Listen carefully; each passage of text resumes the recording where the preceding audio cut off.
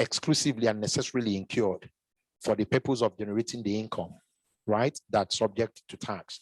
So it's important to keep that in mind so that you don't just go and look at the listed items and you say because a particular item of expense is not listed, then it's not deductible. It is that general test that determines what is deductible and what is not. Now, like I said, the PIA has introduced any contribution to a fund approved by the commission for decommissioning and abandonment. I'm sure we know what decommissioning is. So if you go into an acreage and you're doing your exploration, you're drilling your wells, your appraisal wells and all, right, you have to make provision for restoring the environment to the manner you met it at the end of petroleum operations. So the money that you put aside for that purpose, for decommissioning and abandonment, the PIA says has now listed it as an express item that can be claimed as a deduction. Contributions to the host community funds, of course, I talked about it earlier. One of the innovations in the PIA is that there's now a host community fund where E&P companies are supposed to make contributions, make financial contributions to. So those contributions that they make, are a deductible item for the purpose of computing their hydrocarbon tax liability. The same for any contribution made to an environmental remediation fund or even the NDDC fund. And of course, if you read the PIA, you see that the general intent is to discourage gas flaring, right? And when we talk about expenses that are not allowed, you see that one of those expenses is any fee that you pay, to acquire the right to flare gas. So there is an express intention to discourage gas flaring. And now any cost that is incurred on any gas reinjection well, to make sure that gas that ordinarily should be flared is, reinjected back into the well. Such a cost is an express deductible item for the purpose of computing the hydrocarbon tax. So in the same manner as the PIA has introduced new items that can be deducted, it has also introduced new items that cannot be deducted. Now, I have listed some of them here. Almost all of them were deductible under the PPT Act, but the PIA says that you cannot deduct them. The first there is penalties. Now, for me, the inclusion of penalties is a surplusage, right? Because any money paid as a penalty will not pass the necessarily test, right? So a penalty is imposed when you have done something wrong or when you have not done something that you should have done. So if you incur a penalty, it's difficult to argue that a penalty is an expense that has been necessarily incurred for the purpose of generating profit. And I remember one of the cases I did, the matter is actually ongoing, and it's possible that this inclusion was driven by that case. If you go to the Associated Gas Reinjection Act, right, there's a provision there that any company that has to flare gas will have to pay a fee that's calculated by reference to the cubic meter of gas that you want to flare. Now, that fee is paid to the DPR. Sometime around 2008, the DPR started describing those fees as gas flare penalties. Before that time, the DPR described them as gas flare royalties, and the oil companies were deducting those fees for the purposes of their PPT computations, right? In 2008, the DPR changed the description and started describing them as penalties. And then once that happened, the FIRS said, no, you can't deduct them anymore because they are penalties. So one of the IOCs instructed me, and I went to the Tax Appeal Tribunal to challenge that disallowance, And the argument we made before the Tax Appeal Tribunal was simply that the Associated Gas Reinjection Act itself has a provision for penalty for unlawful gas flaring, which is forfeiture of your license, right?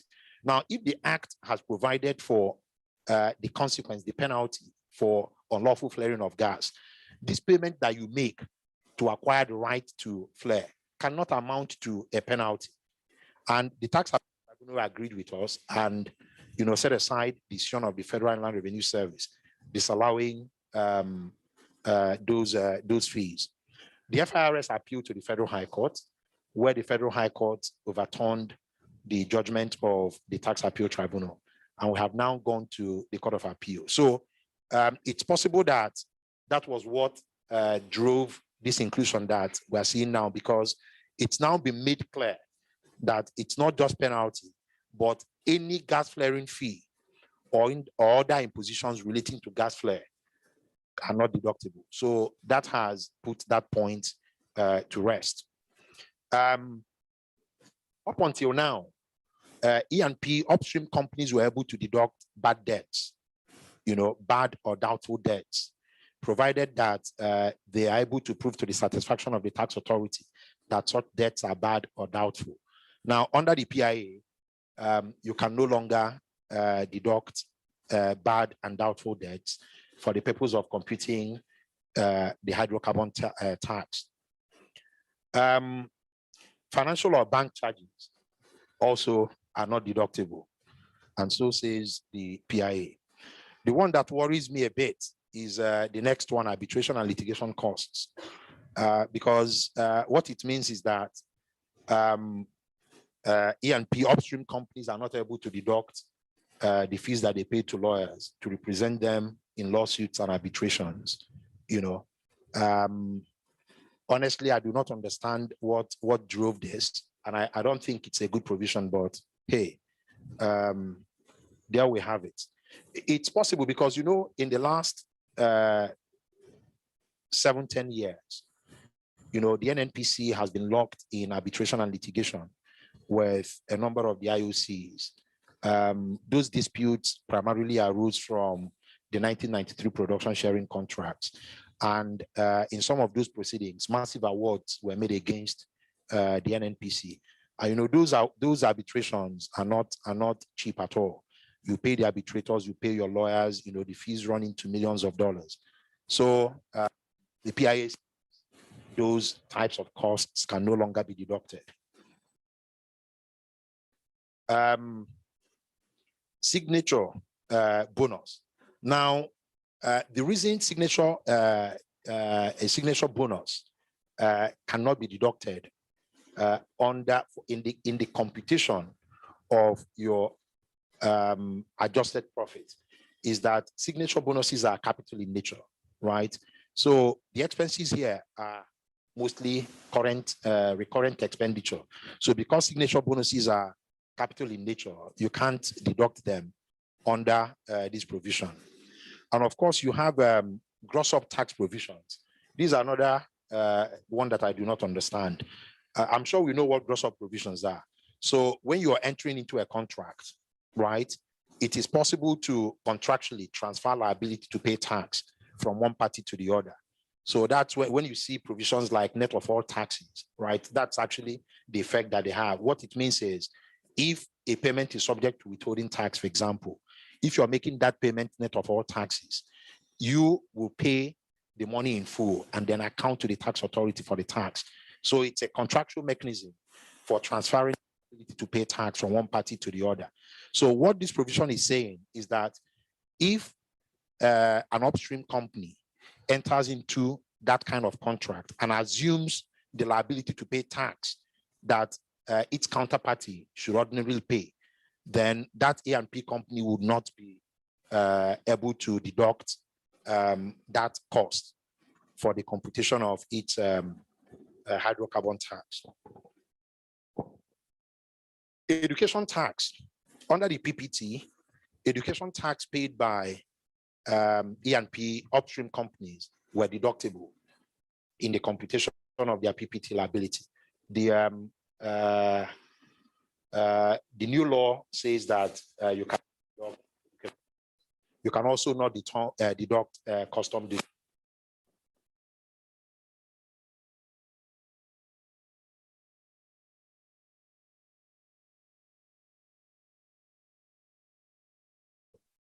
So where we are now, all the deductible items that we just talked about, remember, they are expensive to deduct to determine what your adjusted profits are, right?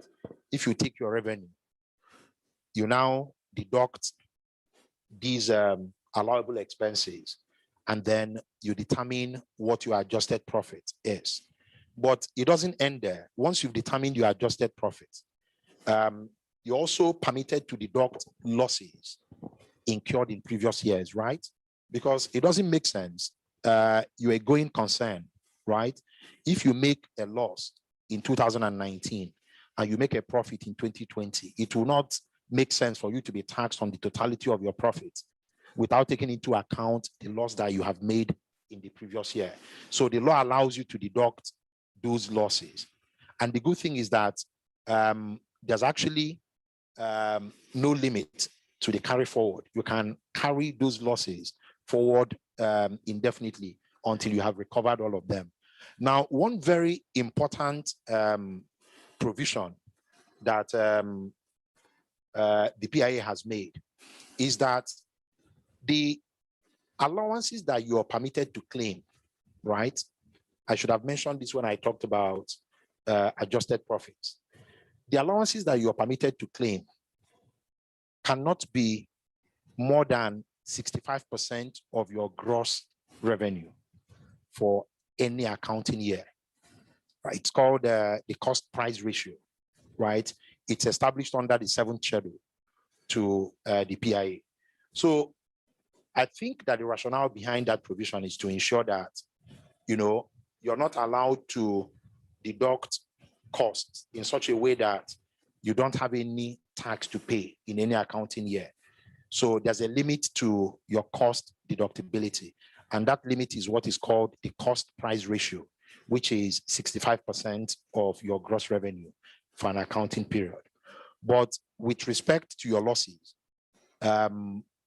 you're entitled to claim your losses. If you're not able to claim all of them, deduct all of them in an accounting year, you can carry them forward until you have claimed all of it. Now, after you have deducted the losses incurred in previous years, you now get what we call assessable profits. But the tax rate is not applied to your assessable profits. You still have to deduct capital allowance. Now, how many of us know what capital allowance is? Do we know what capital allowance is? Okay, so capital allowance is given in lieu of depreciation, right? And I'll explain it very simply. Every business has two types of, Poluke is an accountant, so I'm explaining as a lawyer, not as an accountant. Every business has two types of expenses, right? Expenses that are current, you know, for the current year, and expenses that create assets that last beyond the current year, right? So if you are an upstream company and you drill a well, an appraisal well, you can use that well for 20 years. It will make sense to deduct all the costs for that well in the current year, right? Unlike, say, salaries that you pay your employees, those are expenses for the current year. So you can deduct all of those in 1 year. So your capital expenditure is what you claim capital allowance over, because the law realizes that the assets that are created by the capital expenditure outlive or are useful beyond the year in which the capital expenditure is incurred. So it allows you what is called capital allowance, right? It's similar to amortization, what accountants call depreciation, which you do. So you can ascribe maybe a 5-year life to that asset. Every year you deduct 20%, and then you leave 1% in your books. So after you've determined your assessable profits, right, by deducting losses incurred in previous years from your adjusted profits, you now get to assessable profits. And then when you now deduct your capital allowance, after you've completed your capital allowance, you deduct the capital allowance for that year you then get to your chargeable profits. It is to your chargeable profits that the tax rate is applied. So if they say that the tax rate is 30%, that tax rate can only be applied to your chargeable profits, not to your adjusted profits, not to your assessable profits, only to your chargeable profits. So under the PPT Act, right, the tax rate, general tax rate was, I think 85% for onshore and shallow waters.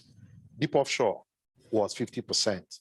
Now, what the PIA has done is to fix the rate of hydrocarbon tax at 30% of chargeable profits, right? For petroleum mining leases, for petroleum prospecting licenses, it is 15%. Now, let me give some context for ease of understanding. Now, elsewhere, the PIA says that if you have an existing oil mining lease, right, you can do one or two things. You can decide to enter into a voluntary conversion agreement contract. So you can go to the government and say, I want to voluntarily convert my oil mining lease to a petroleum mining lease. So the word used in the PIA is PML, petroleum mining lease, unlike the Petroleum Act that uses oil mining lease. So you can do a voluntary conversion. Now, if you do not want to do a voluntary conversion, once your oil mining lease comes to an end and it's to be renewed, it will be renewed as a petroleum mining lease, right? Now, at the time when you are applying either for renewal or you're doing a voluntary conversion, the law requires that you designate the area into different types of fields, right? You can designate it as an area that is under current development, right? You can also designate it. I think there are about 4 or 5 designations. Let me just quickly, I think it's section 93. Yes, it's section 93. And it says, a holder of an oil mining lease, including oil mining lease that is subject to production sharing contract, shall at the renewal date applicable to the oil mining lease or at the conversion date, designate each area and zone of the oil mining lease as areas and zones A, which in the opinion of the holder merit appraisal and for which the holder of the oil mining lease is prepared to present an appraisal program. B, in respect of which the holder is prepared to make a declaration of a commercial discovery. C, in respect of which the holder is prepared to make a declaration of a significant gas discovery or a significant crude oil discovery. D, in respect of which development of a field is underway. And E, in respect of which regular commercial production is occurring. Now, for D and E, right? D and E, regular commercial production is going on or there's field development. You will get a petroleum mining lease. That's what you will get. For the first 3, you will get a petroleum prospecting license, right? The difference being that in the areas over which you get a petroleum prospecting license, you have not started disposal of bulk oil under a consistent program of disposing your crude, right? Now, what this is saying is that the tax rate will depend on which areas, right, the crude or the profits are coming from. If the profits are coming from over which you have a petroleum prospecting license, you have to pay a reduced rate of 15%. That's why I said here, petroleum prospecting licenses, you pay 15%. But if the revenue is coming from the first two, the last two, D and E, where you already making a sales in commercial quantities, and you have a petroleum mining license, you pay 30%.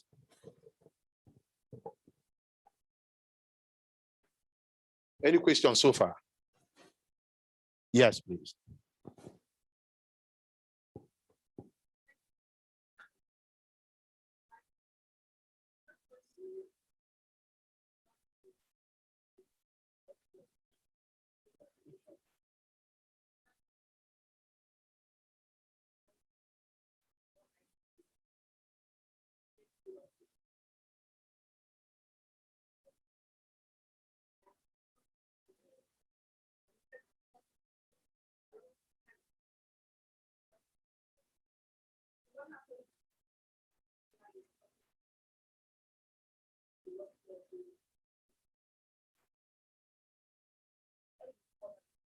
Okay, that's a very good question. So the first one, you have the answer.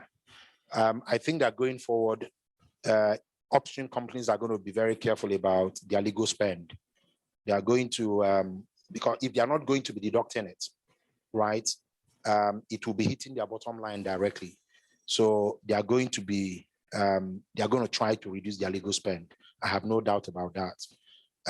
On the second question, what the law says is that, so, and let me use figures to illustrate. Let's say that in a particular year, in a particular accounting year, right, your gross revenue is 100, right? And then your all your deductible allowances, capital allowance, and the allowances under Section 263 expenses come to say 70, right? You can only deduct 65, which is 65% of your 100, right? The next year, you can deduct the 5, but only to the extent that deducting that 5 will not push your total deductible allowances beyond 65%. So there is no year in which you're able to claim deductions that exceed 65%. So you can continue to carry over, provided that you do not exceed the 65% threshold. Now, the law says that when you come to the end of petroleum operations, any amount that you have not been able to deduct, you have to forfeit it. So you can keep carrying over, provided you're within the cost price ratio, which is 65%. You continue to, so if you're lucky and the following year, your total deductible expenses is maybe 60, you can add the 5% and you're whole.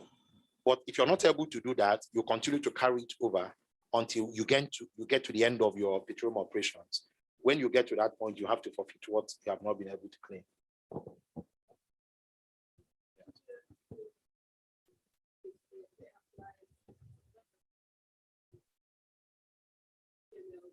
I'll get to that. I'll get to that. It's now there's a curious provision, very inelegantly drafted. But in summary, what that provision is saying is that, remember when we talked about the tax base, right? I said the tax base is the proceeds of chargeable oil sold by a company in an accounting period, and the value of chargeable oil disposed of by that company, right? Now, it is possible that the proceeds declared by a company, let me put it this way. So let's say that company A has declared the total proceeds of sale of chargeable oil to be X amount, obviously using Y price per barrel of crude, right? Now, this law says that the commission can establish what is called the fiscal oil price per barrel, right? At the export point. Now, where that is done, and that price is used to compute the company's tax liability. And the tax liability computed by that company is less than what has been computed using the fiscal oil price. Then the company will have to pay the difference between this computation and its own computation. I don't know if that's clear. Huh? Okay. Let's say that company A, right, has computed its hydrocarbon tax using $60 per barrel, right? Remember, the starting point, like I said, is you have to determine the value of, or the total proceeds of chargeable oil disposed. So let's say that in an accounting period, company A sold 100 barrels of crude and reported selling the 100 barrels at $100 per barrel. That would be how much? Help me. 1,000, right? So that would be $1,000, right? Now, that the $1,000 will form the basis of its computation because that's the total proceeds of the chargeable oil sold. Now, the law says that the commission can establish what is called the fiscal oil price per barrel. Now, let's assume that the commission has established that price at $10. Obviously, you see that the base will be higher because if you multiply 100 barrels by 110, you'll get more money, right? Even before you start to apply the deductions and everything. So the law says that where that happens, right? And I think this provision is aimed at, avoiding a situation where, because, a lot of upstream companies sell crude to their affiliates, right?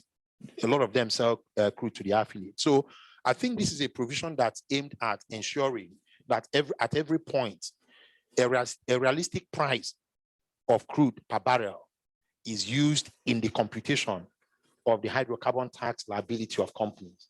So I think that that's the purpose, that even though it's very inelegantly drafted, and I struggle to understand what it was about.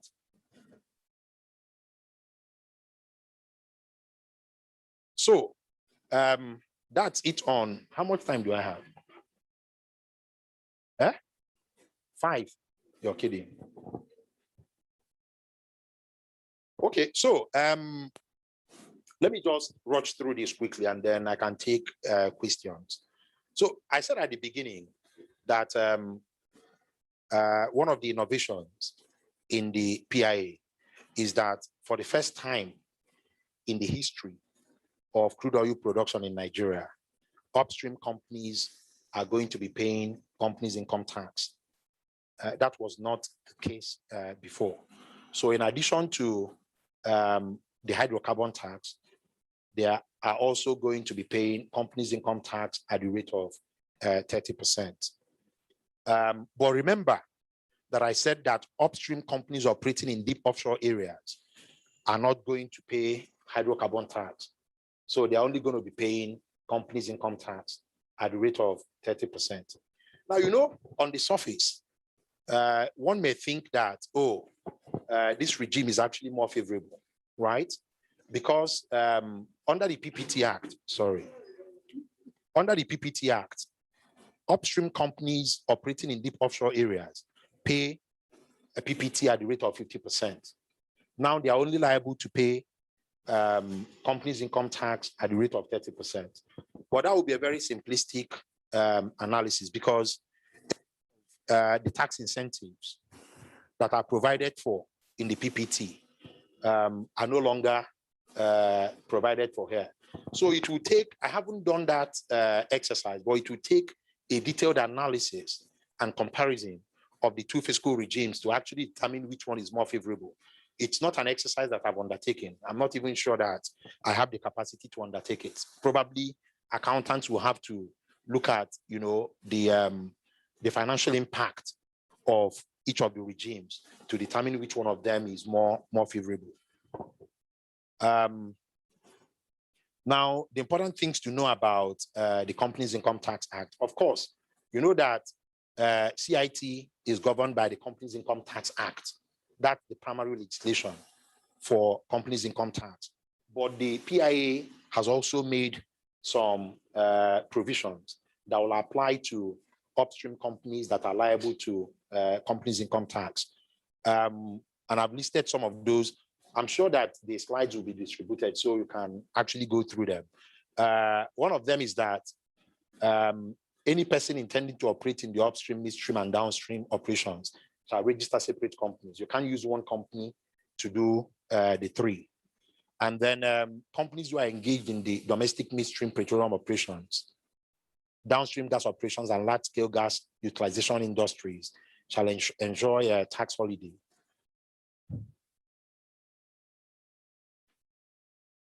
So these are similar to the discussions we had under the NHT, deductions that are allowable. Again, you see that penalties, including natural gas flare fees, are also not deductible. Gross up provisions, gross up taxes are also not deductible.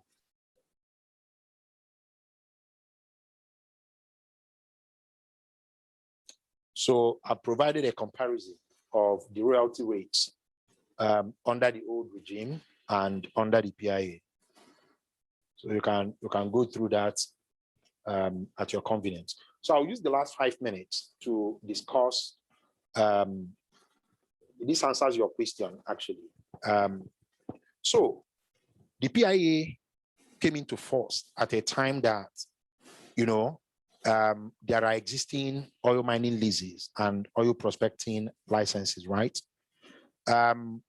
For some of the companies, all the companies actually that have executed a production sharing contract with the NNPC, you find that those contracts contain what we call stabilization clauses, right?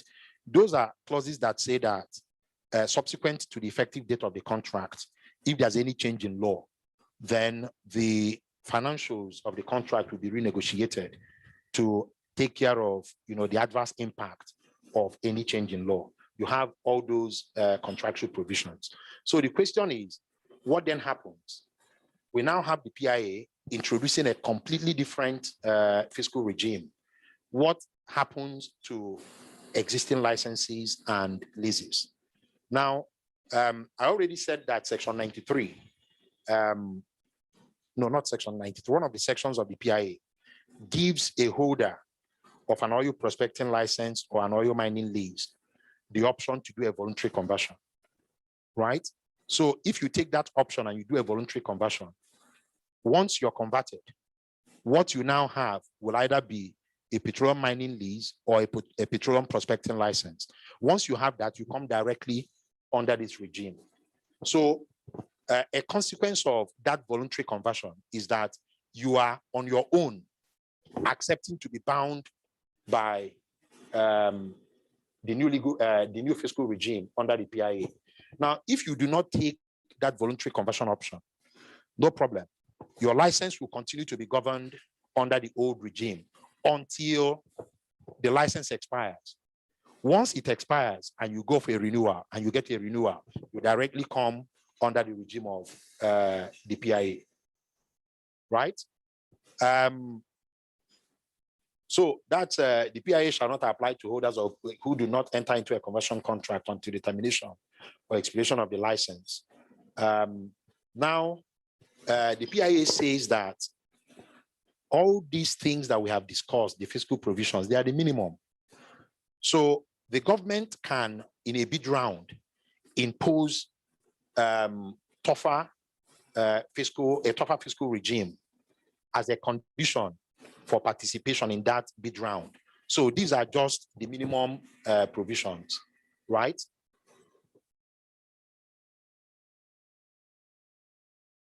So I talked about fiscal stabilization provisions in contracts. Now, what the PIA has said that, look, because I happen to be involved in, so a number of the IOCs recently, the National Assembly amended the Deep Offshore Act, Section 16 of the Deep Offshore Act. That's the section that provided that whenever the price of crude goes beyond $20 per barrel, that the government and production sharing contractors should sit down and renegotiate, right? That provision was amended. The amendment of that provision drove a lot of the oil companies that have production sharing contracts with NNPC to start stabilization enforcement arbitrations. A lot of those arbitrations are ongoing. The NNPC reached out to them to say, look, we want to have a discussion to settle. Now, maybe to forestall that kind of thing, a situation where there's an amendment and the government is faced with stabilization claims, the PIA has now provided that physical stabilization clauses under production sharing contracts entered subsequent to the commencement of the PIA shall not affect the fiscal provisions, right? In generally applicable taxes like withholding taxes, CIT, tertiary education tax, value-added tax, levies, taxes, blah, blah, blah. Now, if the changes are made in a manner that is not discriminatory to the petroleum industry. So this, in essence, has limited the scope of any stabilization provision you can have in a contract, because what this is saying is that if there's a change in a law that is generally applicable, and that change does not discriminate against the petroleum industry, it's something that affects everybody, then that cannot give rise to a stabilization claim. That's what this provision is saying. So, okay, so this is just this provision that this is a provision that says that if you do not pay tax within the prescribed time, you will be liable to a penalty of LIBOR plus 10%. And then these are the offenses listed in the new act. So that's the end. I hope I did not. So I'm happy to take any questions. Yes, sorry, just a minute. Thank you very much, sir. Can we just quickly note down our questions? Can we all hear me, please? Yeah, okay. Can we just quickly, in 1 minute, note down our questions so that we'll take all of them at once, and he can the learned Phil can answer them all together. I think I'll. So someone had mentioned that she had a question, right? Would you like to ask now?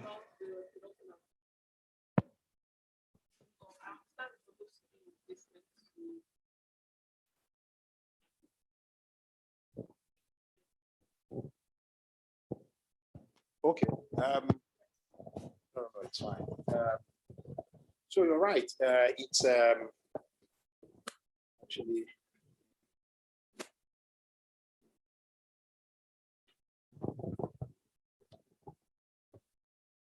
So you'll find the production allowance. I think we have provided for Chapter 6.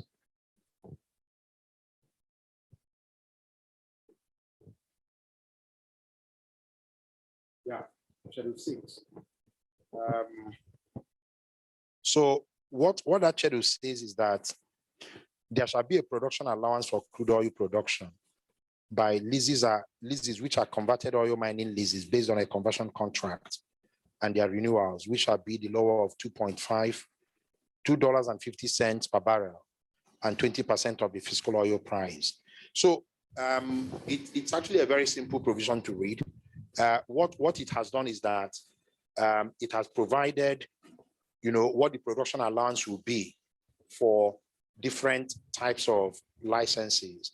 So if you do a voluntary conversion, your production allowance will be the lower of $2.50 and I think 20% of the fiscal oil price, right? That's for leases that have been converted. Now, if you do not convert, if what you have is a PML or a PPL, right? It will now depend on the acreage. If it is onshore shallow waters, I think it's $8 $8.25 or so. Sorry, I don't want to give you the wrong. So for onshore areas, it is the lower of $8 per barrel and 20% of the fiscal oil price, up to a cumulative maximum production of 50 million barrels, right? Once you hit 50 million barrels, it will now become $4 per barrel and 20% of the fiscal oil price. For shallow waters, it is $8 per barrel and 20% of the fiscal oil price, up to a cumulative maximum production of 100 million barrels, after which it will be $4 and 20% of the fiscal oil price. For deep offshore areas, it is the lower of US $8 per barrel and 20% of the fiscal oil price, up to a cumulative maximum production of 500 million. So the rates are the same. What differs actually is the maximum production, cumulative production that will trigger the lower rates of 4% and 20%. So for onshore areas, it is cumulative production of 50 million barrels. For shallow waters, it is 100 million barrels. And for deep offshore, it is 500 million barrels.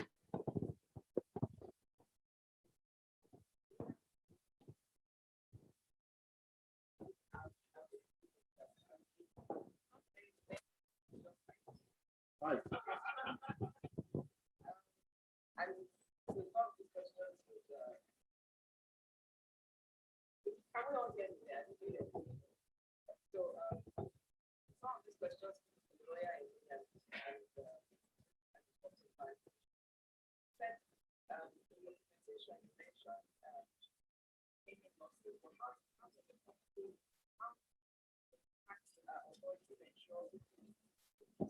How do they ensure that previously deducted losses are not continued, the same losses are not continuously deducted? I think I'll just ask all the questions together so it will be easier. The second one is, what are bad debts for the purposes of tax computation, considering the fact that it is the company that determines whether or not what those debts incurred were bad? So from the tax authority's perspective, what will be looked at as bad debts? Third, and this speaks to me personally, if litigation and arbitration are deductible, what about mediation? If mediation is deductible, does that mean that mediating might actually be a way that lawyers can ensure that revenue does not go out as far as legal work is concerned? Then number four, if gross up taxes are not deductible, what happens to transfer pricing? So for some companies, the arrangement for gross up would more or less, I mean, to my mind, would look like issues where you have transfer pricing, where companies are having to deal with their international affiliates. So if gross up taxes are not deductible, does that apply to transfer pricing as well? And then the final question. It looks to me, and you've already mentioned that the computations have not been done, but it looks to me as if the tax liabilities under this present regime is actually more than what it was on in the previous one. But I don't know if you can just talk to that in a few minutes. Getting old, so you have to remind me, what was the first one? Okay. How do you prevent a company from claiming taxes that they had claimed before? Okay, so that's simple, right? Because when you're filing your returns, one of the documents that must accompany your returns is your audited accounts, right? So you must have got an independent auditor to audit your accounts. So if you made a loss, that loss will be reflected in your audited accounts, which you are required to send to the tax authority as part of your returns, right? So that information will be there. In the next accounting assessment period, right? If you're claiming any loss for the previous year, obviously, if you claim any loss that more than what you had in your audited accounts, that will raise an issue, right? And if you see a tax return, you actually will have to set out, your revenue, what your accessible, what your chargeable profit, your accessible profit. So you have to, so if you claim part or all of the loss of the previous year, and you're claiming it again, the documents that you submitted in the earlier years will still be there with the tax authority. So it's easy to find. And don't forget that there are serious consequences for telling a lie in your tax return, serious consequences. So if you do that, you're putting yourself at risk. And if you're found out, the consequences can be dire. The second one, and the reason why I asked that question is because I'd actually seen where such had been done before. Maybe because the company got away with it. That's why I'm Oh, it must be. I don't think any of the upstream companies would even try it. Okay. The second question, sir, was what, from the tax authority's perspective, would be a definition for bad debts? So a bad debt is a debt that, so I'm not even sure that it's more a determination by the tax authority, right? So take a law firm, for example, because these things are things that we see all the time. Exactly. If I have issued a fee note, maybe 4 years ago, right? And that fee note has not been paid. And I've chased and chased and chased and chased, and it's become clear to me that I'm not going to be able to collect it, right? The law under the old regime allows me to deduct that, write it off, and then deduct it, right? But the law also says that if that debt is paid subsequently, I have to write it back into my profit and pay. You understand? So it's not so much a determination by the tax authority. It is the company that can say this debt has become bad. We're not able to collect it. Then the tax authority may say, okay, come and show us proof. Why do you think you're not able to? That's why the law says to the satisfaction of the tax authority. So you come and make a case. This is why we think this debt is bad. We've been chasing this creditor for this debt, or rather, for X number of years. We've not been able to collect it. There's no realistic prospect of collecting it. So that's why we want to write it off. The next question was, since arbitration and litigation costs are not allowable, would mediation costs be allowable? And so this applies both to mediator advocates and to mediators as well. So you see, I think that the intention was to exclude all kinds of dispute resolution costs. But to the extent that, I mean, we're all lawyers, I'm sure that someday someone will take this to court to say that the express mention of one thing excludes what has not been mentioned. Now, if they said arbitration and litigation, they didn't say mediation, so mediation is excluded. Someone may be able to argue that, but I think reading the entire act, I think that the intention is, you know, to push to incentivize the oil companies to negotiate more rather than go to court. They want to dissuade them from going to court or doing arbitration. I think that's the spirit of that provision. And the other question was, if gross up tax are not deductible, what happens to transfer pricing transactions? Actually, I don't see any connection between transfer pricing and gross up, right? So in fact, most times gross up provisions are found in contracts between parties dealing with each other at arm's length. So a bank wants to lend money to you, an international bank, say Citibank in New York, wants to lend money. But Citibank is determined that this is the interest I want to take. I don't want to be subject to your local tax laws, stamp duties, VAT, all those things, withholding tax. Just pay me my interest, let me go. So they will say, we're not saying you shouldn't pay the local taxes, but we should take care of those ones. This is how much we want to make from this transaction. So it's not, there's no direct nexus between gross up provisions and, I'm not saying you can have gross up provisions in contracts between related parties. I'm not saying that cannot happen, but you also find gross up provisions in contracts between unrelated parties, right? So the purpose of a gross up provision is one of the counterparties. So even your rent, you find the gross up provisions in rental agreements. So the landlord will say, pay me my money net of all taxes. I don't want you to deduct anything, pay me my money in full. You can now go and pay the tax authority. So what the law is saying is that if an upstream company enters into that kind of contract, let's be careful. The law does not make such gross up provisions unlawful. The PIA does not say that such can't provisions are unlawful, engage that in you can't do it. You can do it, but you're not going to deduct the money.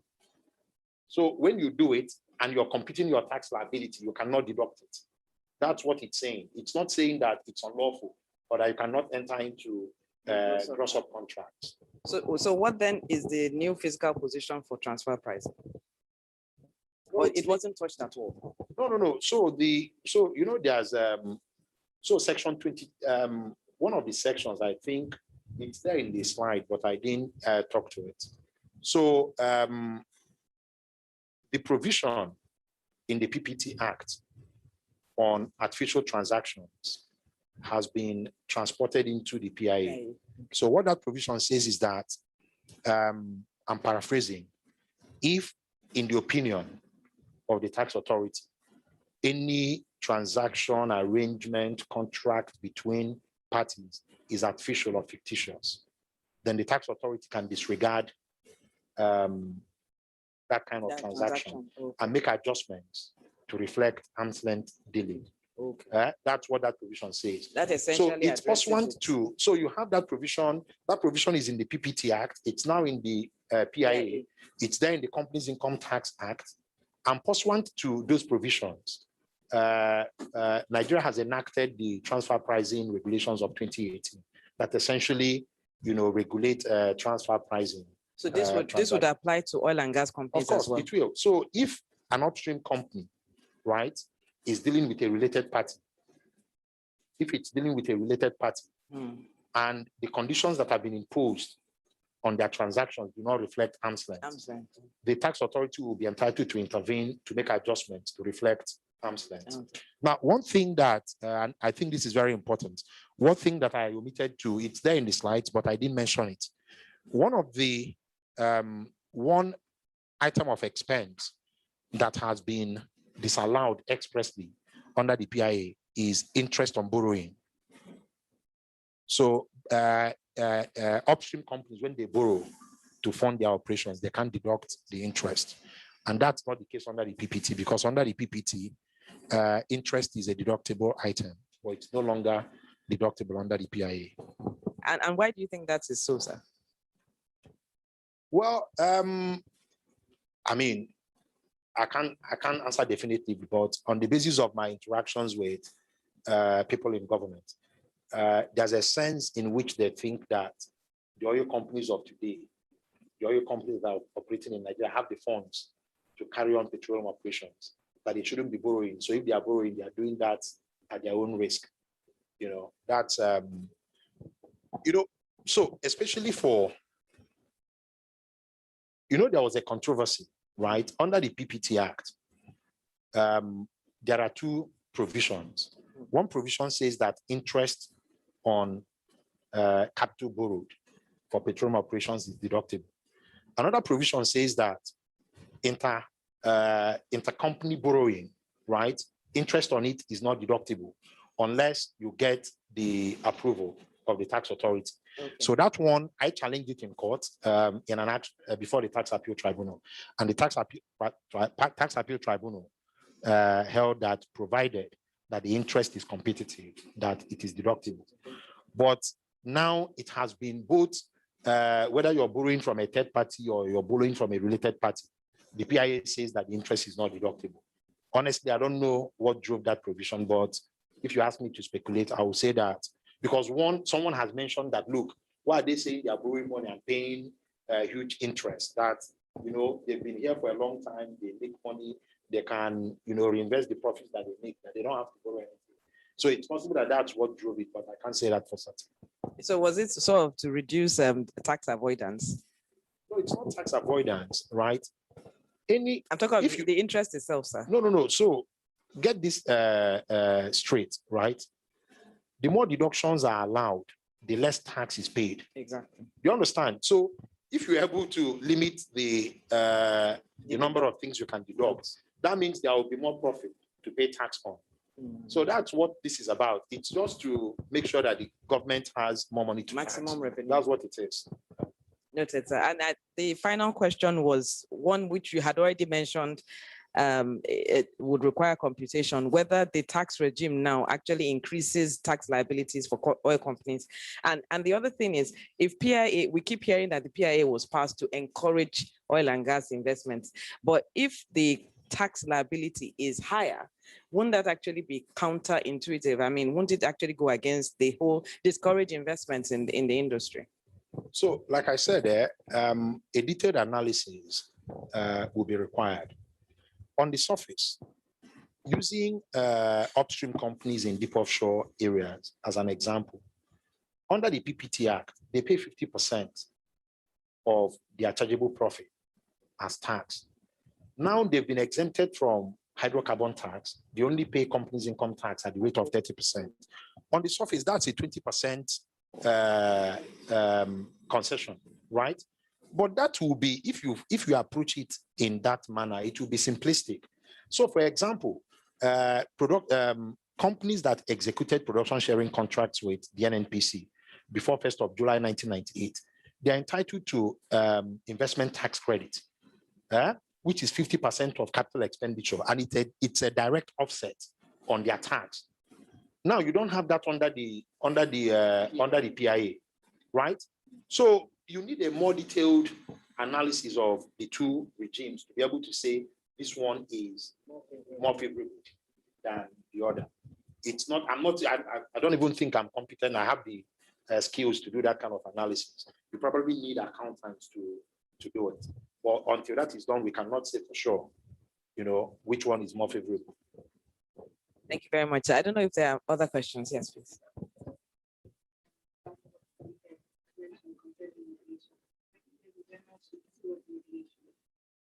And I think a good example is sharing contract by NFPC and financial consultant. They use mediation to very successful. I think there's a general shift towards mediation. Yeah. So maybe negotiate contracts and doing that outside of the court is cheaper for them. So I don't know if it's mediation or negotiation. Mediation. Okay. No, I'm saying in general, right? And I think I mentioned it. Okay. So they appointed a mediator. Okay. No, I mean, it's not difficult to see that. So I know that at the moment, even a lot of the oil companies that obtained arbitration awards against NNPC, right? NNPC is negotiating with them to try to settle those, compromise those arbitration awards. So I have no doubt in my mind that the government is encouraging negotiation, mediation, less acrimonious means of adjudicating disputes. If you read the PIA, you see that is clear from the entire scheme of the PIA. So I have no doubt about that. Now, whether that is sufficient justification for saying that lawyers, if you pay fees to lawyers, you cannot deduct those fees, I don't know. Because the truth is that there will be disputes that mediation will not resolve, negotiation will not resolve, so they will eventually get to litigation or arbitration. There will definitely be some disputes, yes.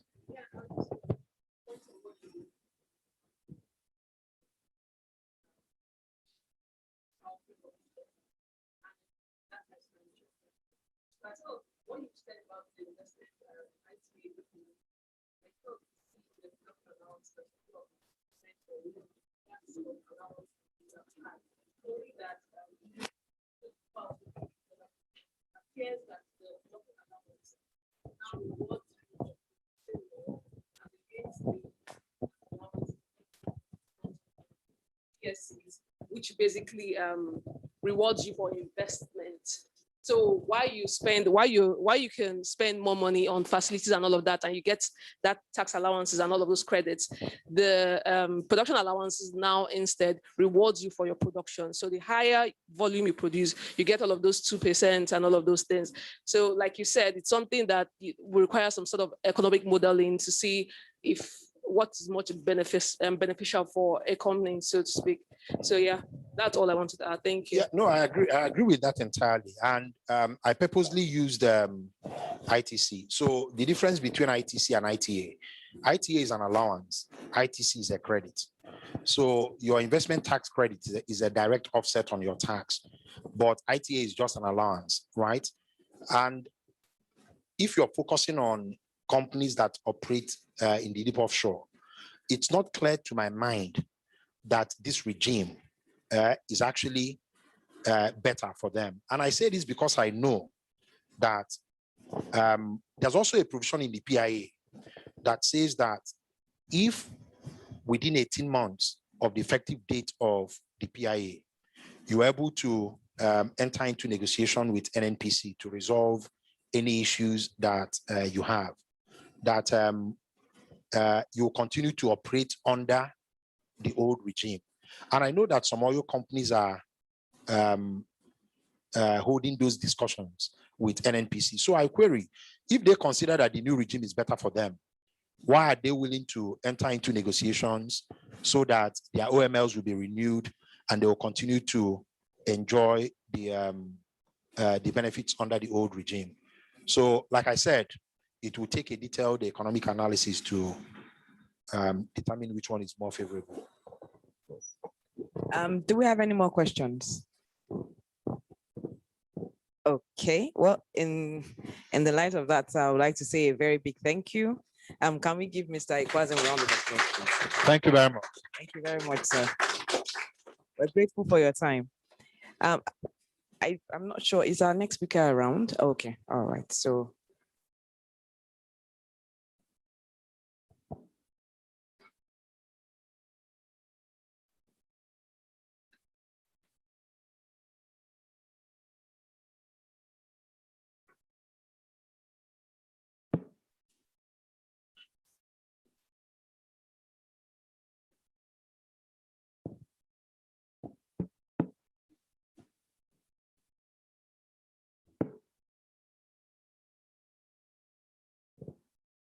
Sorry, a picture, sir.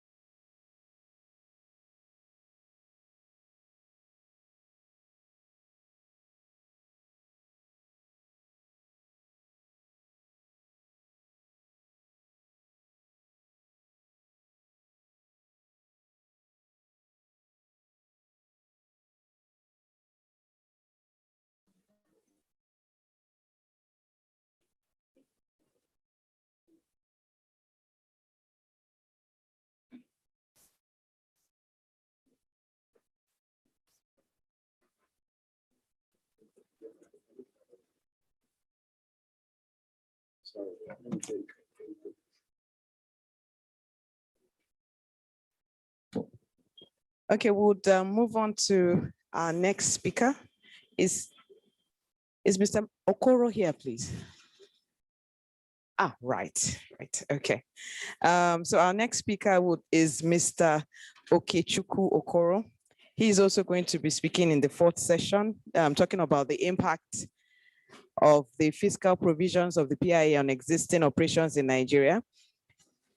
This session, that's his own session, would enlighten us on persons chargeable with under the Act, its applicability, accounts and particulars, appeals, collection, recovery and repayment of tax. So can we have one house, please?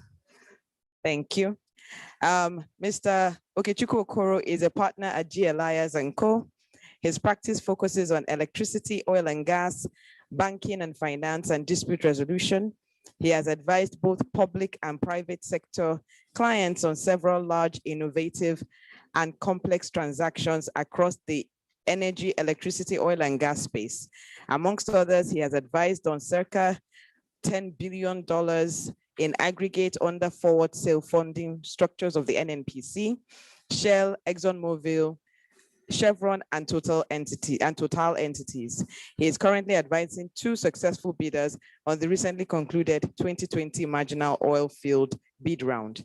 Mr. Okechukwu is recognized and ranked in the leading international directories of lawyers, including the IFLR and Legal 500. He has published well-considered articles on topical issues in the Nigerian energy space. Ladies and gentlemen, please join me in welcoming Mr. Okechukwu Okoro for his session. May I kindly ask, because of times, that we should wait till the end of the session before we ask our questions. So kindly note your questions down so all questions can be taken at the end of the session. Thank you. Thank you very much. Good morning, all. Thank you very much for the.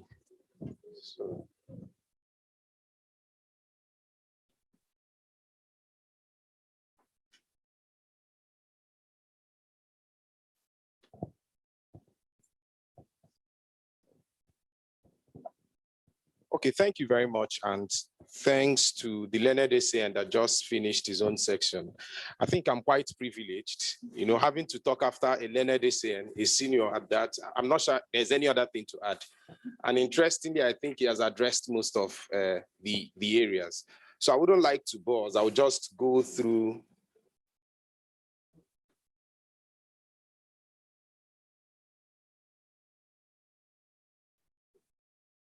That's not it. No. What is it? The impact of the fiscal. Yeah.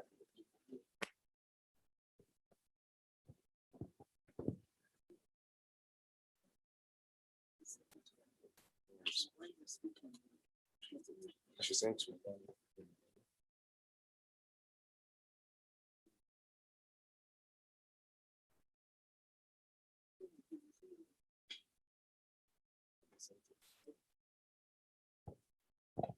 Okay, while the project, as I said earlier, I think most of what I should have said, Mr. Chuka has already addressed most of them. So basically what I'm going to do would be, rather than take us through what has been said already, I'll address a few or specific areas, specific difference between the tax regime under the PIA and what the law used to be. And I will talk more specifically on chargeable persons under the Act, the applicability, accounts and records that companies are required to keep, appeals, collection, recovery, and repayment. So I will start first with just the key highlights on the new fiscal regime and some of the things that has changed under the new regime.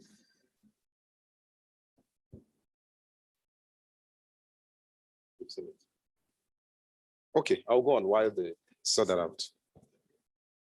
Yes.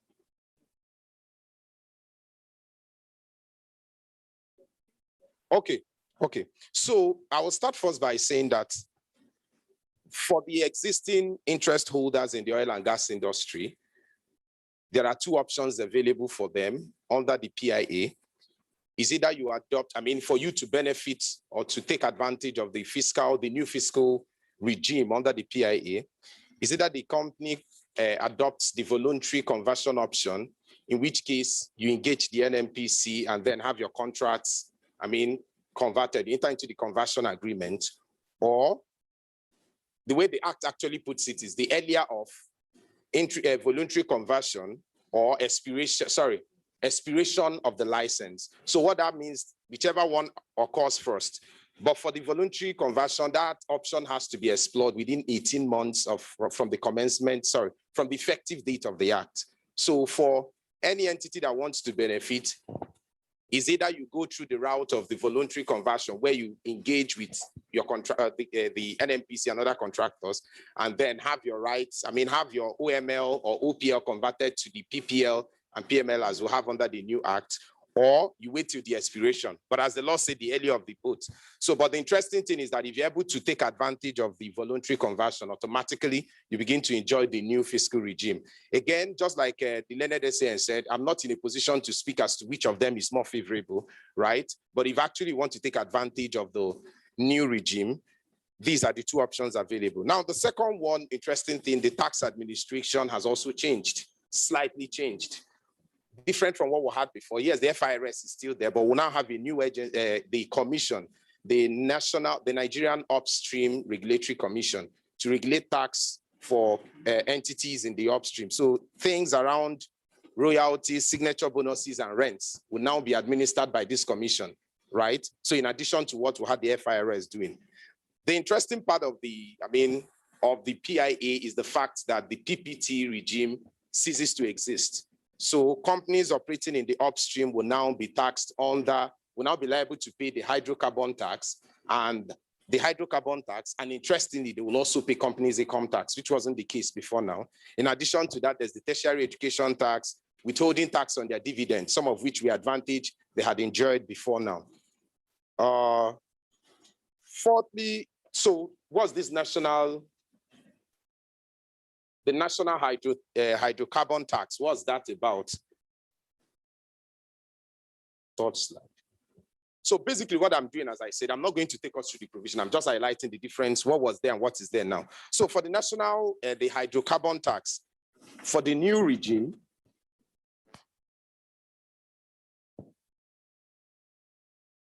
okay, so as I said earlier, I'm just taking us through highlights of what has changed. I started first with options available. The tax administrator has changed.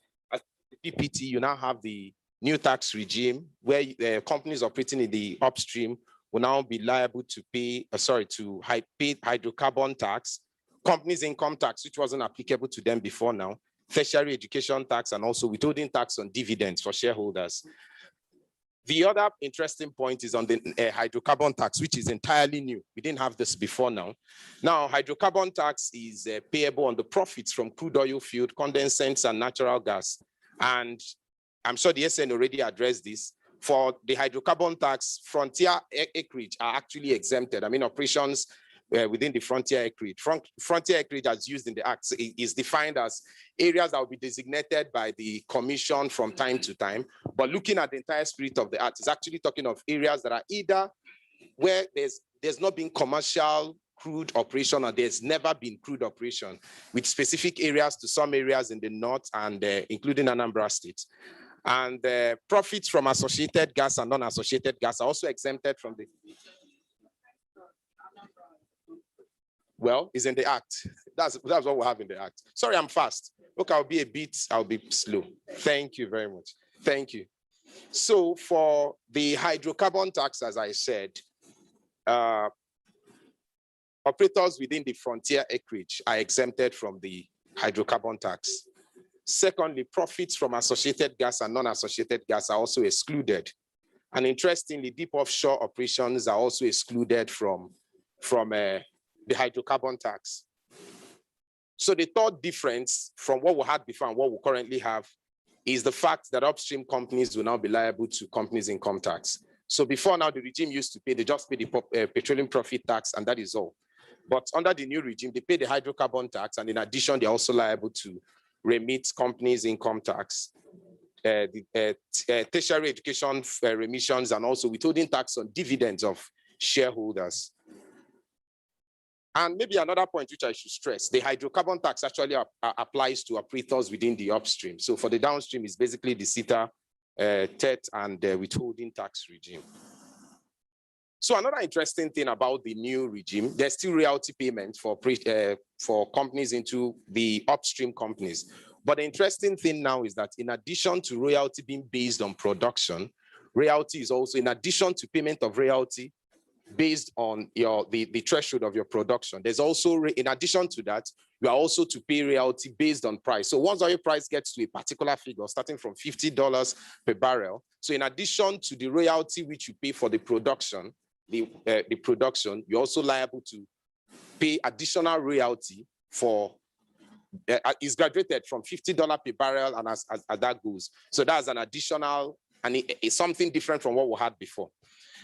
Another additional, another interesting perspective is also the fact that where royalties are, where royalties are not remitted on time, the company will be liable to pay interest at CBN rates, CBN applicable rate at each particular point in time. And I must also mention that for the additional price-based royalty, operators within the frontier areas are also excluded. And I guess that is actually to encourage exploration within these new areas. Another point worth mentioning is the fact that for deep offshore operations, which we actually dwelt on, and it was part of the question raised before, as against the ITC and the ITA, which they had under the old regime, the current regime has been replaced with production allowance. So, and I think the idea is very clear. Rather than encourage investment, so beyond investment, the tax regime is actually to encourage production. So the more production, the more of the incentive you get. The other change is also in terms of cost recovery. So under the petroleum profit tax, companies could actually, operators within the upstream could actually get full recovery of, over a year. They can actually claim full recovery of their full recovery of cost. But under the new regime, you can only recover cost up to a threshold of 65%. The other is moved to the next fiscal year. So that is also a change, which we must note. So for me, I've summarized the everything around the tax regime or the fiscal regime under the Petroleum Industry Act. I've summarized it this way. Generally, if the numbers, they're anything to go by, the headline of the tax rates under the old regime, under the Petroleum Profit Tax Act, the maximum tax is 85%, used to be 85% of your profits. But under this new regime, it has dropped to 60%. Well, again, as I said, I'm not here to say which of the regime is interesting. So the second one, the deep offshore operations. For deep offshore operations, the headline tax, that the maximum of the tax exposure used to be 50%. Now it has dropped to 30%. But before operators start celebrating, maybe that will have a more relaxed or a lesser tax obligation. You also need to note some very interesting qualifications to the new tax regime, namely the fact that in addition to the royalty payment, you're also going to pay additional royalty based on oil price. So that may actually mean at the end of the day, you're going to pay something more. I'm not good at mathematics, but that is what it could mean. And again, in addition to that, there are several other provisions which are a bit tweaky, and for the tax people, they feel, well, people shouldn't start celebrating yet until we actually get this tested and know what the government actually wants to achieve. Another interesting provision in the Act is the fact that for operators in the upstream, the commission can actually direct an upstream operator to deliver specified quality and quantity of crude to refinery operator, right? I mean, you just have to comply with that. So this for me, just as I said earlier, it's too early to start celebrating till we see we have much clarity. But this is more for me, this is a summary of the good and the downside of the new regime. What's that?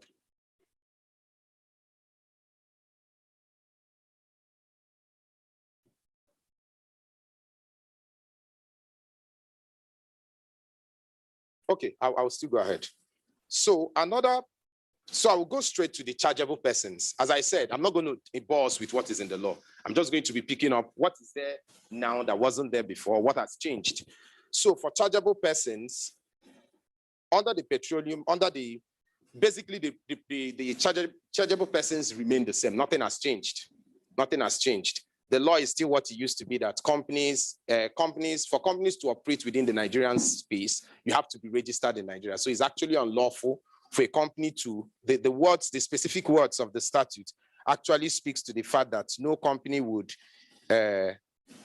engage in operation, whether jointly or singly, and share profit from petroleum operation in Nigeria without being registered in Nigeria.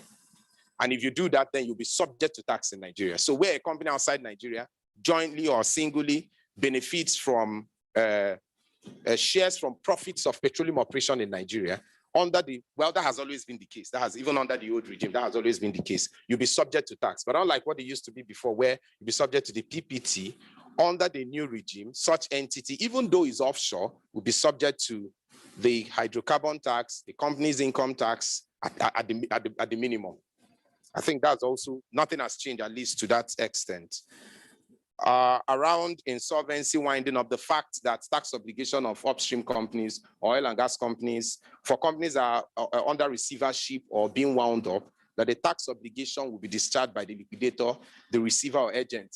That is what it used to be, and that is still, nothing has changed as long as that is concerned. There are also restrictions on transfer of assets, which has always been the case, and it is still the case today, which is to say that where a company, an upstream company, has outstanding tax obligation, has an outstanding tax obligation, and goes ahead to transfer a substantial part of his assets, where it has outstanding tax obligation, that the tax authority can actually proceed against it and enforce such outstanding tax obligation. So nothing has changed, at least to that extent.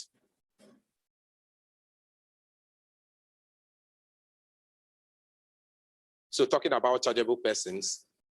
So the next is on the applicability, accounts, particulars, and major changes. So the major changes, as long as accounts and particulars which upstream companies are supposed to keep or maintain. So same as under the old act, companies operating within the upstream companies are still required to keep and maintain certain records, certain books, and certain accounts. The provision is still the same. They have to submit to the Federal Inland Revenue Service within 5 months of the end of accounting period, the effective date of the PIA. Under the PPTA, you have also effective date of the PPTA. So it's still the same provision. Basically, you submit to the FIRS within 5 months of the end of the accounting period, you account for the year. So it's still the same regime. Nothing has changed. Thirdly, companies operating within the upstream company are also required to submit returns of estimated tax not later than 2 months after commencement of accounting year. It's still the same, both under the old and the new regime. Both under the old and the new regime, too, this FIRS can actually call for additional books and records. So when you present your records or your accounts, FIRS, after going through it, can actually invite you or can ask for additional books, or insist that the company keeps some particular records which the company doesn't have before then. And in addition, just as we had under the old regime, the FIRS can also accept or reject the record submitted to it or the assessment submitted to it. Lastly, in terms of records and accounts which companies in the upstream are to keep, companies can the companies are entitled to challenge FIRS decisions. So where FIRS insists you need to keep so and so record, companies have the right to say no. I mean, the records will have, they are sufficient and we don't need to keep. The rights which exist, this right exist under the PPTA, and that is still the case even under the new, the PIA. So the question would be, what's new? As long as records, what you're submitting to the FIRS is concerned. So for me, I've been able to highlight, looking through the acts, just a few, the key things that has changed in terms of records which companies ought to submit to the FIRS. So for the first of it is, in addition to all what companies were required to remit, or the records which companies were required to keep before, namely stuff like statement of their profits and losses. This was what we had before and is still the case today. Computations of actual profit and loss within the year. Schedule showing residues at the end of each period, qualifying petroleum expenditure incurred, values of assets that they dispose within the year, allowances that they feel that they are entitled to. These are what we had before and now. But in addition, under the new regime, upstream companies are now required to also submit a schedule of total production allowance. And I guess it goes without saying why we need this, because for the deep offshore companies, as we said earlier, under the royalty regime for deep offshore companies, that other than, instead of the ITA and the ITC which they had, they now have production allowance. So for you to claim production allowance, you actually need to submit a schedule of your total production allowance to actually be able to claim that. We didn't have this under the old regime. The second interesting thing, and I think that is a major shift in what we had before and now, is the point of self-assessment. Now, under the old regime, you could actually do your self-assessment, but you are not to remit until the FIRS does his own assessment and sends you his notice of assessment, you make your payment. But under the new regime, after your self-assessment, you are to pay. You pay. So when submitting your record to the FIRS, you include evidence that you've actually paid what, based on your assessment, you think your company is entitled to. So that's a shift from what we had before. Now, the interesting part of it is that even with you paying, of course, the FIRS will still go to the record. They are entitled to query the assessment. They can actually increase it. I mean, ask for additional payments, additional hydrocarbon payments if they are not satisfied with what you've submitted. They could also ask for your records, additional records to actually justify the self-assessment which you have submitted. And as I said, this is something new, entirely different from what we had under the old regime. Another change is that companies here to commence bulk sell. Sorry, for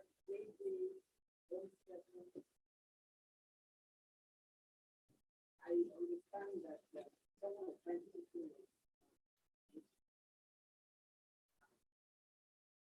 We don't have license and once that is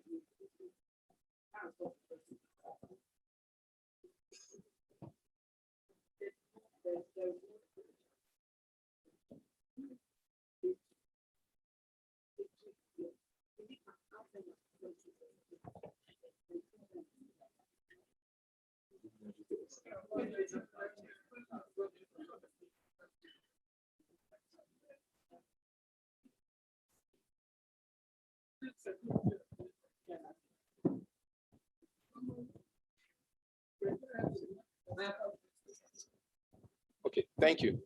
So continuing with what is new under the new regime, companies that are yet to commence bulk sale or disposal of chargeable oil are required under the new regime to submit audited accounts and returns. So yes, we've not started commercial production, submit your audited accounts for every year. Another interesting dimension to the new law is the fact that we'll have very stiff penalty for failure to submit the accounts or to make the returns as required under the Act. The fine range from 10 million and then 2 million per day for every day of being in default, or as prescribed by the Minister of Finance. So it can actually go up or down as the case may be. So these are, for me, these are basically the key changes in terms of the documentations and the records which companies in the upstream that they need to submit to the FIRS. Now, the next is on appeals. Again, okay, well, there's also a change here. But just like under the old regime, companies can actually query the decision. Under the old regime, you could actually query the decision of the Federal Inland Revenue Service in terms of insisting that you keep particular records or asking you to provide additional information. And under the new regime, companies are still entitled to challenge such direction by the FIRS. And in addition, companies can also challenge the assessment made by the FIRS. So where I've submitted my self-assessment, made my payment as a company, and FIRS think this is not sufficient, I can still challenge it under the new regime. But the difference with the law, as we had under the PPTA and now, and well, in practice, I don't know whether that is actually the case. I mean, for the PPTA, is that under the PPTA, such appeal for challenge of records and challenge of records, books and accounts, that is where FIRS has asked that you provide additional record. Under the PPTA, you can challenge that by going to the High Court. And then where you are challenging an assessment by the FIRS, you have to go to the Assessment Commissioner. And if you're not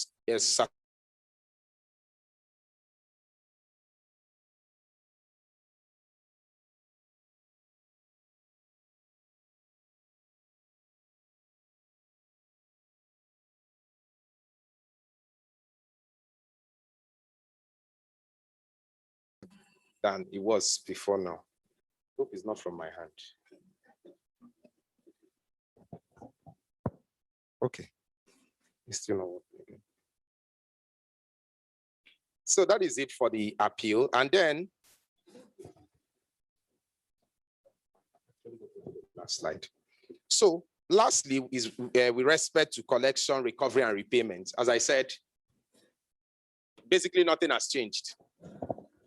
Nothing has changed. Just like under the old regime, where you are challenging the tax remitted, your tax will remain in abeyance except for portion of the tax that is not in dispute. That was what we had before. That is still the case today. The same with recovery. Recovery can be made. You can apply to courts to recover whatever you think you are entitled to overpayment. You can actually make such claims within a period of 6 months from when it's actually due. It's the same under the old regime and it's the same under the new regime. So what I've done basically, as I said, I've not gone through the entire provision because I think that would be very lengthy and uninteresting. It's just to actually pick the key things that has changed under the old regime and what we'll have currently under the PIA. Thank you very much.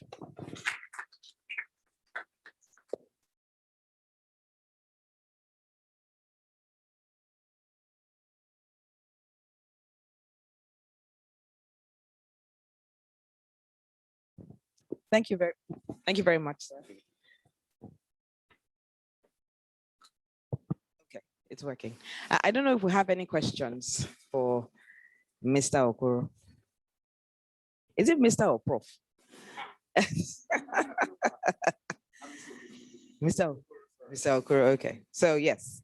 Do we have any questions for Mr. Okoro? Well, I have one question, and that is with respect to the self-assessment issue. So now that from your presentation, correct me if I'm wrong, it appears that once you do a self-assessment, you can just go directly to paying the tax authorities. So was that an administrative move to reduce the amount of time it takes for oil companies to pay? Or was it a way of just ensuring that, look, let these monies come in. If there's any issue, they have the tax appeal tribunal to go to? Well, for me, it could be both. I would say both. Actually, both. I'm not sure any of them will be wrong. But in terms of time within which to pay, at least give us the money first. We can start doing the assessment. I think that may be more like it. We need money now more than ever. More than ever. Okay, so it's more of a revenue drive. I feel so, than because any of us the act, really, looking at the act generally, in addition to encouraging production, is also aimed at increasing actually revenue for the government and also making it much more profitable for the entities involved in these operations. Yes. So in other words, we should assume that the tax regime now is more favorable than under the previous one. We should assume. As I said at the beginning, I'm not here I don't have the numbers, but just as I said, looking at some tweaky things or some provisos to the PIA, you know that by the time you do the computation, the addition and the subtraction, you may end up paying even more. Because in addition to royalty, previously where royalty was based mainly on production, now you are not just paying for production, you're also paying based on price. So in addition to payment of royalty based on production cap, you're also going to pay once you hit a particular threshold. Once oil price goes up, the revenue for government also goes up. So I'm not sure it's entirely safe to say that it's cheaper or better under this new regime. Yes. All right. So if there are no other questions, okay, fantastic. Please go ahead. Sorry, for the sake of those of us joining online, kindly project your voice as much as possible. Thank you.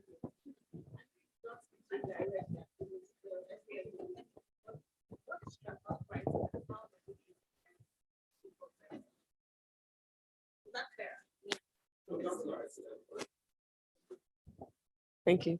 I said that I know that you did not speak to it directly and it was the SAN who did, but what is transfer pricing and how does it fit into this fiscal context?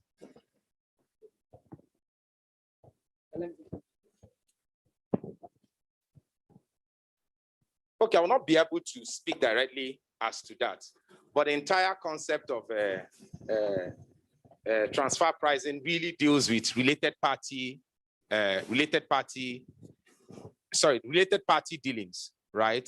Before now, people could actually rely on, so is the whole concept of transfer pricing as issued, or the regulation as issued by the FRS, is to reduce cases of tax evasion, people trying to evade tax using related entity. So you have cases where contracts which should be given at arm's length, right? You give it to related entity at a price which is not what obtains at the market, right? Remember, when paying your tax, there are some deductions which you get. So where, as much as possible, just like the Leonard SAN said, the more profits available from a company to be taxed, the better for the government. So as much as possible, government want to make sure that the entire profit available to you as a company is ring-fenced, and you don't have some very interesting exit points exactly for making such payment. So what the government now requires from you is that once you have such related entity transactions, it has to be done at arm's length and you have to disclose them. So once you make those disclosure and it's done at arm's length, You submit it as you're filing your returns at the FIRS. It's part of what you also submit to the FIRS so that they ensure it's transparently done and you don't have conduit pipes for, evading tax. I hope that helps. Thank you. So arm's length means what we obtain. So I'm company A. Company B is a related entity. I'm giving out a contract to company B, which is a related entity. Maybe the owners of company A are also the owners of company B, right? And what would I use, for example? Want to outsource cleaning of the premises, which ordinarily the market price, what it goes for is 10 naira. But because it's a related entity, right? We now shoot up the price. We now make it 15 naira, right? Remember, that reduces our cost. It means what is available for our tax will be lesser. Whereas at the market, we should be able to get this same value, this same service for way cheaper than that. So before now, companies used to do that. So it just enter into arrangement, get all your services to be done by related entities, shoot up the price, deduct them as expenses, you have lesser taxes to pay. So under the new regime, arm's length actually means you have to, if you're engaging a related entity, it has to be done. The price has to be what would ordinarily obtain in the market. So you can't go and shoot up the price or bring it down. And remember, you now have an obligation to actually disclose that to the government. So when the FIRS goes through it and they feel it's suspicious, your tax will definitely go up. So that's the entire idea. Thank you. Okay, do we have any more questions? Okay, for those participants online, do we have questions? Kindly raise your hand or use the raise hand icon if you have a question, please.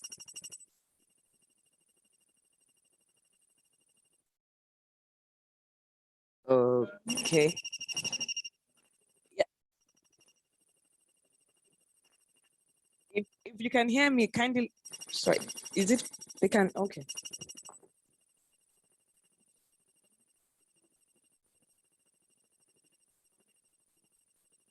Oh, okay. Monica Akinyuli, do you have a question, please? Kindly unmute your mic if you have a question. Oh, no, I don't. Sorry. No.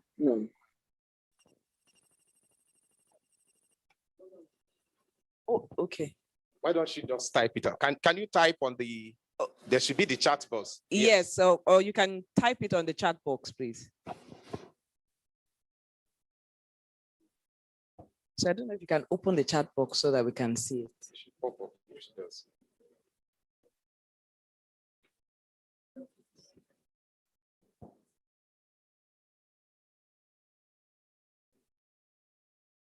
So we could just tell them to put their questions there. Okay, so it appears we don't have any questions for now. And I'm sure that if there are questions subsequently, you can always send it to Lawyers in Energy Network's email address. So at this point, I'd like to tell Ms. Okay, she's responded. Oh, okay, great. So we would like to thank Mr. Okechukwu Okoro for his excellent presentation. Please, a round of applause for him. Thank you, sir, for keeping it simple. You know, when it comes to legal things, one of the things that clients always say is you lawyers make things look complicated, you know, but thank you for keeping it simple and succinct. We would like to make a presentation to you before you take your leave, sir.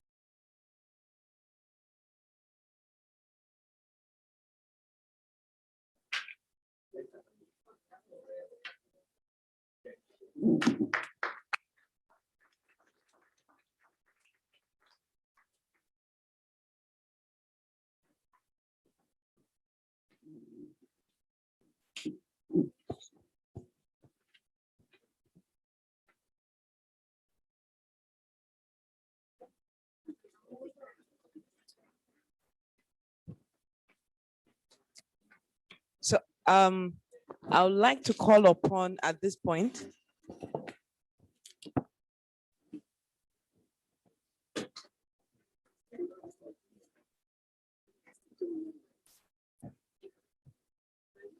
yes, so before we go on our, I'm sure, much desired coffee break right now, I would like to call upon the chairman of the Lawyers in Energy Network, Mr. George Itomi. He is to give us, sorry, please, we've not closed for the tea break yet. Thank you. So we'd like to call upon the chairman of the Lawyers in Energy Network, Mr. George Itomi. Sir, I don't know if you can hear us. Kindly unmute for his address. Good morning. I can hear you, but I doubt you can hear us because those of us online Sir, have been having difficulties. Can you hear? Oh, wow. Yeah, that's the problem. That's the problem we've had since yesterday. Those of us online. One house, please. Thank you. Those of us online are struggling to hear you. Today is much better than it was yesterday. Can you hear?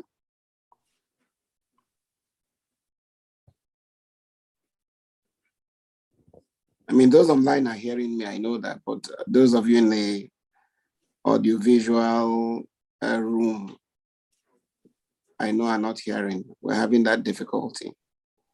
We need to join the audio.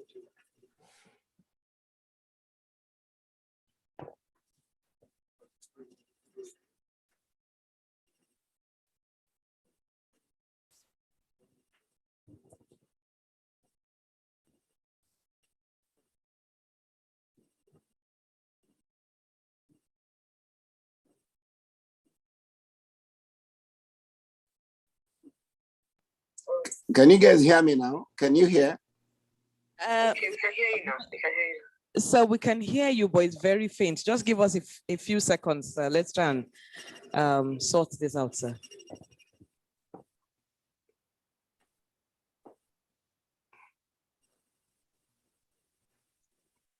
Is it any better? It's slightly better, sir.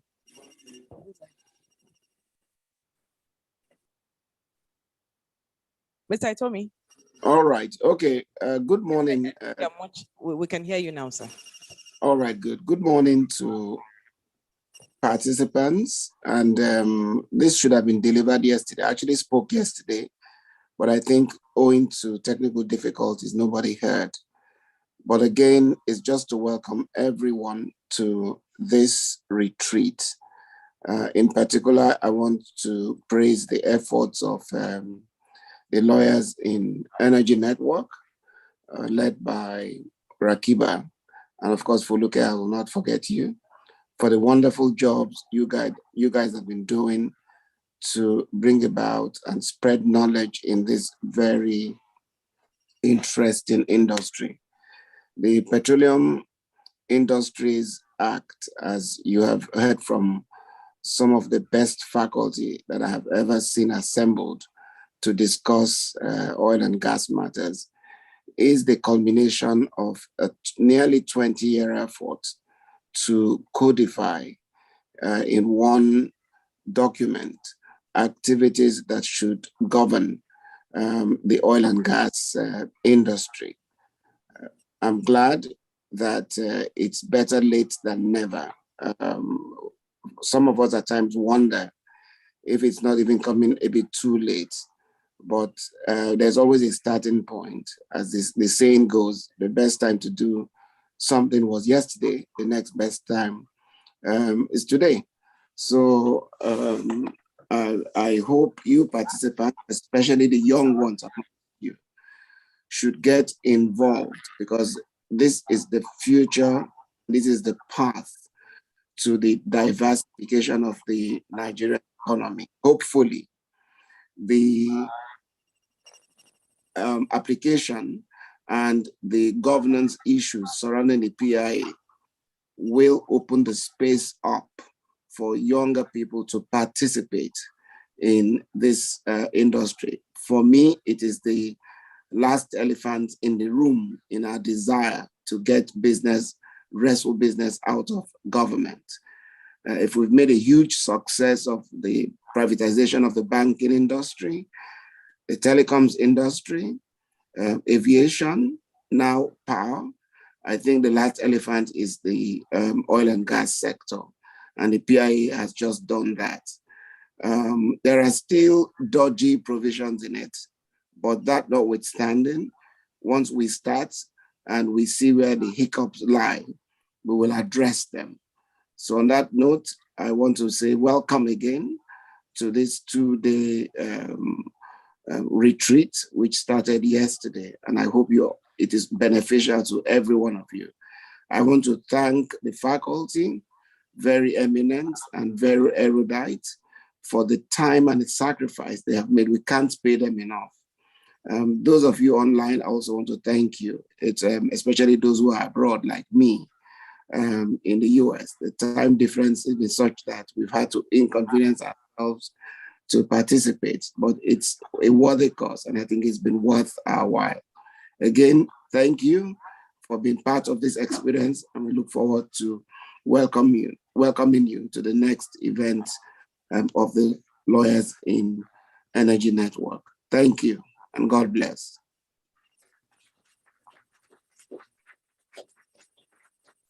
Thank you very much, Mr. Itomi. That was Mr. Itomi, chairman of the Lawyers in Energy Network. Okay, so now we'll be going for our tea break. However, the next session is to start at 11:30. We're slightly behind time. So I would like to crave your indulgence to keep the tea break to just 15 minutes. Our next speaker is already connected online. So kindly let us come back by 20 minutes to 12, please. Thank you very much.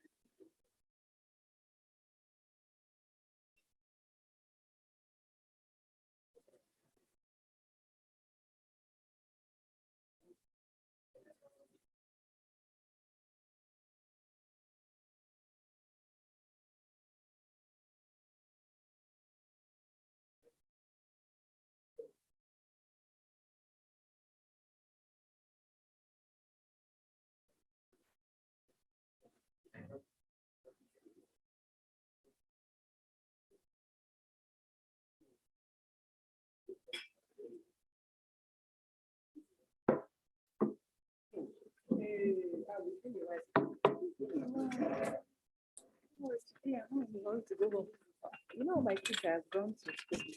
How are they enjoying Abuja? Yeah, I know. In Abuja now.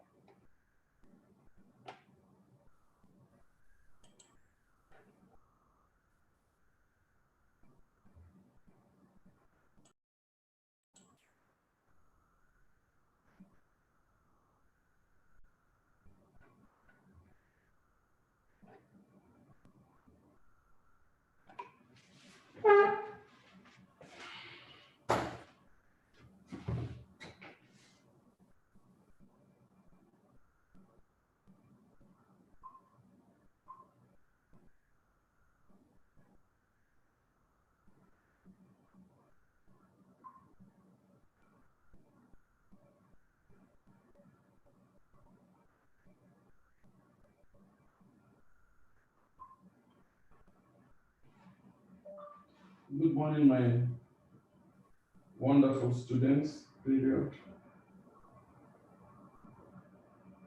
We will be starting the lectures immediately the semester begins.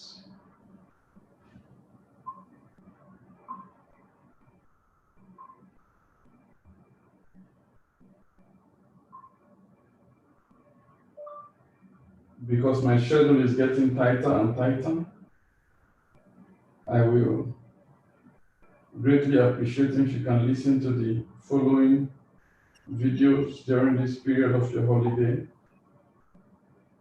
and familiarize yourself with the topic. And what I will do for most of the topics is to come and take questions and add some new knowledge that has come to me in the course of my research. In other words, for the above topics, my students will be required to have listened to them, to the lectures I mean, and watched the videos before coming to the class, where we will take questions and add some new knowledge that has come to light in the course of our study. Thank you very much.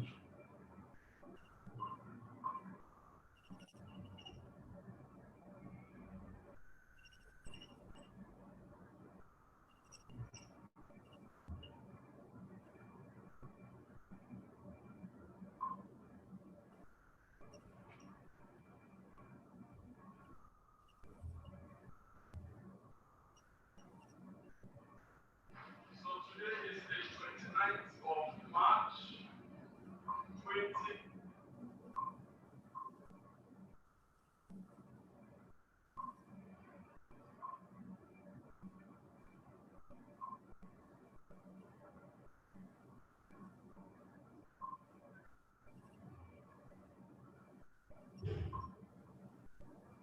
Hello. Hello.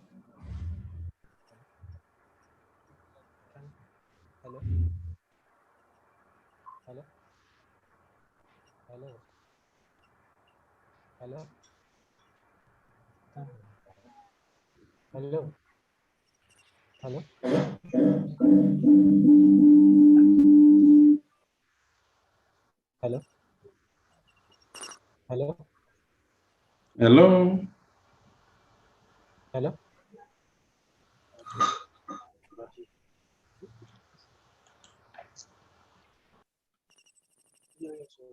Hello.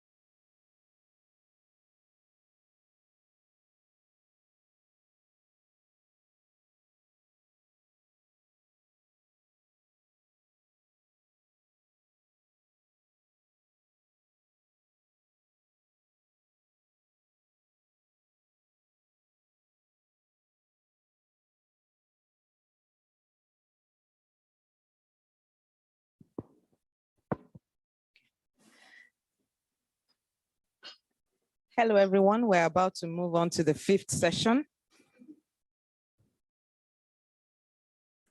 Can we all come in, please? Is Mr. Subai still with us?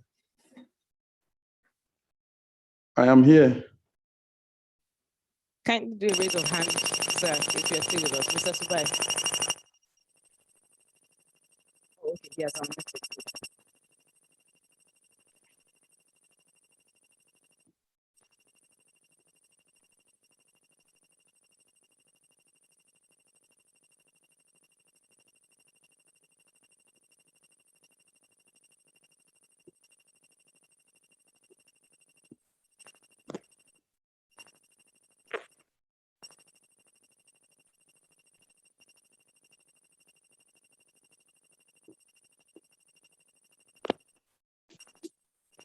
Okay, we're now moving into the 5th session, which is the Petroleum Industry Act and the host communities, bridging the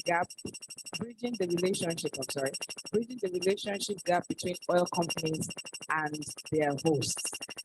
The first speaker for this session is going to be speaking to us on, helping us to understand the provisions of the Petroleum Industry Act as it regards host communities. He is no other than Dr. Peruwai Subai. Dr. Peruwai Subai holds a doctorate of philosophy from Newcastle University 2014, a master's of law from Obafemi Awolowo University 2008. Permit me to say universities for some of us who are alumni, and a bachelor's of law from Liver State University 2002. He was called to the Nigerian Bar in 2003. He is currently a senior lecturer in the Faculty of Law at the Niger Delta University, with which he had been engaged since 2004, and is an associate of E. Boma Peter Kyo and Associates, a Port Harcourt-based firm with interest in corporate oil and gas, property, and litigation matters. Dr. Subai has attended several conferences within Nigeria and the United Kingdom and has presented several papers at the universities of Bristol, Northumbria, Newcastle University, as well as Nigeria. Ladies and gentlemen, join me in welcoming online Dr. Peruwai Subai. Good morning, everyone. Thank you for having me here today. Are you hearing me clearly?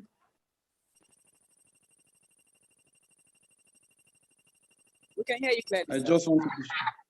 Oh, you can hear me clearly? Excellent. So I will be looking at the Petroleum Industry Bill, the Petroleum Industry Act, which, as we all know, was enacted into law on the 16th of August, 2021. Among other things, the Act has provided, Chapter 3 of the Act has provided for the establishment of a host community trust to address some of the concerns of the host communities.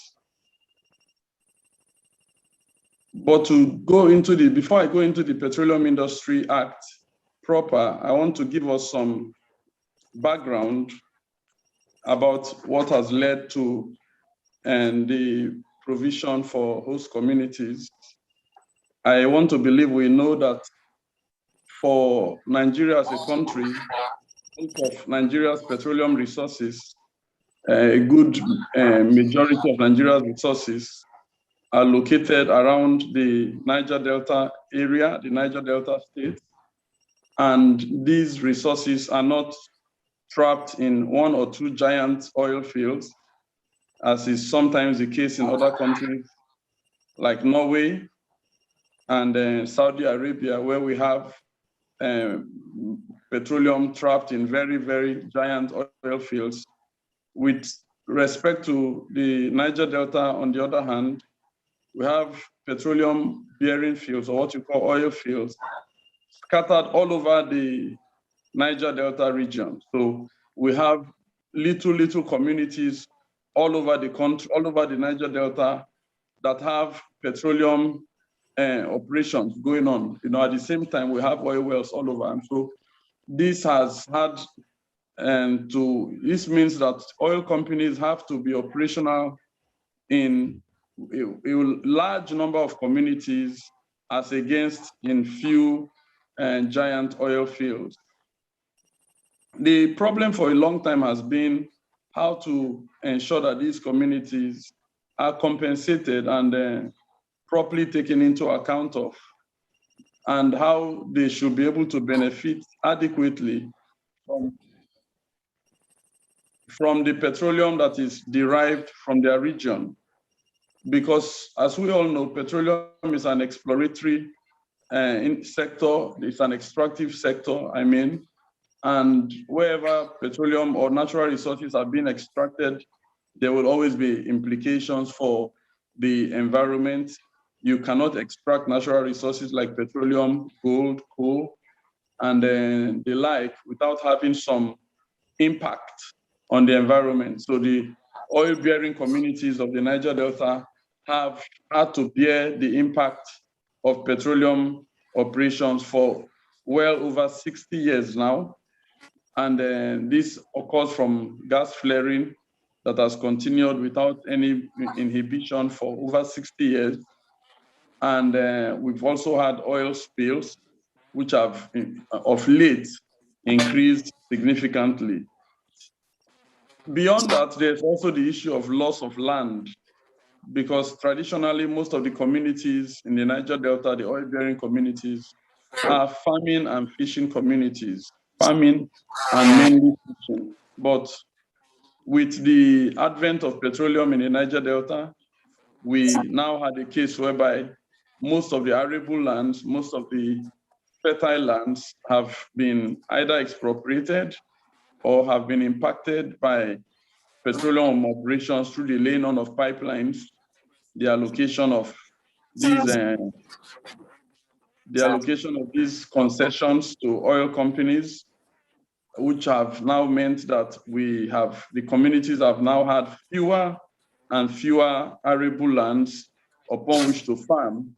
And even the rivers where these persons have traditionally used for fishing activities have also been known to shrink because of the arbitrary allocation of oil concessions to these oil companies. And so like I said, the challenge has always been, how can we ensure that justice is done, not just for the federal government, but also for the oil communities that are involved in, or that from where this petroleum is explored and extracted.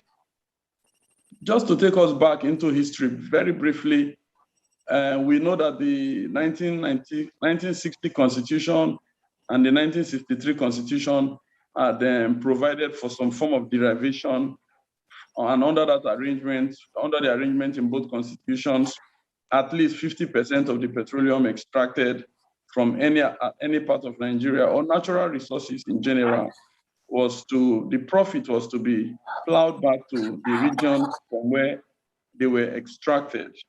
In addition to that, these regions were also entitled to benefit from the sharing of the further 30%, while 20%, the remainder 20% was to be given to the federal government. The other 30% was to be shared amongst the regions, and the regions from where this petroleum was extracted, having already taken 50%, were still entitled to share in that 30%. And another interesting thing to note, under that and those constitutions, the Independence Constitution of 1960 and the Republican Constitution of 1963, was that there was no form of dichotomy in terms of onshore and offshore. And so for littoral states and coastal states, petroleum extracted from offshore was also deemed to have been extracted from those regions. But we all know that the military intervened in 1966 and began to rule by decrees. And from that period, there was a progressive decline in the extent to which these oil-bearing communities were able to benefit from or oil-bearing regions, if you may, were able to benefit from the petroleum that was extracted in them. And so in 1971, also there was the Offshore Oil Revenues Act, which again created a dichotomy between petroleum that was extracted onshore and offshore, with the effect of depriving the coastal states of the Niger Delta from also participating from the offshore petroleum revenues, as the case may be. But not to bore you with too much details, Nigeria returned back to democracy in 1999. But before this time, the aggrieved communities in the Niger Delta, just such as the Ogonis, the Ijos, the Ikweres, had tried to raise their voices in opposition to what they considered unfair, what they considered unjust. And in some cases, they were treated brutally and unfairly. We all know about the hanging of the extrajudicial killing of Ken Saro-Wiwa and the Ogoni Nine. And from time to time, there were military incursions into some of these communities when they attempted to vent their grievances, either through advocacy and sometimes through community protest. But after Nigeria returned to democracy in 1999, we saw some heightened form of restiveness and advocacy, complaints.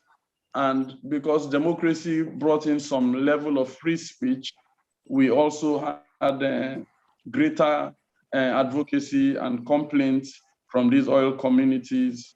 But to be fair, or just to add, that the 1999 Constitution had provided for 13% derivation, probably in order to cater for the concerns of the oil-bearing states. But these did not go very far. For one, there were complaints on the extent of 13%. It was believed that 13% was too narrow.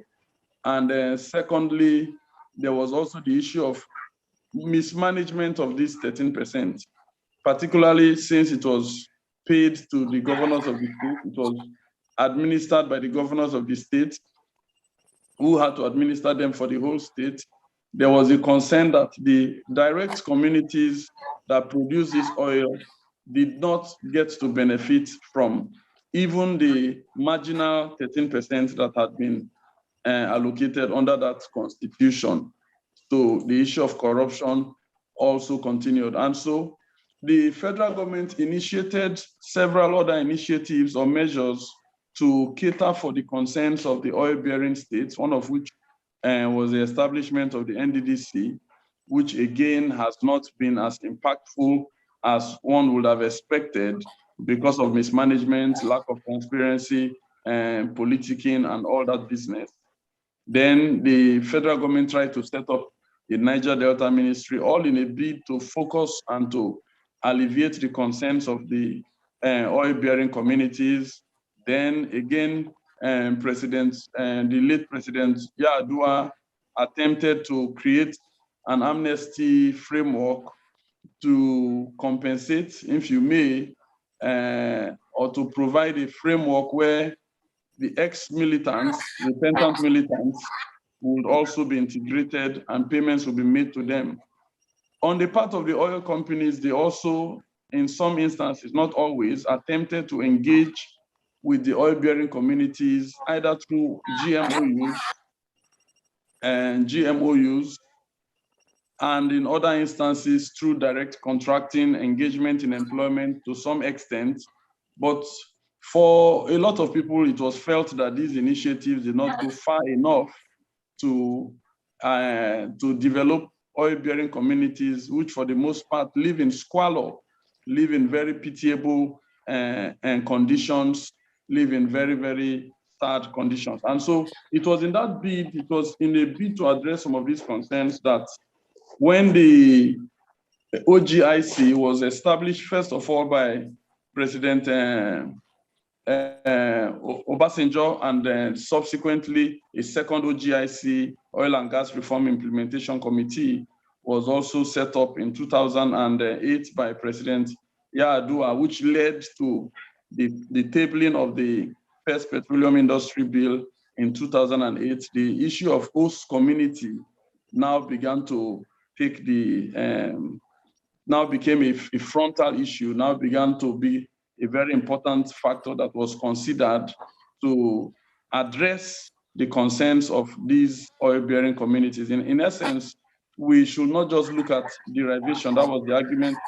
We shouldn't just look at increasing derivation, but we should also now attempt to move to localize whatever measures we want to put in place in tackling the concerns of these oil-bearing communities. In essence, we should bypass the state governors and the local governors and localize whatever efforts we attempt to do. And so, in a sense, the proposed the host community arrangement was an attempt to legalize, to formally legalize what had been a loosely structured GMOU arrangement. And so the PIB of 2012 had proposed that this fund should be set up, and the trust should be set up to which a fund was to be committed. 10% of the profits of oil companies was to be committed. And so that was the background of what you call the host communities arrangement, the host communities trust. And I believe we all know about the back and forth that have gone forth around this matter. But eventually, like we all know, the PIA has now been enacted into law, and it has now provided for the establishment of a host community trust. So I'll just talk about that briefly, and then I should be ready to take questions. What the PIA essentially has done for us now, you see that, like I said, in chapter 3, you see that in sections 234 to 257 of the Act, is to mandate oil companies operating around the oil-bearing communities. And these companies do not necessarily have to be upstream, so they could be downstream companies, or they could be upstream companies, as the case may be, to set up trusts, to establish trust. So every oil company operating around a community or around a range of communities is now mandated to establish a trust.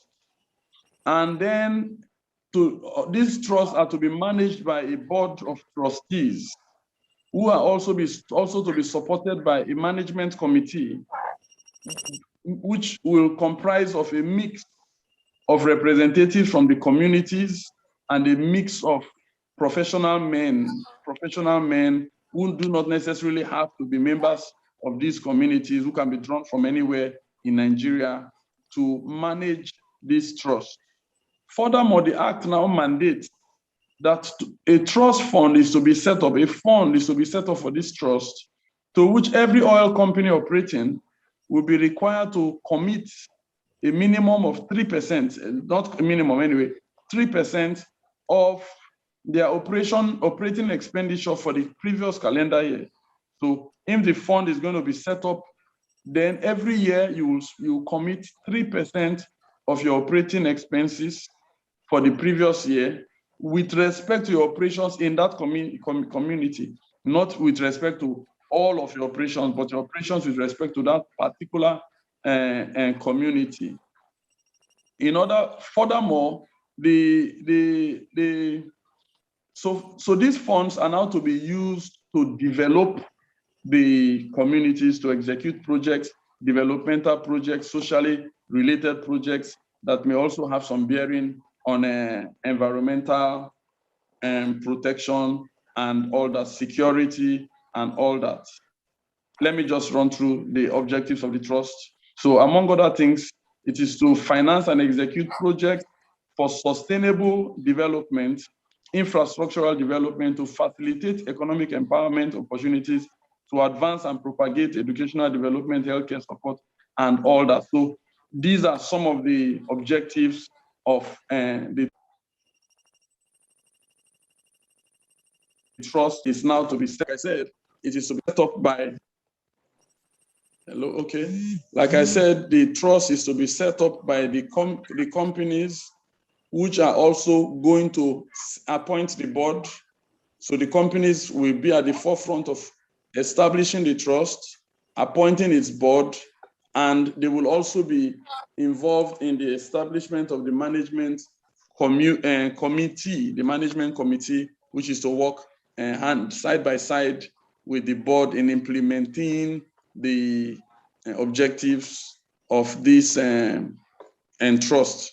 Furthermore, a host communities advisory committee is also required to be set up under sections 249. So between sections 249 and 250 of the Act, a host communities advisory committee will also be set up to again assist in nominating members to represent these communities in the management committee and to monitor the project implementation and all that, and to also bring in some advice from time to time.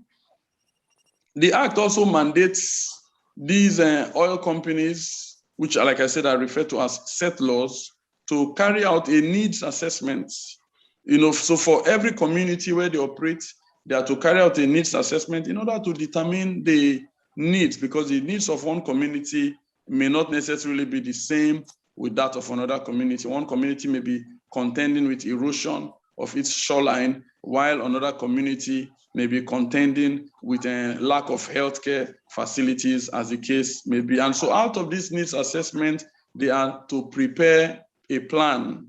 They are to prepare a host communities development plan. A host communities development plan, which will now become the framework through which they will now begin to implement their developmental strategies and then developmental agendas. If you may, another very crucial thing to point out again is that under the Act, communities that, if there is sabotage or community restiveness, vandalism of petroleum infrastructure and all that, the 3% which is meant to be paid to these communities, deductions will be made from it. So the cost of repairs, you see that in section 257, the cost of repairs that the oil company will have to make to repair those, the sabotaged infrastructure or the vandalized infrastructure, if you may, will have to be deducted from that fund. I think the aim of this is to also ensure that oil companies are integrated into the idea of protecting oil-bearing facilities. They should now know that they have a stake in whatever is happening. Is to give them some sense of inclusion and ownership. So if you put your eyes down and you take measures within the confines of your capacity to forestall or prevent any preventable vandalism and sabotage of petroleum infrastructure, you will be better off for it. And if you close your eyes and you ignore it, then the oil companies will have to deduct that cost. And then whatever is left is what you as a company will be entitled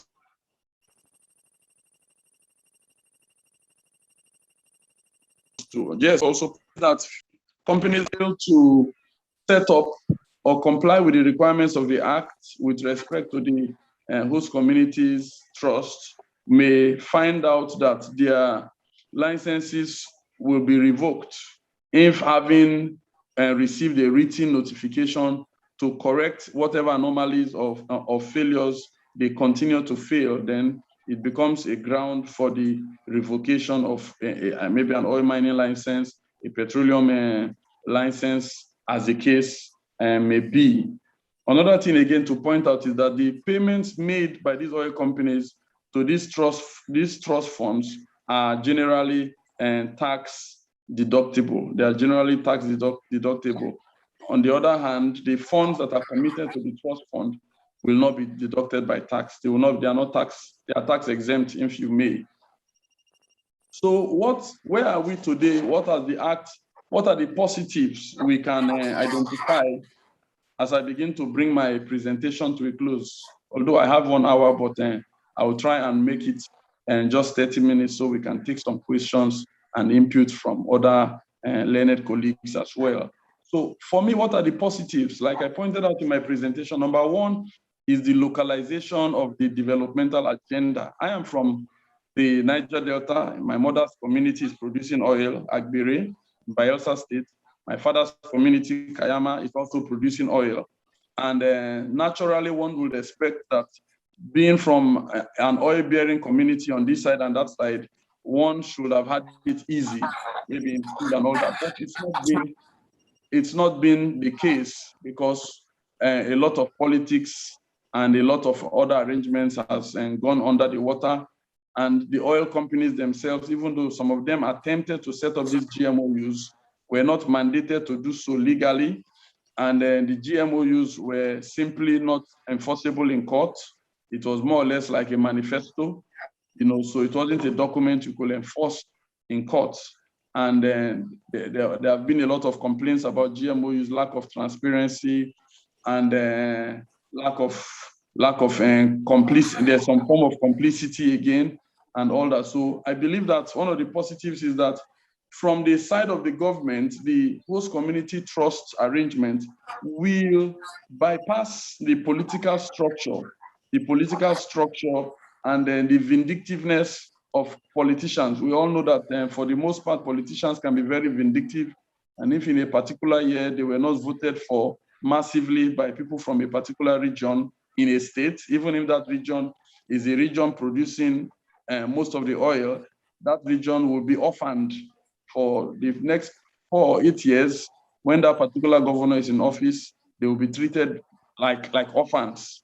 So the fund has tried to address that by providing now that development can be targeted directly at the oil-bearing communities. On the other hand, the oil companies are also now under a legal obligation.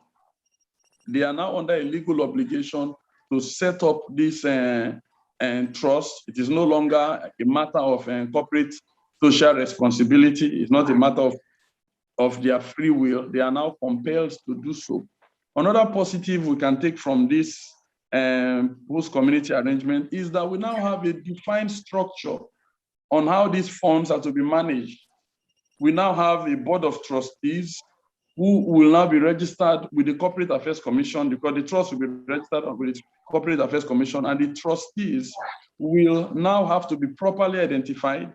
There's now provision for a management committee as well as an advisory committee. Beyond that, the regulators, if it has to do with upstream, that is the Nigerian Upstream Regulatory Commission. If it is downstream, the midstream and upstream, midstream and downstream petroleum regulatory authority, as the case may be, will also be involved, working side by side with the oil companies. One of the ways through which they will now be involved is through the provision of regulations. So these companies will now be operating under regulations geared towards achieving their objectives. And in the event that there is going to be a dispute, the regulations will also cater for, or are required to also provide for, a dispute resolution mechanism in order to ensure that issues among communities, issues among or between communities and the oil company in question can be easily addressed. So the post-community arrangement has in effect now improved on the GMOU arrangement. Another thing to point out again is that the funds, the 3% is not going to be tied to the profits of the company, which I think is also an advantage, because if we are going to look at profits, then we'll have to net all expenditure and all that. But we are looking here at the total expenditure that has been made, and I think it will go a long way in addressing the challenges of the oil companies. And if it is properly implemented, then it has some potential in addressing the deep-seated grievances, the deep-seated resentment with which a number of these oil companies are viewed. I have been involved with the Bayelsa State Oil and Environmental Commission that was set up by the previous governor of my state, Sarah K. Dixon. And we held a number of meetings. In fact, we had to traverse the length and breadth of Bayelsa. We covered all the local governments, and we had town hall meetings. When you discuss with these communities, you will discover that there is a deep-seated resentment against the oil companies, particularly the multinational oil companies, and the people feel abandoned and all that. But if this host community arrangement is going to be effectively implemented, it will address some of these concerns. Now, there are some issues also I must point out, which maybe as the act is being implemented, there will be moves to address them. Number one is determining a host community. How do we determine a host community? Section 318 of the Act attempts to provide that a host community is any community situated in or appertinent to the area of operation of a settlor and any other community as a settlor may determine. Now, the first leg of the definition is a little bit clear, situated in or appertinent to. So here we are looking at surrounding communities. Yes, I think there may not be much problems around that, but even at that, there could still be issues where one community claims that the oil that is being extracted or the gas that is being extracted is extracted directly from my community. Out of these 3%, I should get a larger percentage. So some of these concerns will have to be looked at in practice. But where I think some issues or more issues may even arise is any other community as the settlor may determine. I think there's need for greater, more clarity in the definition of that, because the settlor is the oil company in question. Should it be given the right to determine? I would have felt that discretion should, some conditions should be spelled out. Are we talking about communities from which pipelines traverse? Or are we talking about communities where maybe a depot has been situated and all that? So I think there's need for greater clarity. And furthermore, it may be best if it will be the regulatory authority rather than the oil company to determine if any other community is to be included. Another issue again is with respect to the amount itself, 3%. And I think as we begin to discuss, it may also come out. There have been concerns about how much is how much. Is 3% adequate or not? On the one side of the divide is the argument that 3% is paltry. It cannot go far enough to address the concerns of these people. On the other, and in that light, advocates around this area will point out to the fact that the first PIB had provided for 10%, which they feel should have been more significant. But on the other side of the divide is the argument that the Niger Delta states already benefit from 13%, and they will ask you how far have they been able to account for the funds that have been utilized in that respect. What about the NDDC? How far have they been able to implement those funds? So some people will even argue that the Niger Delta already benefits too much. And so if you now provide for something more than 3%, then you may be depriving the other regions and the other geopolitical regions of the country from much needed revenues.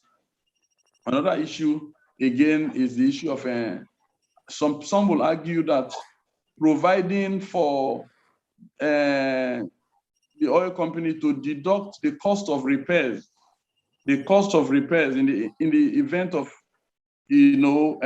sabotage or vandalism will be to penalize these oil companies or to impose upon them a burden that the national government ought to have borne.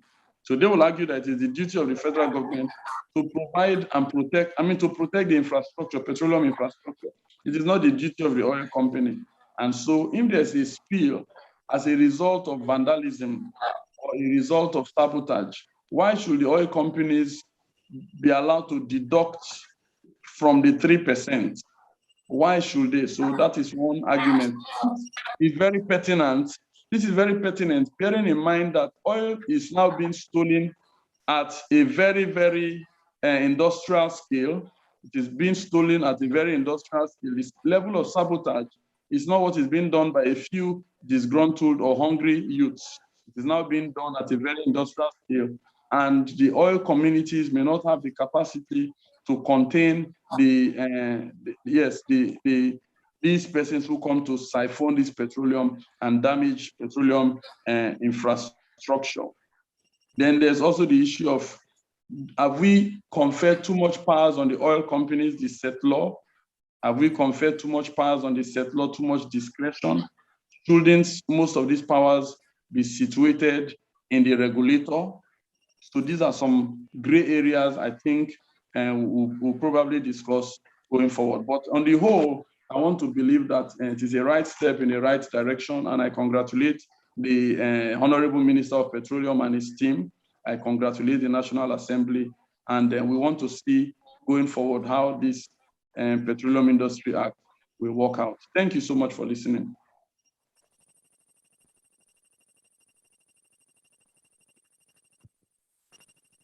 Thank you very much, Dr. Mera Wise. Can you hear me? Right.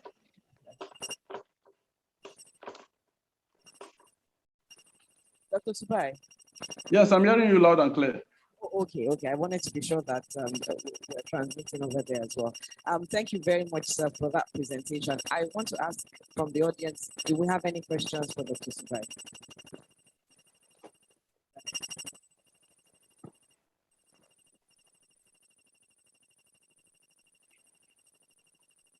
Thank you, sir, for that.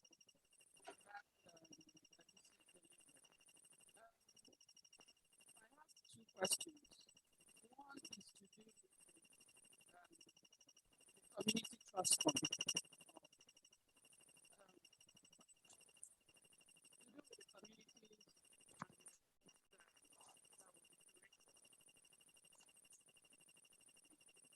I happen to also come from the state that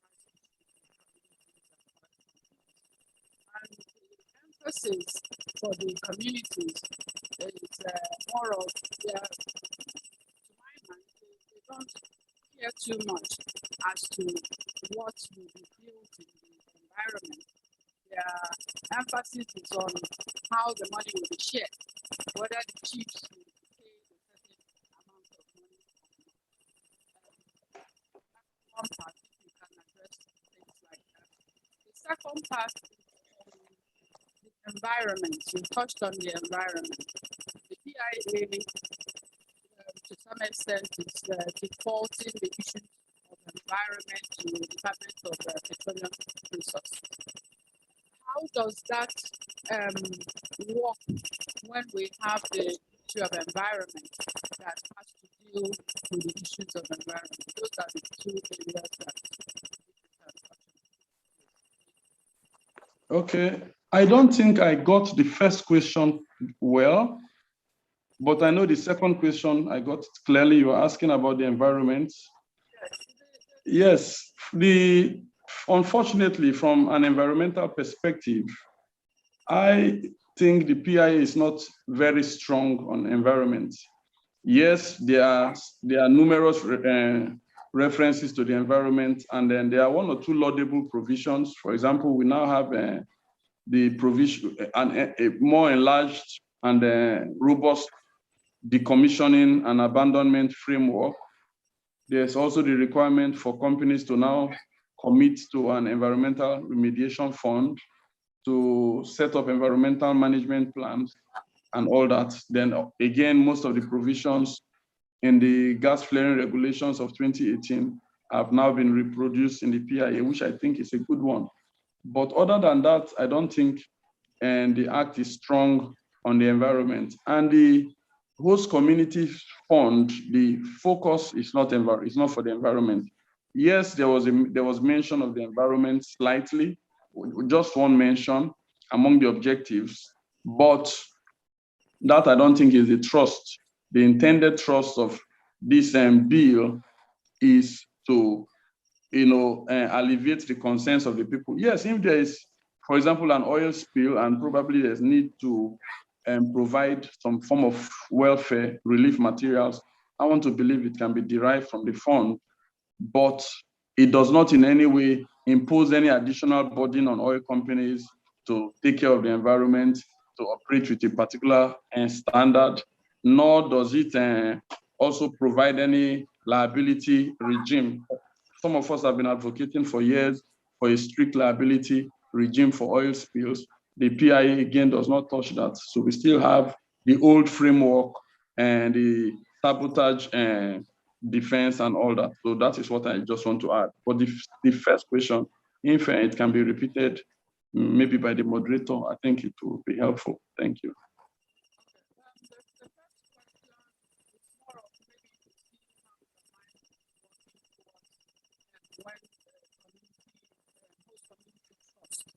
How will it actually operate? What is the model that should be born? Sorry, I can't hear. Sorry. Can you hear me now? If you can write it down for me, that will be better. Can you hear me? I'm hearing you. Okay. It's more of on the first question to do with the host community trust. Okay. What do you have in? What are your thoughts when the communities are angling for monthly payments? What do you think would be the ideal that the community, the host community trust, should be trying to achieve? Okay. Thank you very much for that question. I am not of the view that payments should be made to communities. Rather, I think that these funds from the trust should be used to execute projects, but they should be done in a very transparent and efficient manner. Yes, because if we go for sharing of the funds, then nothing will come out of it. I will give you a practical example. When Dr. Goodluck Jonathan was about to leave office, the Supreme Court had approved that the OD people should be compensated after the gruesome invasion of that community.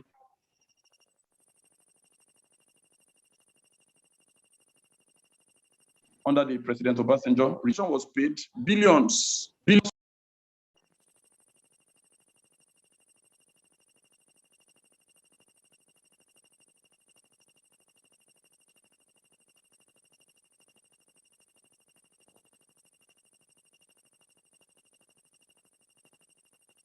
To use the funds in the community, but the people refused. Rather, they asked that the funds should be shared amongst them. In the course of sharing the funds, the chairman of that committee, the chairman of the committee was kidnapped. Not only was he kidnapped, there was a lot of problem. It nearly resulted in further violence in the community. So I am personally not for sharing. I believe that if they start to execute these projects, then members of the committee will benefit immensely from contracting, from engagement, and from casual employment. And I think that should be sufficient. Thank you. I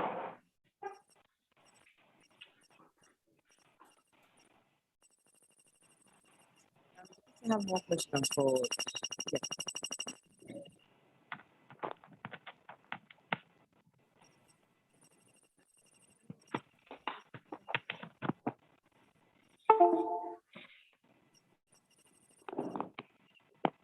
Hi, can you still hear us? I'm hearing you very clearly.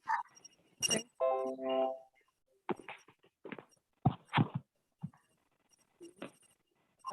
My question is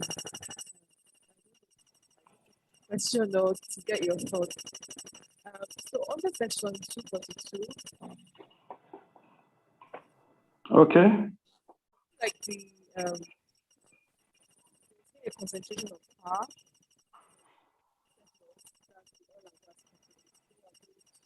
Concentration of power. I'm not hearing you clearly, please. Are you hearing nothing? Yes, I'm hearing you. Okay, very well. I'm saying under section 242, there's been a concentration of power to the settlers, that's the oil and gas firms, Yes. in setting up, electing, and all of that in regard to the host communities trust. Right? Yes.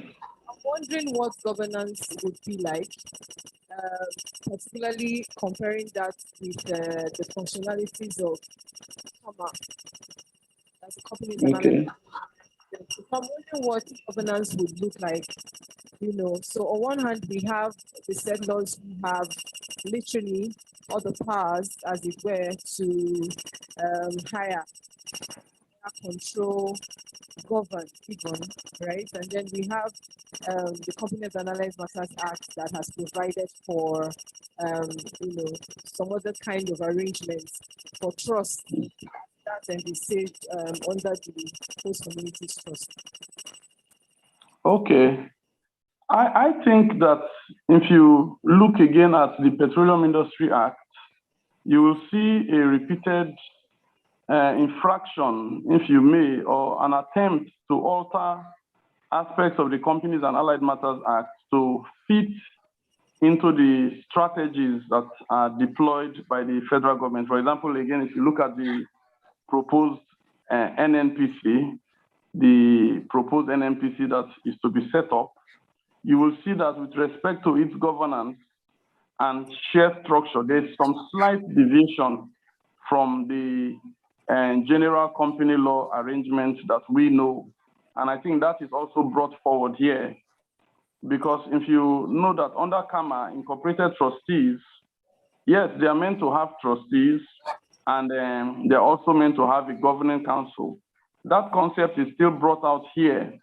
But in this case, it is the state law that is appointing them.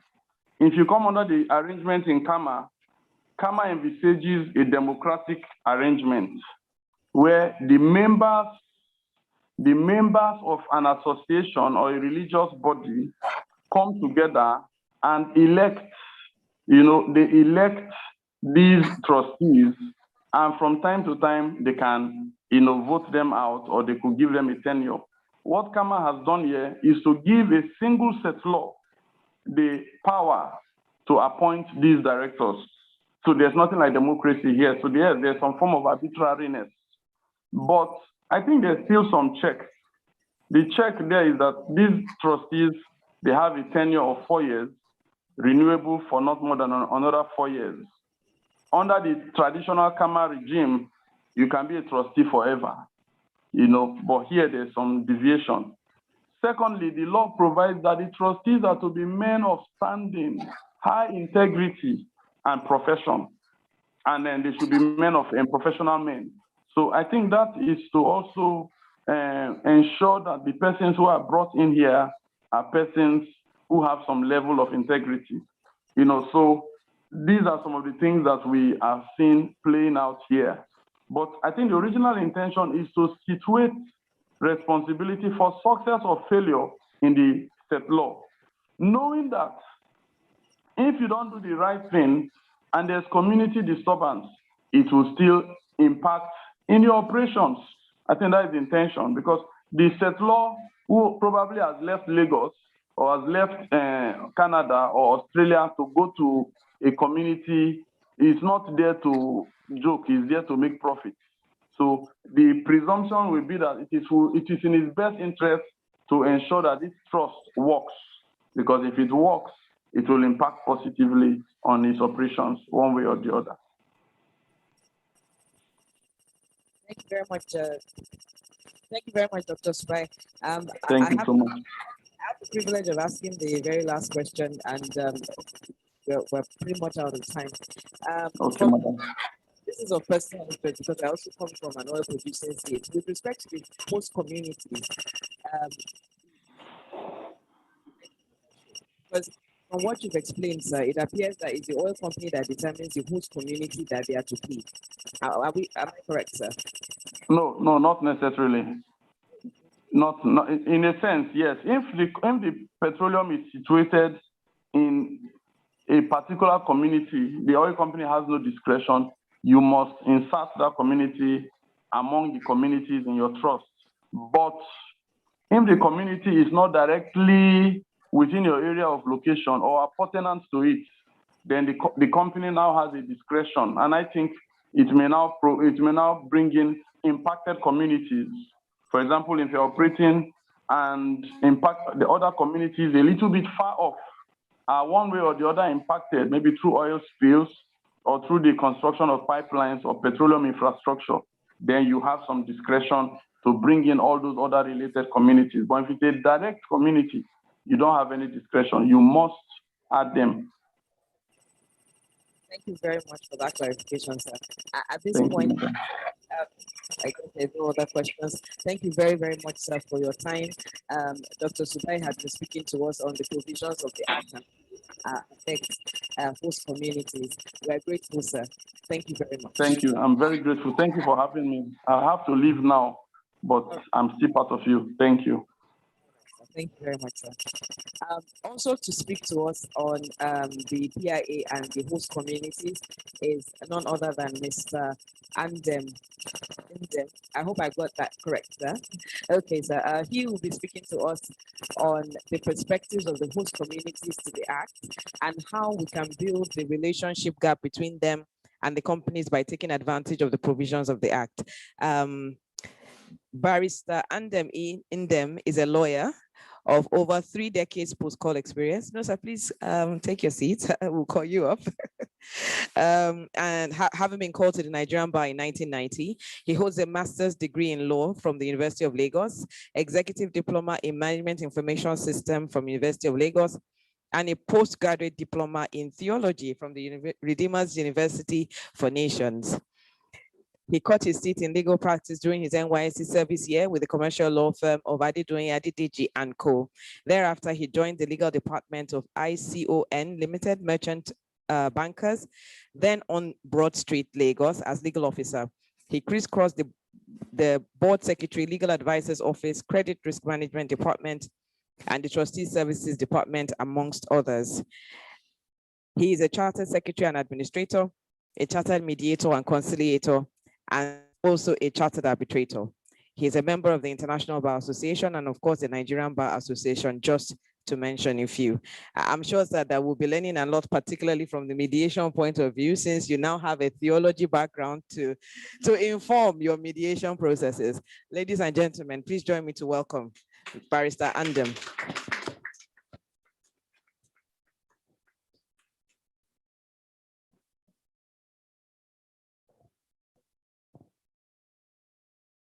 Thank you.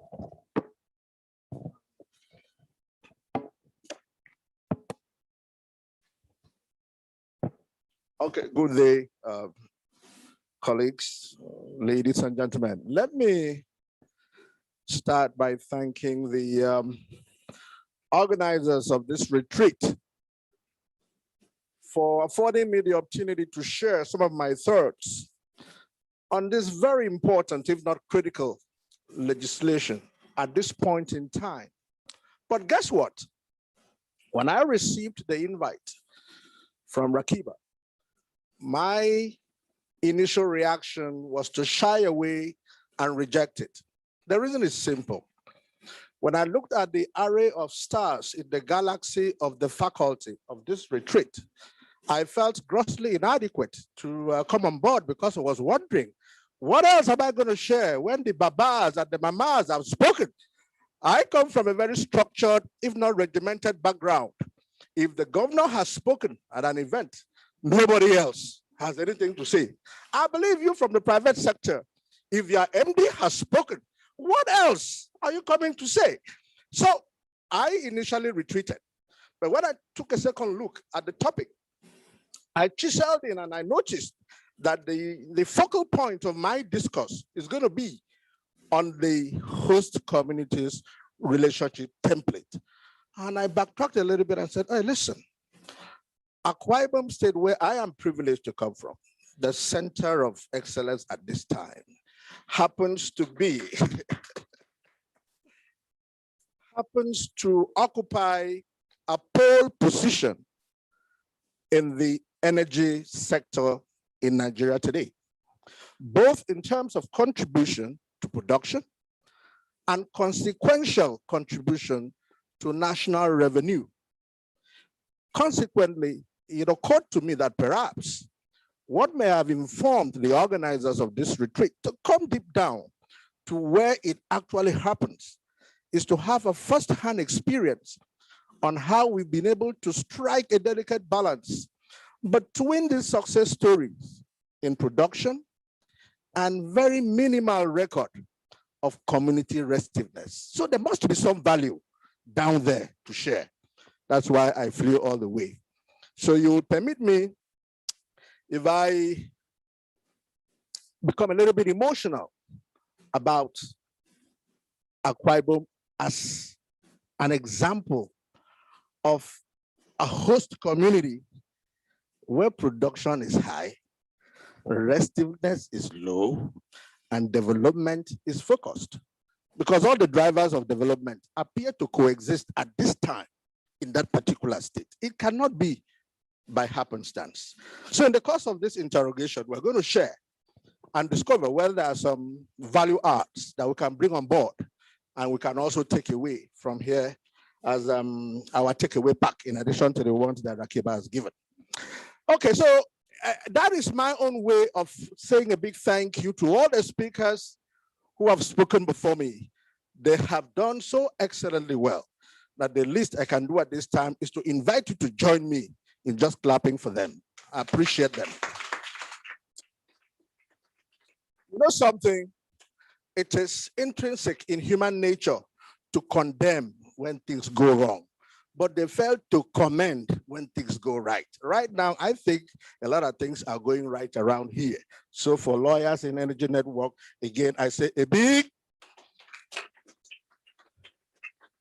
Having said that, to loosen us up a little bit, let me backtrack one step and situate my interrogation in proper conceptual and historical framework, because I believe it will facilitate a better appreciation of where we are coming from as a host community. Now, I like to say in simple terms that the PIA, in my opinion, is a recent marriage of politics and the economics of oil and gas. I say so advisedly, because the word political economy is a compound word of politics and economics. And in every human endeavor, including O&G, you have the economics of it and the politics of it. Now, it will be basically very dangerous to concentrate only on the economics of any issue, not just O&G, to the detriment of attention to the politics of it. Why? The two of them are the same, different sides of the same coin. If you do only the economics, the fiscal, production, and at the end of the day, you cannot access your production facility. You've not done anything. You know what? You're going to be calling for force majeure, inability to hit production target, inability to deliver on commitments. Why? Because you neglected the fundamental, the other side of the coin, which is the politics of it. And that is the foundational location of where the host community template comes into the entire equation. Now, moving further, over time, political economics has shown that the interest of the owners of capital has always been antithetical to that of the bearers of natural resource. And the reason is simple. The argument from the host community is this: hey, listen, our good Lord in his divine favor located the hydrocarbons here for a purpose. And that was to enable us to dominate our environment and to benefit from our Garden of Eden. And here comes this Alejo, this visitor, who only came here with a briefcase, connected some pipes. We don't know whatever they did to this place. The next thing we saw was massive environmental degradation. And yet, there is nothing left for us to deal with this situation. So that understanding of the antithesis in the interest of both parties to this relationship is fundamental to our appreciation of the issues at stake in this discourse. Now, moving forward, the owners of capital came here to do business, and every business is for profit. Clearly, it's contradistinguished from the charity that has some values hereafter, where the good Lord has the final authority to determine who is good or bad. But business, clearly, when I invest, I'm looking at bottom line. So the driving force in the initial template that they came with, which I call the shareholders approach, and that is borrowed from corporate governance. Shareholders approach says, hey, listen, you are only responsible to shareholders for profit, maximization of wealth, and all. Bottom line, if any other person is hurt in the process, too bad. When we go up there, God will decide. So, no matter how you feel, they drove the profit thing to the extreme.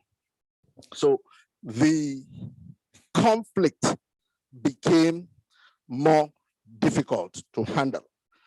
But it did occur with time that such a restricted view cannot occupy a proud place in the international marketplace because several other interests came into play.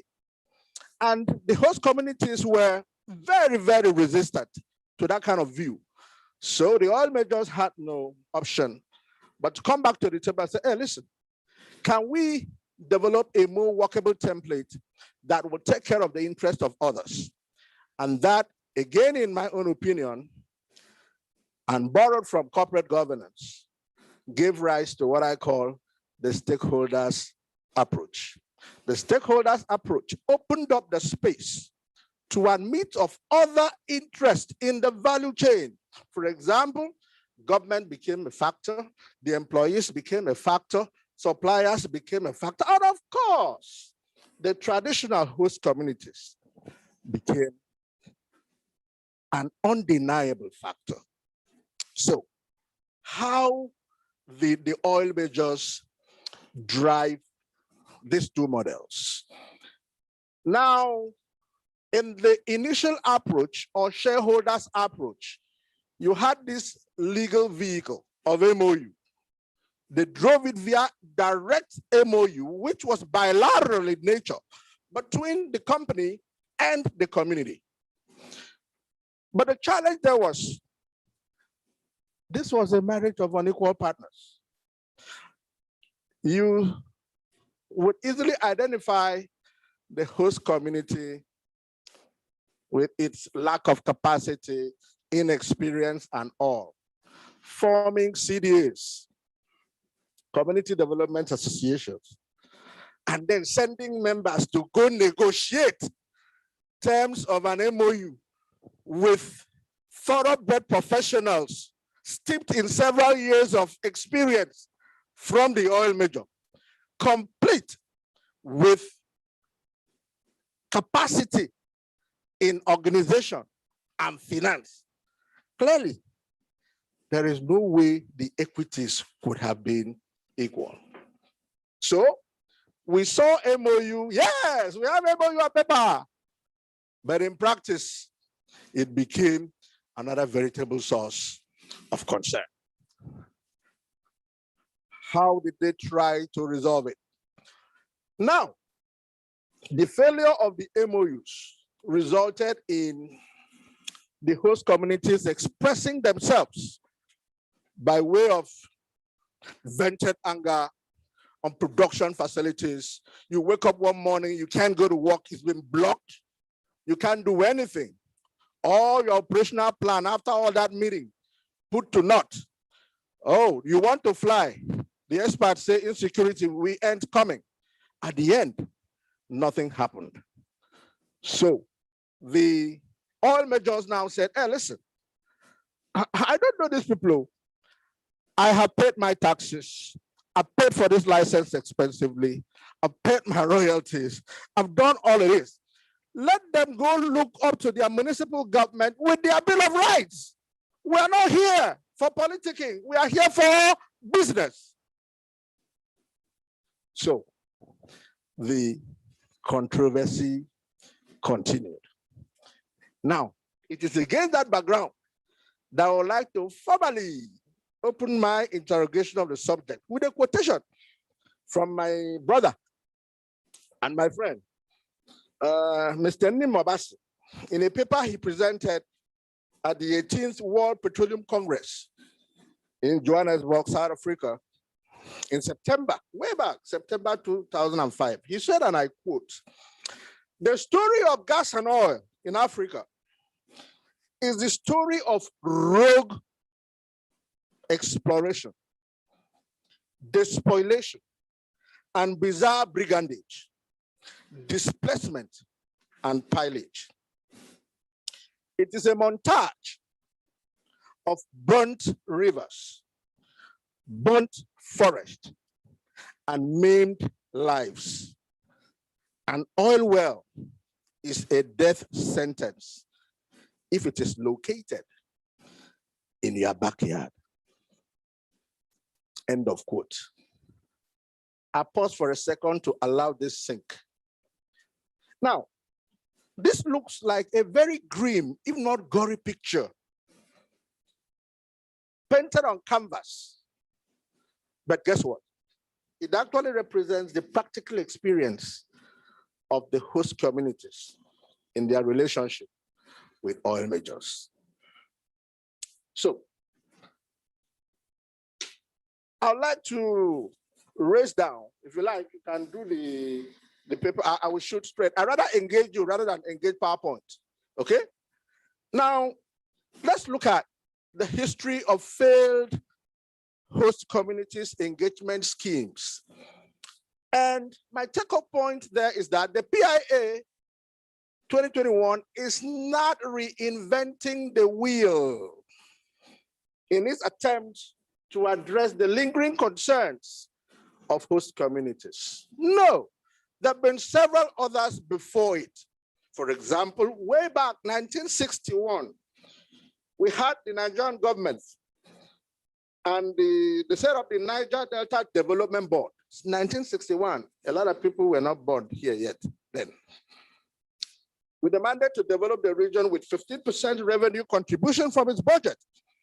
Although it successfully executed about 358 contracts, its success was short-lived as its operations became characterized by inefficient mismanagement, political interference, and of course, military incursion. In 1972, we had the Niger Delta River Basin Development Authority. This was established to replace the former one, the Niger Delta Development Board. But it also suffered a similar plague like its predecessor and was soon to be replaced by Indepth. Now I'm coming to contemporary history. Some of us will be at home from this era, moving down. Yes, Indepth had its own shortcomings, and it was eventually replaced by NDDC. Yet, the critical issue remains unaddressed. So what exactly is going on here? So I pause to ponder, even as I ask this question, what has been the pre-PIA offering? The before now, okay? I've divided the eras into two, just like BC and AD, okay? The pre-PIA and the post-PIA, in trying to look at the relationship template and how it plays out.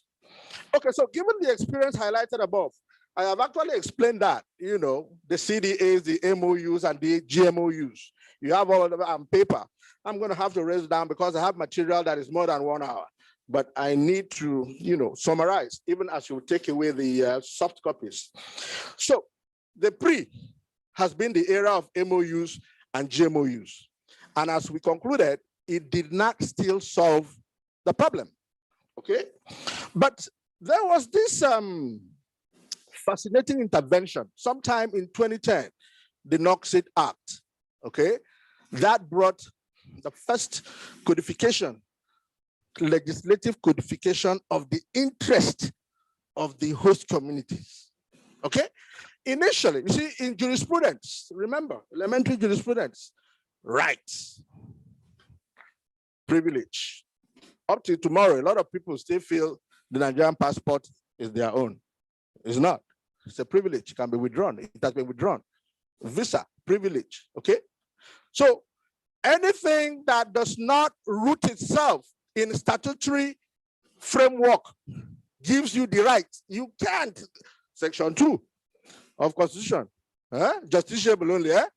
So, but the Noxic Act 2010, the Nigerian Oil and Gas Industry Content Development Act, came as the first legislative codification of the interest of the host communities. And how do you do that? The Nigerian Content Development and Monitoring Board was set up to implement the provisions, and about 3 or 4 provisions that I picked out of the several that is of interest. So number 1, oil and gas projects above $100 million or a duration of 2 years must have a project office domiciled within the host community. As simplistic as it sounds, it's very, very profound, because the experience in the industry has been what we call fly-by-night oil companies. What they do, with due respect, whether from Lagos or from anywhere, they will board a chopper, fly to the rig, supply what they need to supply, fly right back, present the invoice in Lagos, and the money hits the account. The host community, even when they use African science, African. So you will read on papers, $200 million project in your community, yet you cannot even see where they are doing it for you to say, we no go gree, oh, we no go gree. You don't see, because there was no visible expression of any company. So it became a statutory matter that you can enforce. If you don't see it, you can say, hey, listen, the law says this, where is it? That's number 1. Number 2, 100% of unskilled labor reserved for host community. If you say we no go school, we fit do this labor work, why do you fly in people for unskilled labor? And you can only agitate that one when you know where the office is, when you know where to go and demand for that. So you see the interrelationship between the first one and the second. Okay, C, number 3, human capacity development tied to every oil and gas contract. Then succession plan is now one of the critical documents you must submit to obtain approval. What is your succession plan? What is your local content component in this FSPO project, billion dollars? You must show me. Let me quickly share this. This one is not in the presentation, but it's from my experience. I did some work in America, and I found that America faced a situation similar to what the host communities here are facing now. In their own case, it was called the Black and Minority Discrimination. In other words, the big federal contracts will be cornered by the big companies, in contradistinction to the Black-owned or minority-owned businesses. So consequently, you will see where your brothers became literal beggars in the land of freedom. And some people rose up, especially one man to whom this is credited, Senator Sam Nunn. He represented Alabama. It's a basically predominantly Black state. Sam Nunn advocated very seriously in American Senate and got what they call the Mentor-Protege Act in America. What that said basically was, hey, listen, we don't have a problem with the big companies doing business, but you must show me which Black or minority-owned company that you have carried along and the percentage of the component of this contract that you are outsourcing. In other words, it became a statutory requirement for every big company to mentor a small Black-owned or minority-owned company in order to access certain threshold of contractual business in America. So they were forced to do it, not because they loved it. So what did that do? It ensured capacity development, technology transfer, and the whole 9 yards. So when you people read today that the SMEs constitute the engine for development and growth in America, it was not so from the beginning. There had to be agitation before there was a legislative intervention forcing them to so do. Freedom is not a tea party. Okay? So we are not surprised that issues are coming up now in our local environment, because with the benefit of experience and hindsight, you begin to have a worldview that this thing is not new. It's always been like that. It is the physical expression of the antithesis between the interest of the owners of capital and the interest of owners of the land. It's always been there. So the Noxit Act, in my own conclusion, was a quantum leap in this area and marked the watershed in the relationship template between host communities and oil majors. The NCDMB has also done relatively well in the pursuit of its core mandate, but there is a huge room for improvement, as it is not uhu yet in this regard. So now, I'd like to move into some textual review of some PIS sections that are critical to host community relations. Chapter 3 of PIA is specifically dedicated to host communities development. Section 234 provides for the objectives of the entire chapter. But I won't bother myself with that because you can always read that up. But of particular interest to me now is section 234, sub B, which provides that the objectives of this chapter, among others, is to provide direct.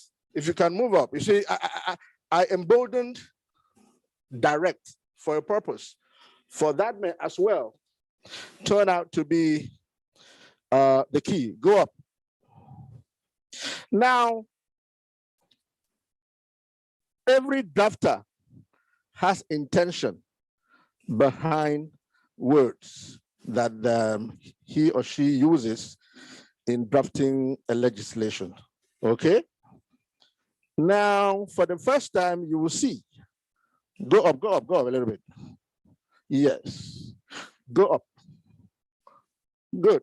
That's where I am. I'm quoting and highlighting section 234B, where it says one of the objectives of PIA is to, among others, to provide direct, emphasis on direct. And we shall see presently why I placed emphasis on direct social and economic benefits, from petroleum operations to host communities. Okay.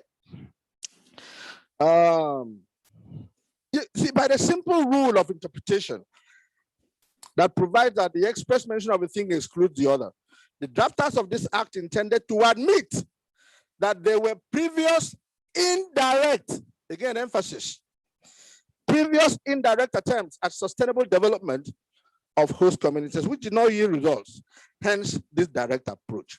We shall presently show how this direct intervention plays out under the PIA. Okay, so no two key words: direct intervention and indirect.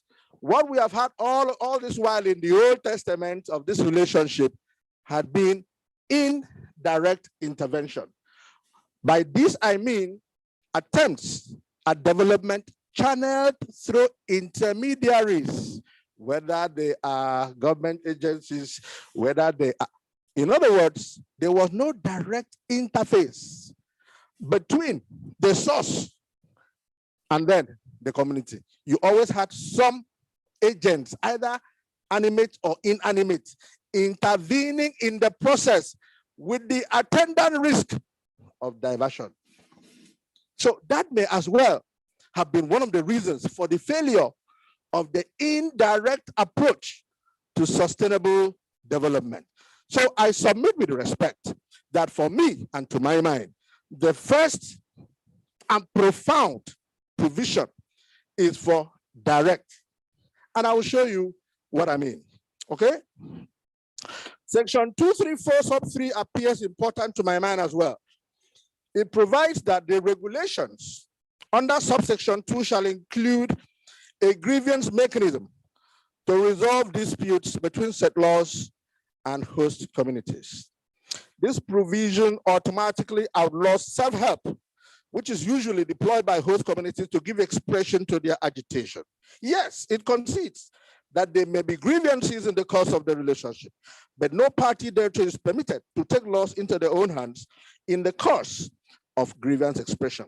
And that takes me to what my colleagues mentioned. Funke, you talked about mediation. Now, the oil companies have a statutory window here to arrest you,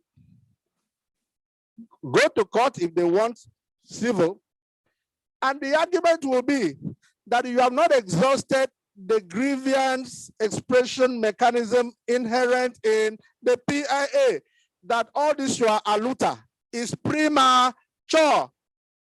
Hello? Valid and law, rooted here. But before now, it was what the Yorubas call rough fight. Don't be so. But now the finesse has been introduced by this legislation. So I said in my own deduction that it is our hope and desire that this provision will checkmate the incessant blockage of access roads to oil production facilities and other acts of self-help prevalent. Okay? So now the message in our sensitization will be, hey, listen, it's no more business as usual. In a youth meeting, as you are planning to go, also carry your bag, give your family, in case you go and you do not come back here. They have a legal provision that empowers them to do whatever it is that we may see out there in the field. Okay, I proceed. Furthermore, I have some concerns about the way and manner section 235, sub 3 is couched. And you see, now, Funke, my theology background will always have to influence my thinking because everything is rooted where? In the word. Huh? So, when Leonard S.N., I was there, I listened to him, he spoke and mentioned the express mention of a thing excludes the other. He didn't know, he's not here, that the same spirit that ministered to me when I was preparing this paper, and I also captured it here. What does that tell me? That by and in the midst of many counselors, there is safety. Am I talking to somebody? So when I heard him, I said, I am on solid grounds. Now, proceeding further, and in the same spirit, Dr. Subed that just spoke also made reference to the section that also agitated my thinking. Section 235 sub 3 says, okay, hold on, no, that's it. No, drop a little bit. Drop, come down. This is where I am, 2353. Now, settlers should be settlers. Sorry, excuse the misspelling there. For settlers operating in shallow water and deep offshore, the littoral communities and any other community determined by the settlers shall be host communities for the purpose of this act. I went further to say that this entrusts the definition of host community to the settler, complete with all the uncertainties connected therewith. I hope my community will not qualify as a host community today. And by the time I wake up tomorrow, I have lost that status due to a reviewed definition by the settler. Let me tell you how it works. If an oil major notices that you are a strong activist, maybe environmental rights activist, you are from this community, you are always the spokesperson, you are giving them difficulty and all of that. A very neat way for them to discharge you is to define host community to exclude your community. Hello, I am bringing you an interesting mix of experience firsthand in this business. They will just define host community to exclude your own, thereby pulling the rock from your feet, and you will lose your local standard to agitate any further. If you continue, they activate the previous provision that enables them to arrest you. Hello? That is why we are here. because they said a critical analysis, in depth. I'm giving in depth now, practice. So that for me is not good enough. In addition, section 238, now this is a positive, contains a very powerful provision and tool in the hands of the host community. It is a useful control lever to rein in a rampaging settlor who decides to ignore the host community in its operation.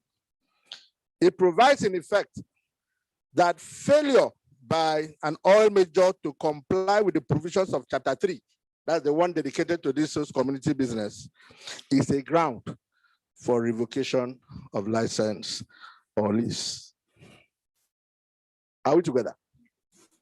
Now, that is, in my opinion, the most powerful control lever against any oil major who wants to become a bull in a China shop by headbutting everybody because they have money and then, scattering the place. All it calls for is organization. Call your people together, have a meeting, appreciate this, hire a lawyer. Hello?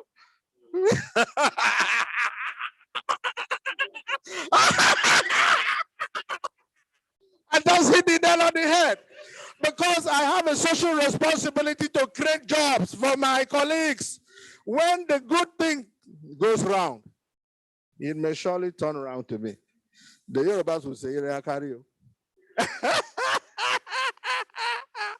So, get a lawyer to activate a petition requesting for the revocation.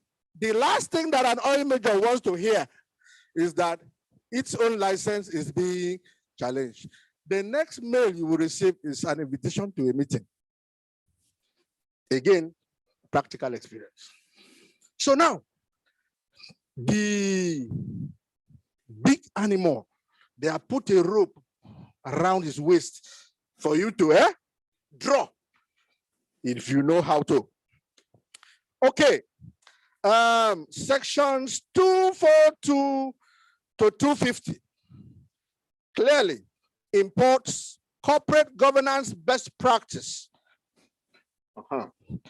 Best practice of creating board of trustees, management committee, and advisory committee as stand-alone organs with clearly defined and delineated functions and roles. Before now, the entire landscape was very hazy. Who does what, how, when, You were not even sure of your powers. But now, there's been a clear-cut impartation of CG best practice. Now, it is my charter secretary background that is coming into play, because when we see it, we know that this is clearly best practice. There's been a clear delineation with concomitant responsibilities and clearly defined authority with 3 organs. This is highly commendable. With a heavy sense of duty and responsibility on the part of CAC to regulate them within its powers under CAMA 2020, since the trust is to be registered with them under Part C. They are to effectively police the policemen of the host communities to avert their becoming a bull in a China shop because of the gamut of the powers under PIA. Power corrupts, and absolute power corrupts absolutely. So when you create standalone behemoth, when you create Frankenstein monsters, at the end, they will turn around and begin to haunt you, the creator. So as you are creating those organs, giving them the gamut of power they have, also look for how to control them because of the intoxicating effect of power. So that one now rests with CAC because this is a trust registered under Part C. So you are the regulator of that trust. So you better wake up to your regulatory responsibilities to enable you checkmate any attempt. Okay, moving further down, section 251 vests the obligation of conducting mandatory needs assessment on the said law. However, I hasten to query the rationale for this. Who is better placed to know the needs of a host community? Is it the settler who is a visitor or the host community itself? What if there's a variance between the prioritization of needs as captured by the settler and that of the host community? How is this to be resolved? Will this constitute a grievance? Remember the grievance mechanism. Will it consider a grievance under PIA? These are some of the questions begging for answers in this new PIA. You see, for me, again, Dr. Sube said that much. Where you allow the settler, it's like I come to your house and I say, you say, oh, I don't have anything, but at least you can drink water. I say, Shani red wine. Yes, I can't come to your house and begin to determine your needs because you know schools have resumed. You have school fees to pay. That one becomes your own immediate need. And here I am trying to garnish some social relationship and demanding for things that are not within your prioritization at this time. So I think the PIA missed it there when they gave the set law the mandatory, they said shall, to conduct needs assessment. Okay. Now, section 252 sub F is the statutory nexus. This is where I am now. Okay. Is the statutory nexus between NOCSID 2010 and PIA 2021. Again, this is a commendable tag team to deliver sustainable development to oil-bearing areas as it seeks to synchronize, and that's the emphasis on that, synchronize the best of both statutes. This is how it works out. If there was no causal relationship, if there was no legal breach between NOCSID 2010 and PIA 2021, then there would have been a big exit window for the oil majors to say, hey, listen, what I am doing is provided for under NOCSID. So me, I don't have any problem with PIA. When it is convenient the other way around, you say, and this one NOCSID is no more applicable. We are now dealing with PIA. So there would have been that leakage. But this section provides the bridge because it says, as you are complying with PIA, ensure that you also comply with the best provision, with everything in NOCSID. In other words, can two work together except they agree? You cannot escape my theological background because at the end of it, you don't know whether I will collect offering. It's part of it. Okay, so as I begin to wind down, section 255 of PIA requires a management committee that was set up, remember, one of the three standalone organs. Management committee set up under the trust fund to submit mid-year, emphasis on mid-year, report of its activities, while the BOT and the state law are to submit annual distinction. Okay, what is the policy rationale? This is understandable because the management committee is responsible for the day-to-day running of the trust, and they have to be kept on their toes to report regularly before they fall into the complacence associated with perfunctory annual reporting. Don't worry, we'll do it now. Shabi is year end. The law of procrastination sets in. And sometime around October, you see the fire brigade approach. Hey, we have to submit annual. What have you been doing since January? So they will begin to cook up things that have not been in existence just to comply with annual reporting. So the mid-year report serves as a check to keep those in check. Remember the law of trust. The management committee becomes a constructive trustee of the rights and benefits due to the host communities under the trust. So if you don't check them, how far, where are we? We said first quarter we'll do this. So you begin to spot the red flags early enough with a view to correcting them before the end of the year. It's like in corporate administration, where interim dividend can be declared without need to go to general meeting. But they know you well, say the final dividend, you also try to declare. No. The idea is, even if management decides to pad or do anything at the interim level, the residual power residing in the general meeting is there to correct whatever they will bring for final. So that, again, I think is an ingenious importation of that principle from corporate governance to this PIA. Okay, so finally, sections 256 and 257 respectively contains tax incentives that should motivate voluntary funding of the trust fund. For that is a key issue. Yes, a trust fund has been set up. You know you are supposed to fund it. This you are 3% supposed to go there. So in financial management, the more you can hold on to cash, because of time value for money. The money that I give you in January is not the same money in terms of value that I give you in October, November. Hello? So the way the oil majors play, if they can, if they find a way, they will hold on. But the only voluntary incentive that PIA has brought is, come on, necessary. Release this percentage. After all, you will get it in terms of tax incentive. For tax, you can't escape. You must always pay.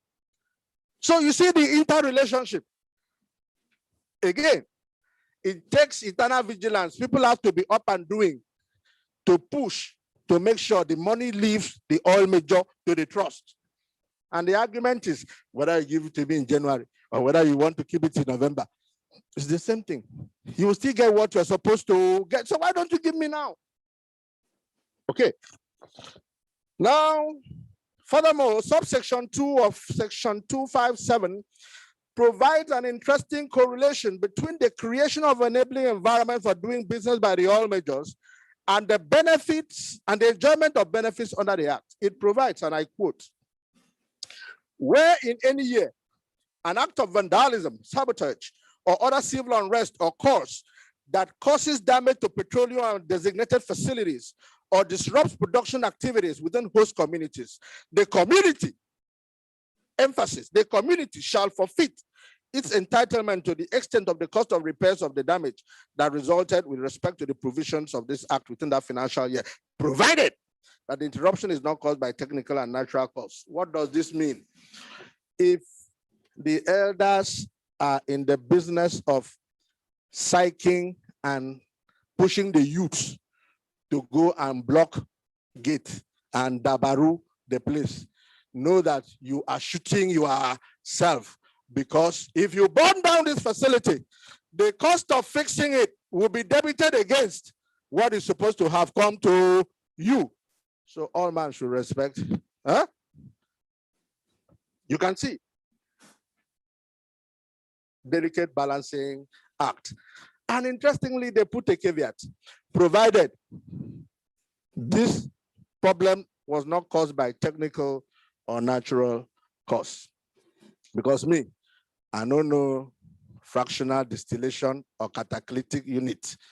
So if that one spoil, don't come and say it's the youth of my community. That is purely a technical problem. Because if we audit your refinery, you will discover that all those equipment have expired. Every equipment has a lifespan, and there is a particular audit that is supposed to take place to audit the life of that equipment. Anyway, so I raised the query even as I begin to wind down. Is the PIA the El Dorado? I said, it is auspicious at this juncture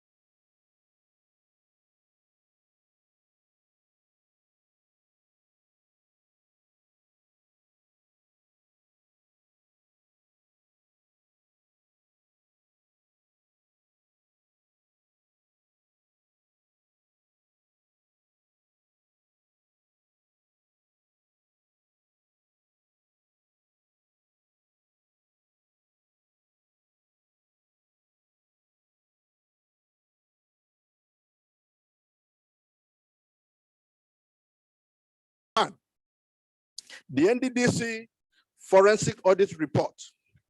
2, the National Security Advisor's probe report on presidential amnesty program. And 3, the National Road Infrastructure Tax Credit Scheme. And I will explain this in a jiffy so that we can all correlate and then put them together to see the picture. I take the NDDC forensic audit report. It is now 1,000 projects were abandoned in the Niger Delta after their contractors collected mobilization fees. The federal government noted that it had approved about 6 trillion naira for NDDC in 18 years, but the bulk of these funds were diverted into private pockets, and a substantial number of those involved are Niger Deltans. Number 2, NSA's probe panel report on presidential amnesty program. The presidential amnesty program is yet another federal government intervention program to develop skill and capacity to those granted amnesty by late President Yar'Adua. Recently, the Office of the National Security Advisor probed the activities of the program and discovered that 712 billion. Did you hear me? You know, in the course of my research, when I got to this point, I almost, because even if they dash all of us 1 billion, this man is dreaming. Your expectations shall not be cut off.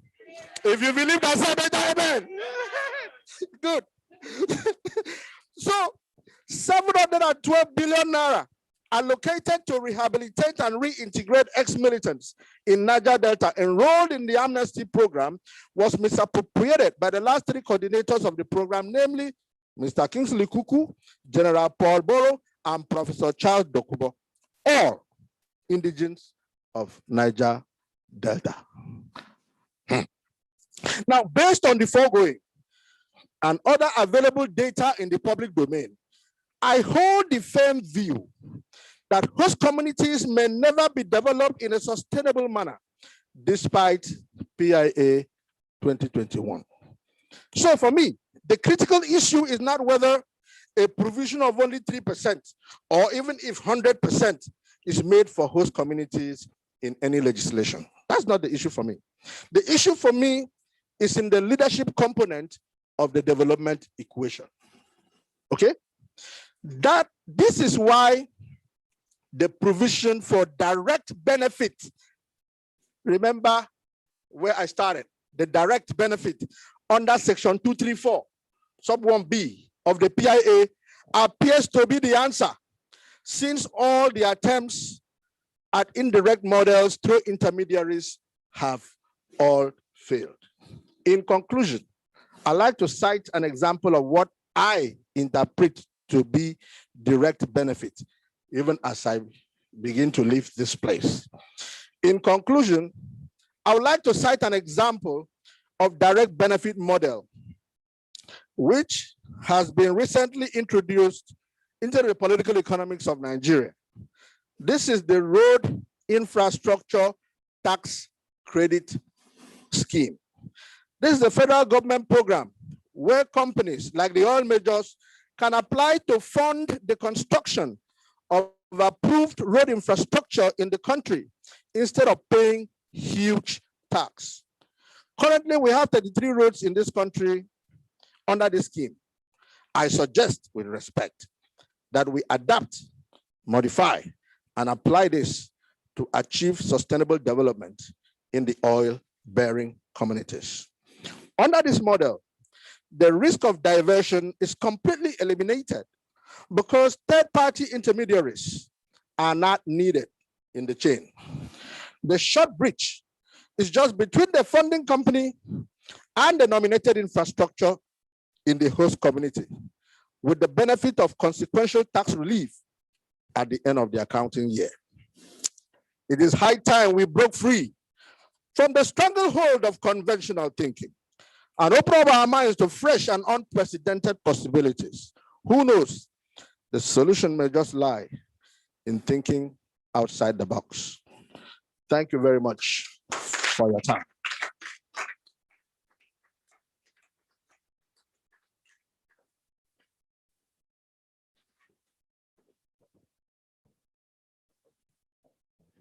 Thank you.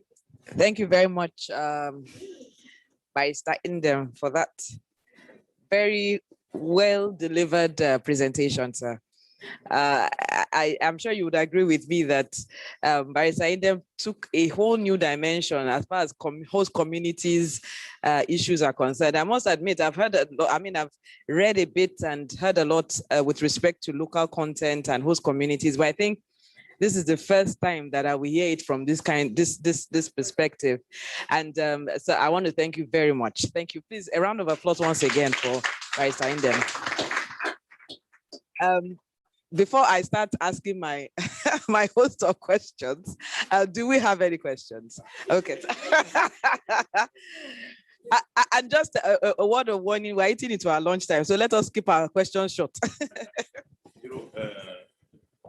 I couldn't miss the opportunity to share the podium and be in some way attached to such a wonderful presentation. Yes, and thank you very much. We are well been educated. Now, for me, mine is not a question. I just want to make a contribution to add to this beautiful presentation. Most of the time we talk about host community funds. The discourse has been focused on who gets what and the benefit. And I think one thing that we have missed out is that we have not talked about how the fund should be utilized and the other options. Now, we have a study template. We have the Norway surveyed funds. And when the guys put their funds together, they went into a lot of thought, which included that they did not want to invest that money in Norway because we are going to cause inflation. And that fund today is invested in 73 countries globally. Now, there are figures around that we are branding around. The GMD in newspapers has said that the local content fund is going to be $500 million annually. Now, for me, if we took $500 annually and put it in the capital market, in the stock market, or created a fund and consumed from the profit, I think it will be better. Then we can have the discussion later on how, instead of us to just kill the cow and start sharing. You understand? So for me, I think that's one of the issues that I think we need to I need to start first by commending the drafters of the PIB to create corporate governance and a relationship around it. So it's not more, they moved it from the realm of community development into incorporated trustees, that the trustees have an obligation to manage the fund. But I think that we should also take it one step further. And I think it's this discussion around the South-South and Southeast governors to say, we are getting $500 million annually. We know what 16 billion or 16 trillion the NDDC happened. We don't want that to happen again. Can we get this money as a block and all agree that we will keep this money for the future, invest it wisely before we start sharing? Because my brother, if we put knife in it, we have seen what 16 trillion happened in NDDC. So I think for me, I think as part of the discourse, that's part of what we should include in it. Thank you very much. And I say that once again, I made this contribution because I wanted to align and be part of this beautiful presentation. Thank you again. Thank you, sir. Thank you, my brother. You know, not after I had created work for colleagues like him. If he doesn't align with me, I will just take my jobs back and tell my people, don't mind. I appreciate you. I appreciate you. The issue is simple. That again is going back to the indirect way. Because when you take the $500 million for investment in capital, you have to pass through a capital market player. Because that fund is not going to leave you to the hands of a supposed professional charged with the responsibility of investment for you. And investment is risk. It can either play out or it does not. My own direct model is this. Listen, take the 500 million, domicile it in that trust, that it has left the hands of the oil majors, is in a trust fund. Now, trust fund, don't give anybody anything. What are your needs? We begin to see the road, everything you need. We now see that X oil company is operating in your area. We said, oil company, go use your project management skills, capacity, and all. Get that road fixed. The money is domiciled here. nobody will owe you. This is not government contract. Are we together? At the end, you will cut off several rent-seeking looters in that chain. We need to see physical, visible development on the ground. And once you bring in third party, even if they are angels, well, let me not go there. Yes. So that's my view.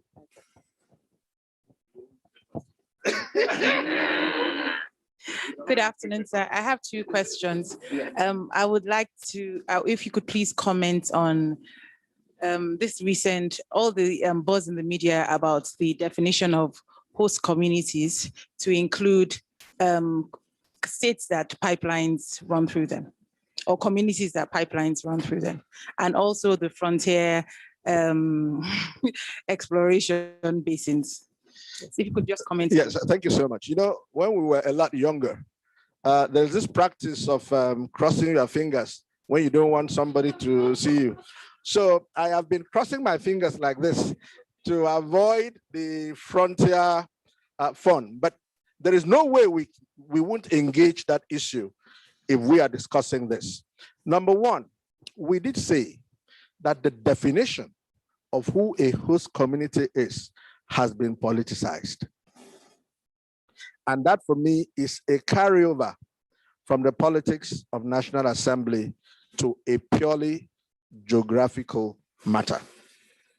If you ask me, very basically, in fact, all of us here, we would know if a community is a host community. But once I put on my political eyeglass, looking for interest, we will have to, if you need me to endorse this bill for it to become an act, you need my vote. We have to expand the meaning and definition of host community to include my own. Why? You know, from that side, that, you know what they call directional drilling. You can never say that when you guys do directional drilling, that the effect does not come and pass. So you need 100 votes in the Senate to pass. I and my caucus, we have 20. So if you need this 20, go and expand in this your draft the meaning and definition of host community. So that is a violent incursion of politics into a purely professional decision. And it's not good enough. For me, it's one of the low points. Now, in a bid to hide, they now invested the powers to define who a host community on the set law, oil company.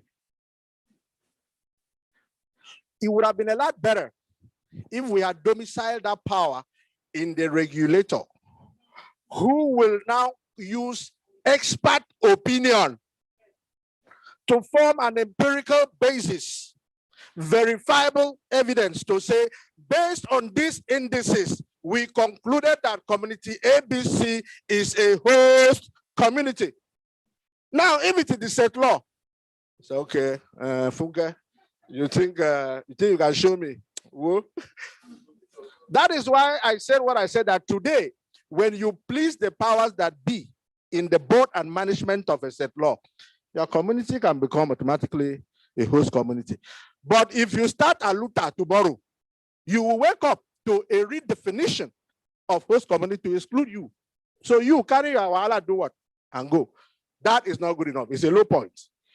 And it should be marked priority 1 in the amendment thought process. What was the second one? Okay, the frontier. Again, with due respect, pure politics. Charity should begin where? Now, several decades of environmental degradation and all down here. You bring palliative 3%.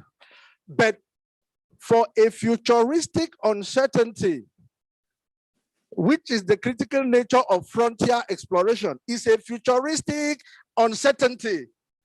Till now, God knows how much has been invested in the exploration activities in the Chad Basin. What is the corresponding output from all of that input? They should, do you understand? So when you decide to go and do charity from abroad and leave home, it means there is more to it than meets the eye. But guess what? Let's chisel in a little bit more. If you say it is politics, where were our own politicians in the National Assembly when the horse trading was done? You know, this business is good before it is passed as an act. Once it has been assented to, it becomes an act of the National Assembly. Your opinion becomes irrelevant because at best, should be the minority had their say, but the majority, that's my view. Again, let's see how it plays out. Future.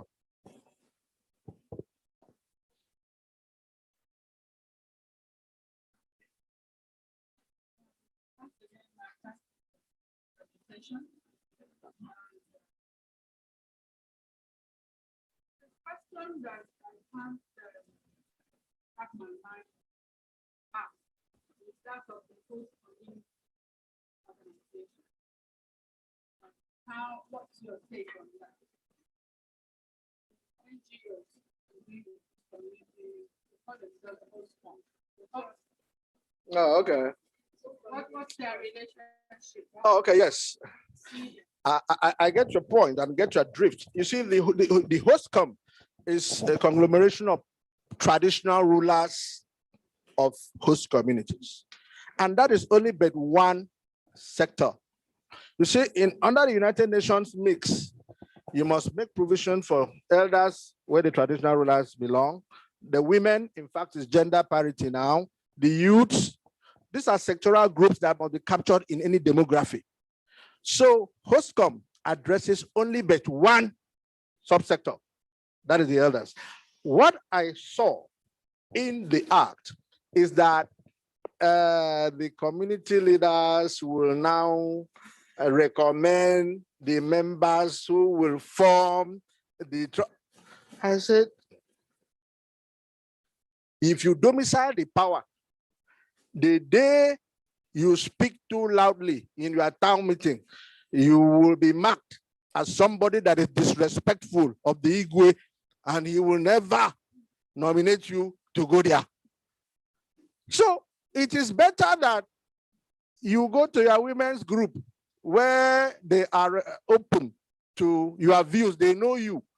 So the elders should nominate their own. Let women nominate their own. Let the youths nominate theirs. Then all of us will meet at the junction. Not to say that the paramount rulers and the TRC alone have power to nominate people who will go to the trust front board. No. So that's the challenge.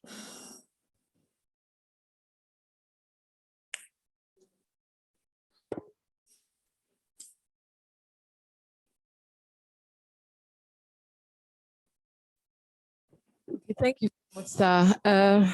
Thank you for this wonderful perspective, marrying politics and economy in view of the PIA. Mine is really, down to home, I think. So how do you think this would work?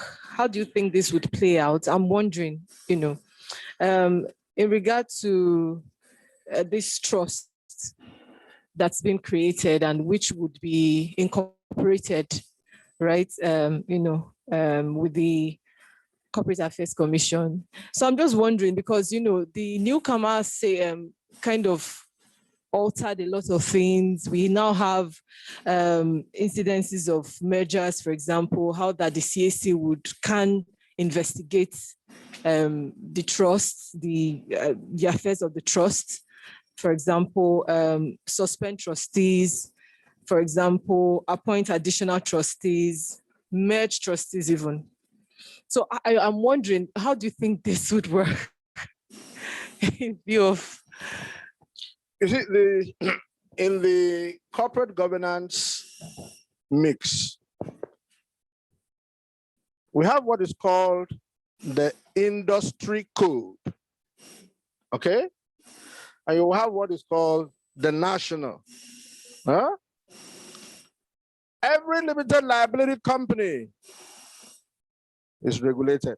by CSE. But there are sectoral codes that you must also comply with. For the telecoms, you have the telecoms code. Insurance, NICOM. Name them, they're all there. So the PIA, for me, is a sectoral code. Compliance with the sectoral code does not relieve you of the responsibility of compliance with the national code. But if you redefine the question and say, in the event, or better still, in the unlikely event of a conflict between sectoral code and the national code. So if they put it in an exam, wouldn't you know the answer?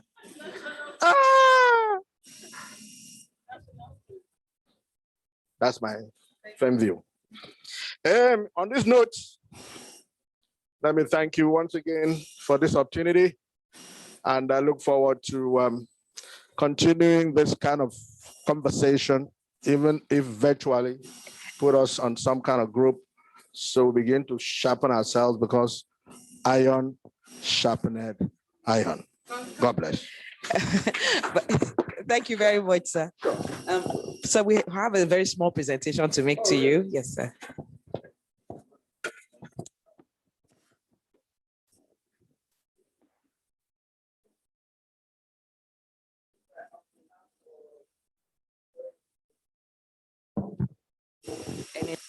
Network, we would like to say thank you very much for making our time to be here today. We're grateful.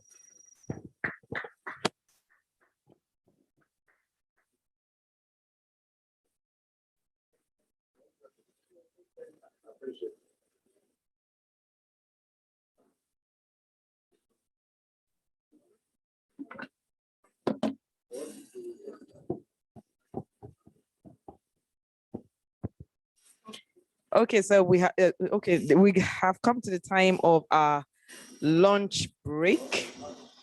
So we can always continue some of the conversations there. We are to come back at 2:30 p.m. for our 6th and final session.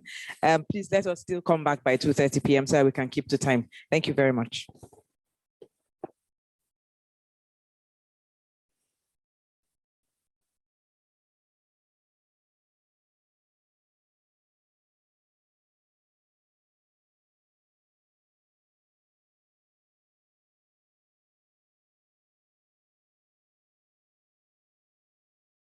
I understand lunch is served downstairs, so we can proceed downstairs now. Thank you.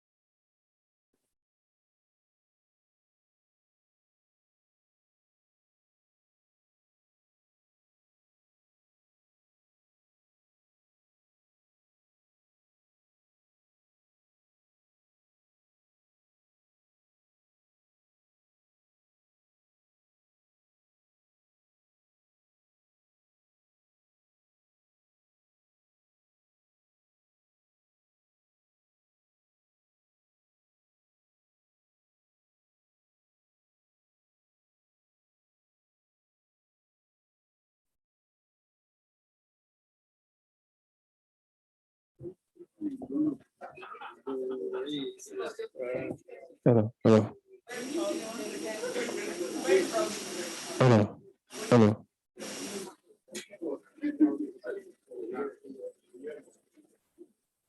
Hello, hello.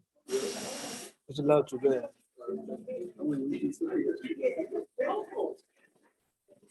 Hello.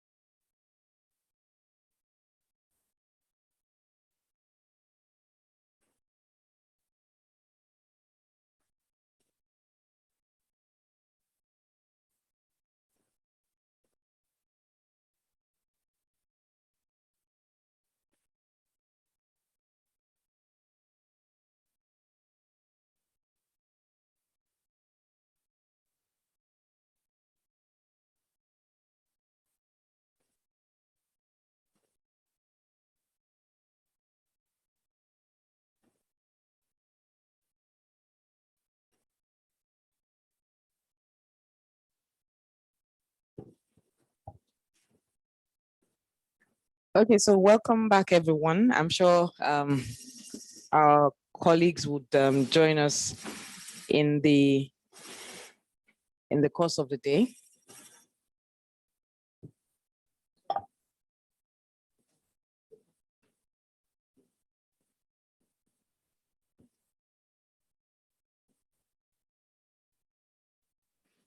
Yes, so we are now commencing our sixth and final session.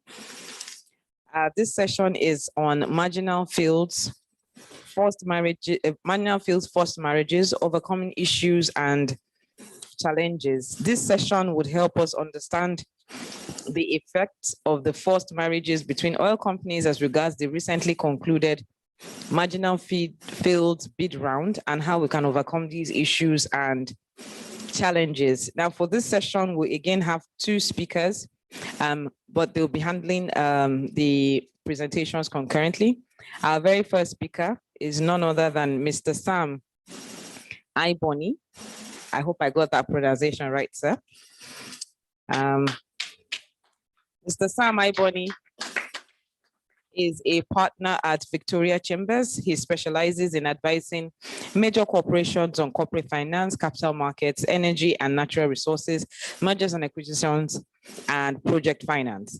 He has in-depth knowledge of legal and contractual requirements in major projects and is a trained negotiator and mediator. I see we have a number of mediators in the room.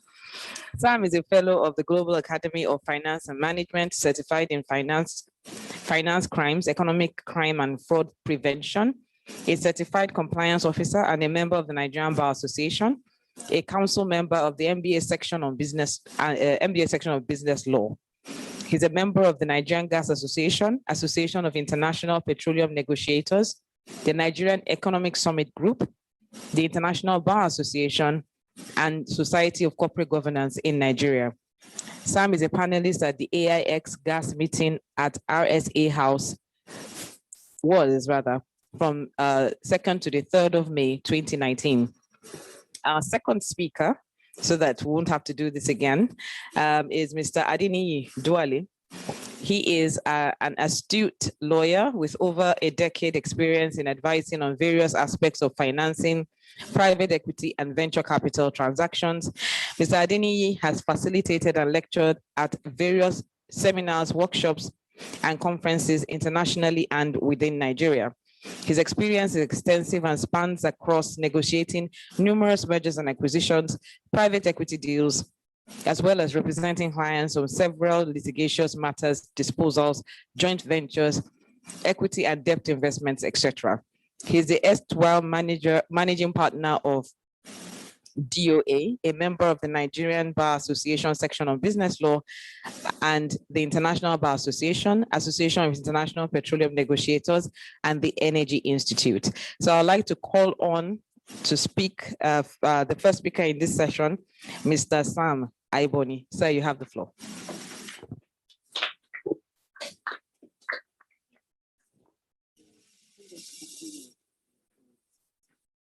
And so let's keep all the questions to the end of the session. Thank you. Okay. Can everybody hear me? Me and Lee have an uphill task. It has been 2 days of intensive lecture download, and we have to run the last session. And coming after the host community, I think we have a tall order. So what we decided to do was to spice it up a little. Considering the skill sets and the knowledge base of the group, we thought that it will only be fair to get you guys involved in participation in discussion. And the space we're talking about is about the marginal field regime. And like you all appreciate, we are in the middle of the bidding round. The DPR communicated to successful bidders, and bidders are in the process of paying. So we have a live event on our hands, and we said, okay, let us use this opportunity and this forum to set the scene on what are the legal issues and the legal challenges around it. So what we'll do is that I'll get me to ably introduce the topic. I will set the tone on some of the legal issues that were identified. I will break into 2 groups. Now, the 2 groups will have 30 minutes to discuss solutions focusing, not with what the issues are, because we'll have identified what the issues are. What are the solutions that you think that TPR stakeholders can use to resolve the impasse that we have recovered? And each of the group will appoint somebody within their group to report back. After that report back, we'll now do a wrap up, take questions and take it. I think I will hope we're clear about the format. We are good. So now I will have the distinct honor to call on me to start off the discussion on marginal field. Thank you.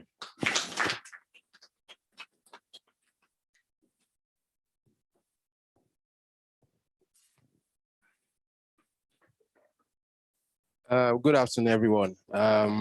Thank you, Maoga, for the introduction. I think that one of the biggest challenges that you have after or getting a session after lunch break is the fact that sometimes everybody is tired and the only thing they're probably looking forward to is either their pillow or their bed. We're going to try and make it as interesting as possible, and we'll basically take it from there. Okay, so marginal fields. What exactly are marginal fields? And can everyone hear me? Okay. Rakiba, next time, please, can we have the ones that have the ear so we don't have to be holding it? Okay, what exactly? Sorry.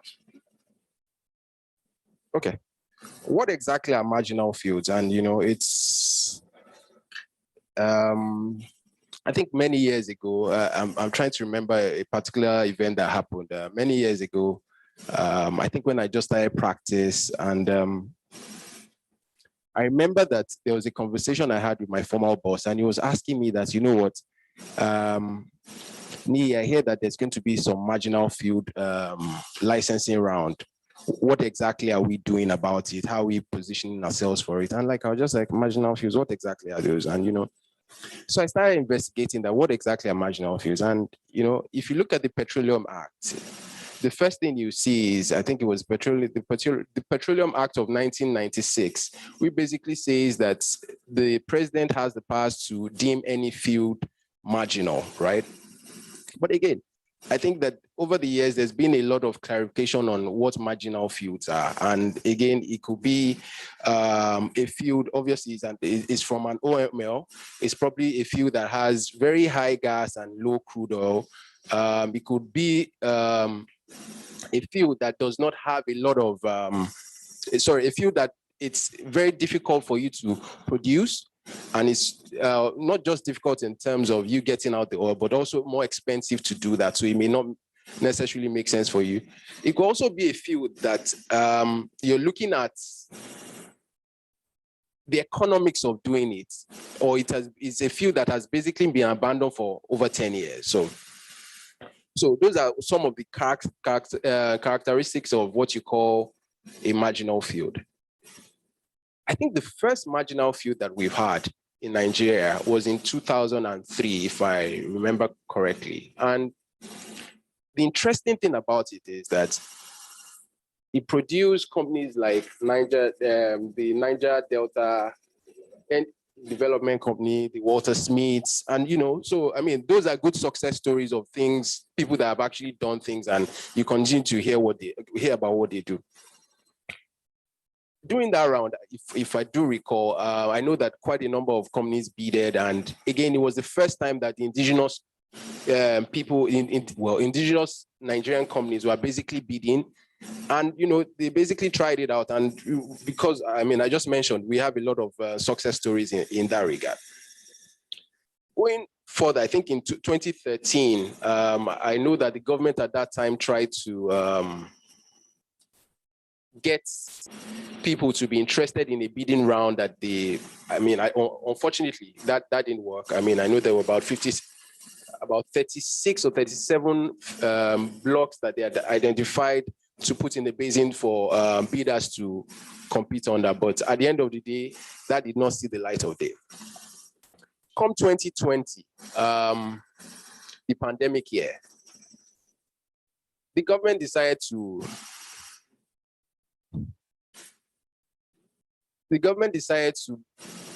move ahead with the bid round.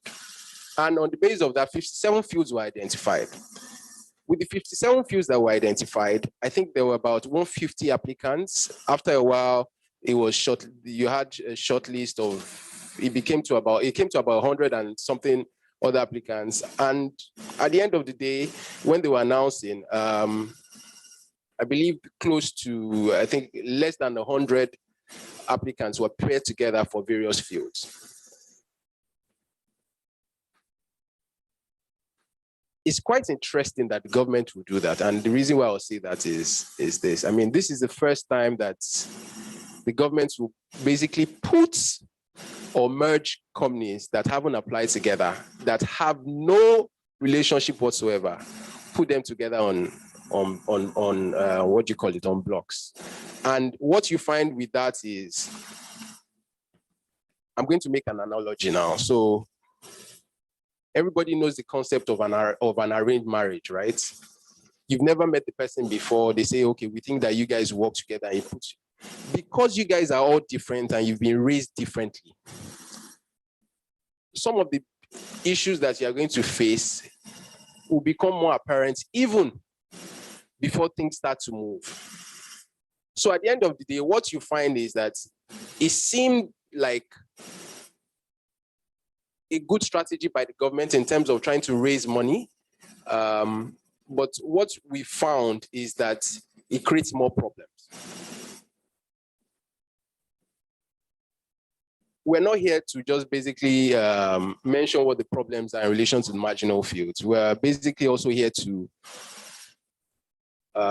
provide information on how we think government can resolve this. And I mean, if I'm going to be honest, I think I mentioned it to Mr. Iboni earlier, I think it was yesterday. I said that, say what you want to say about this dispensation, but they have actually done a lot. The PIP has been passed. There was a marginal field round that was, you know, whether it's successful or not, I mean, the jury is still out, but things are happening. In the last 10, 15, 20 years, a lot of things haven't happened, but things are happening. But someone will say that, oh, are you saying that because you're in the oil and gas industry and because you think that the opportunities? I said, no, but if I'm going to be very factual, I think a lot of things are happening. It's the manner under which things are happening that may now be under scrutiny. So, having spoken about how marginal fuels came about, I think that at this point in time, I'll hand over to Mr. Iboni and then he'll take it from there. A round of applause.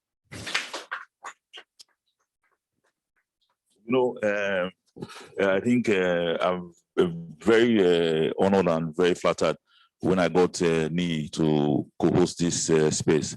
The truth about it is that the delivery of the marginal fuel issues, he delivered it very simply, but a very complex issue, and shows a very deep understanding of the issues around marginal fuel. Now, teeing off from where he left off, at least we all have an idea now what marginal fuels are. We have an idea of that a marginal fuel round has started, and we have successful bidders. Now, the curveball that was thrown to us was that, like he mentioned, was that this is the first time we're talking about multiple awardees license. So I think I'll go slide. Can you do the next slide?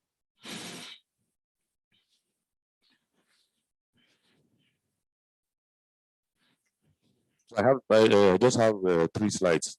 They're more like, they're not really like slides, they're like visual aids.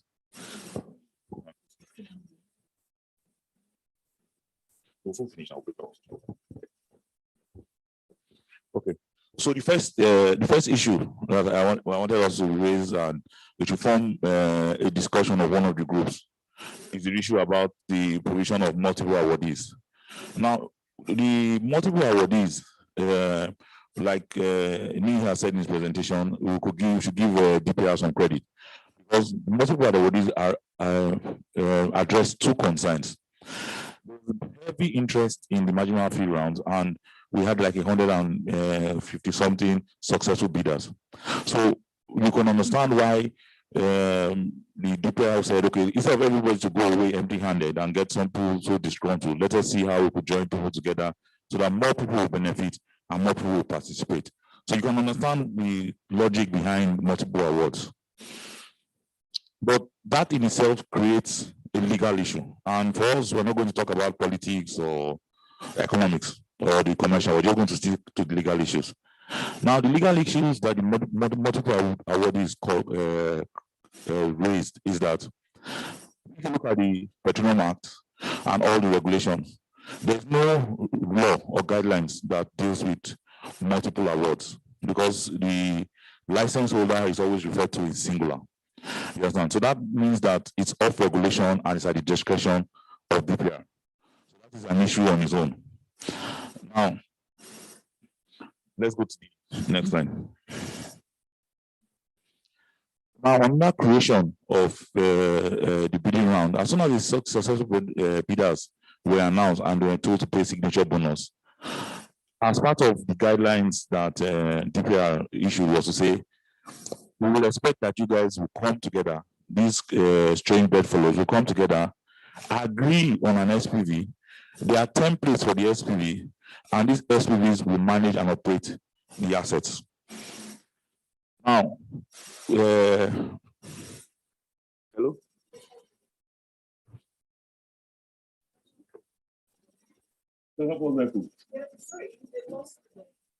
Okay, so that's for SPV, okay.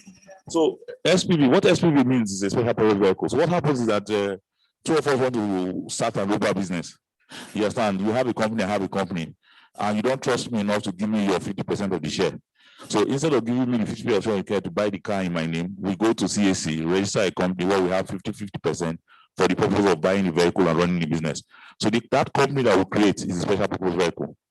So what DPR said was that if you have 4 awardees for a license, you say all 4 of you go to CAC, form a company, and that company will be responsible to operate the field. Now that creates legal problems from day one. Legal problem it creates from day one is one, the entity that is created to manage the field is not an awardee, so it doesn't have any rights and obligations under the law. And we all know Solomon and Solomon from Solomon is a separate legal entity. So that in itself creates legal authority with regards to the operations, the license, and the obligations. Then the last slide. Now, looking forward. So if by some, because we're hoping that we're going to get solutions out of the room today from the 2 groups that we split, and we're able to cross the hurdle of paying signature bonus, getting an SPV, and up and running. Then the next challenge along the line is that the awardees and the SPV will have to sit with the OML owners. Now you remember that the Petroleum Act is the one that creates the OML. And although the president or the minister is allowed by discretion to create marginal field, marginal fields do not have any title to their requirements. The title still resides with the OML holder. So the OML holder will have to have a farm-out agreement where he transfers his rights to the marginal field holder. So that's his next hurdle.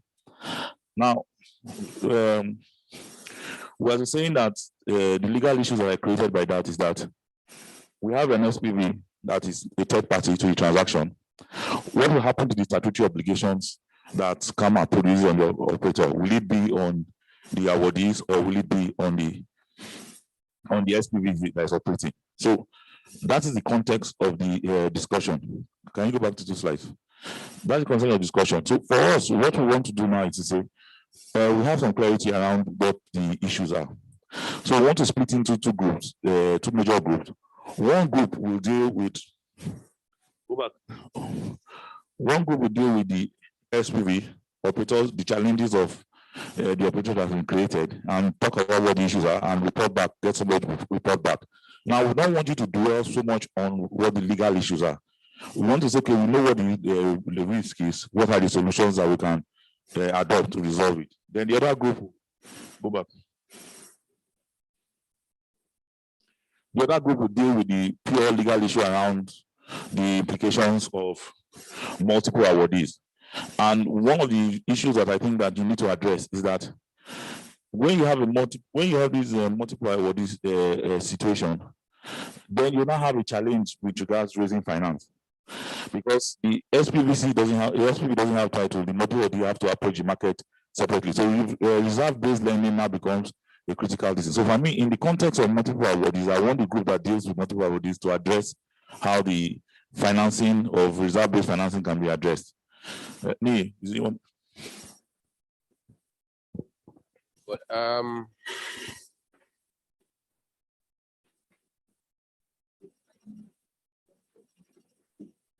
I think that one of the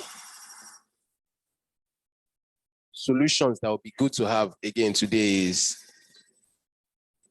how do we think that the DPL should deal with instances where there are three entities that have been put on the field and one of them pays, the other two don't pay? How do I move ahead? Right. What happens? What should DPL do? Should it be that I should be given the rights that those other two people have and then, pay for it and then move on? Or, because again, the reason why I'm asking this question is there are a lot of live issues that are happening right now. Every other day, you see people coming to meet you and asking you that, okay, you know what, I'm in this situation, or I have this scenario. I have a scenario whereby there are just two of us, yet, but we can't even agree on the JOA. How do we move forward? Yeah, sorry? Yes. Payment of the signature bonus. Okay. Okay, so I think it's one of the issues that we should also still put to people, yeah. So maybe you're probably going to lead this and then people move to the left, yeah. So you still want to group? Absolutely.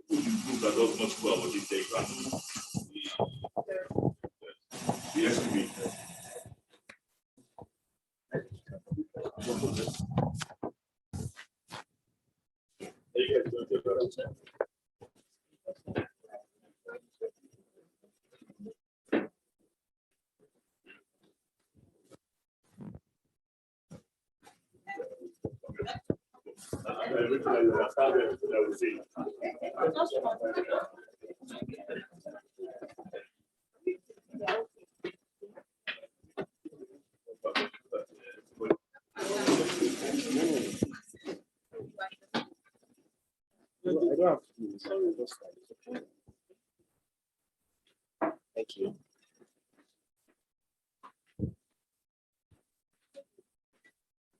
Thank you. So do we know what?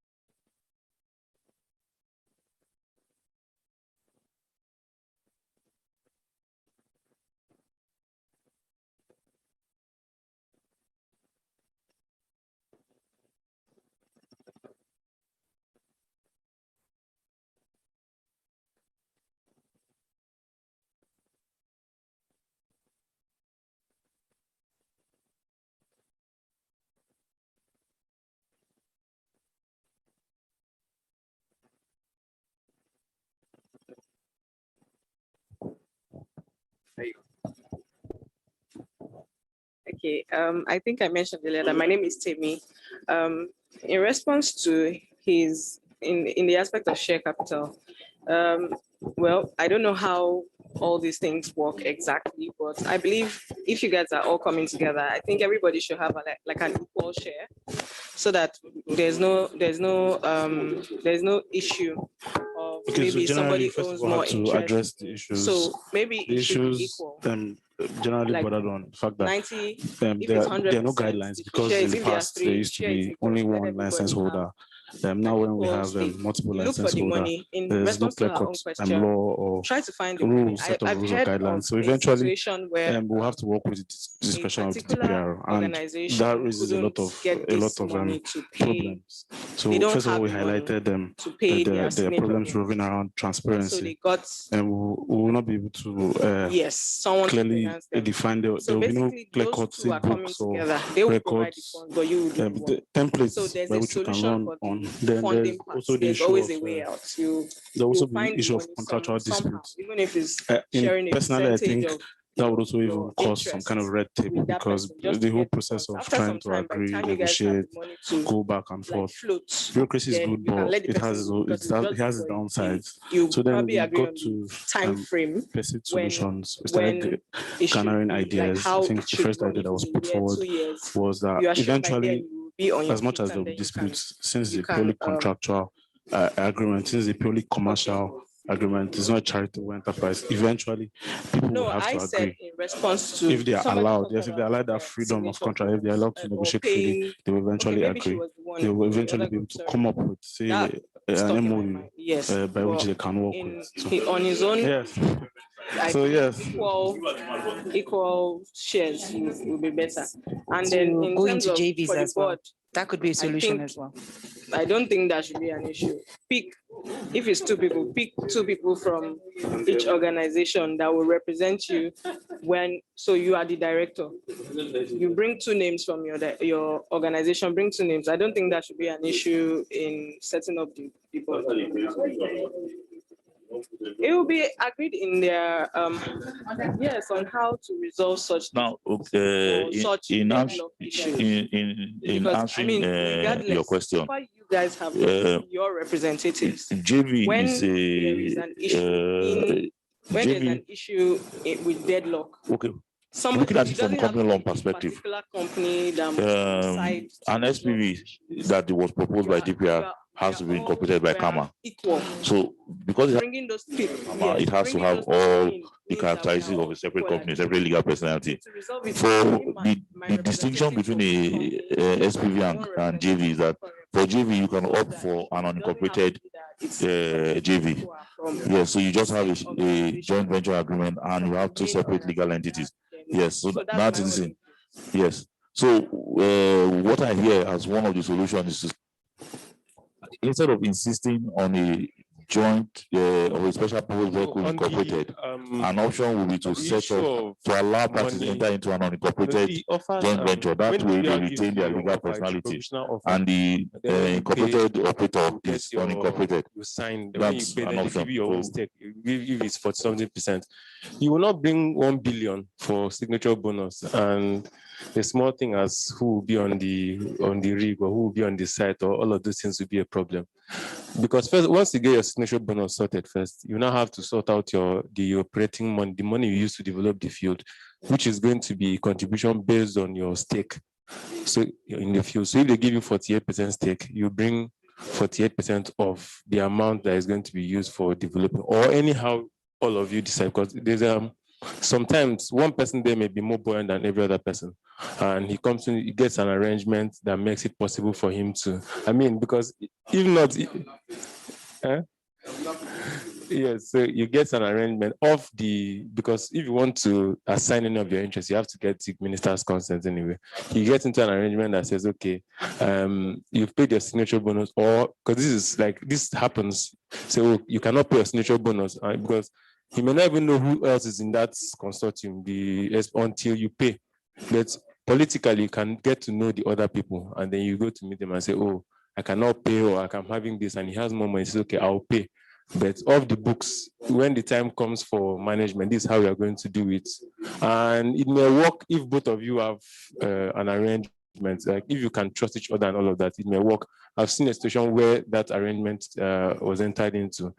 However, in getting the board for the SPV, the operating structure, the SPV as a tool is not supposed to carry on too many things. It's supposed to be, yes, just to operate it.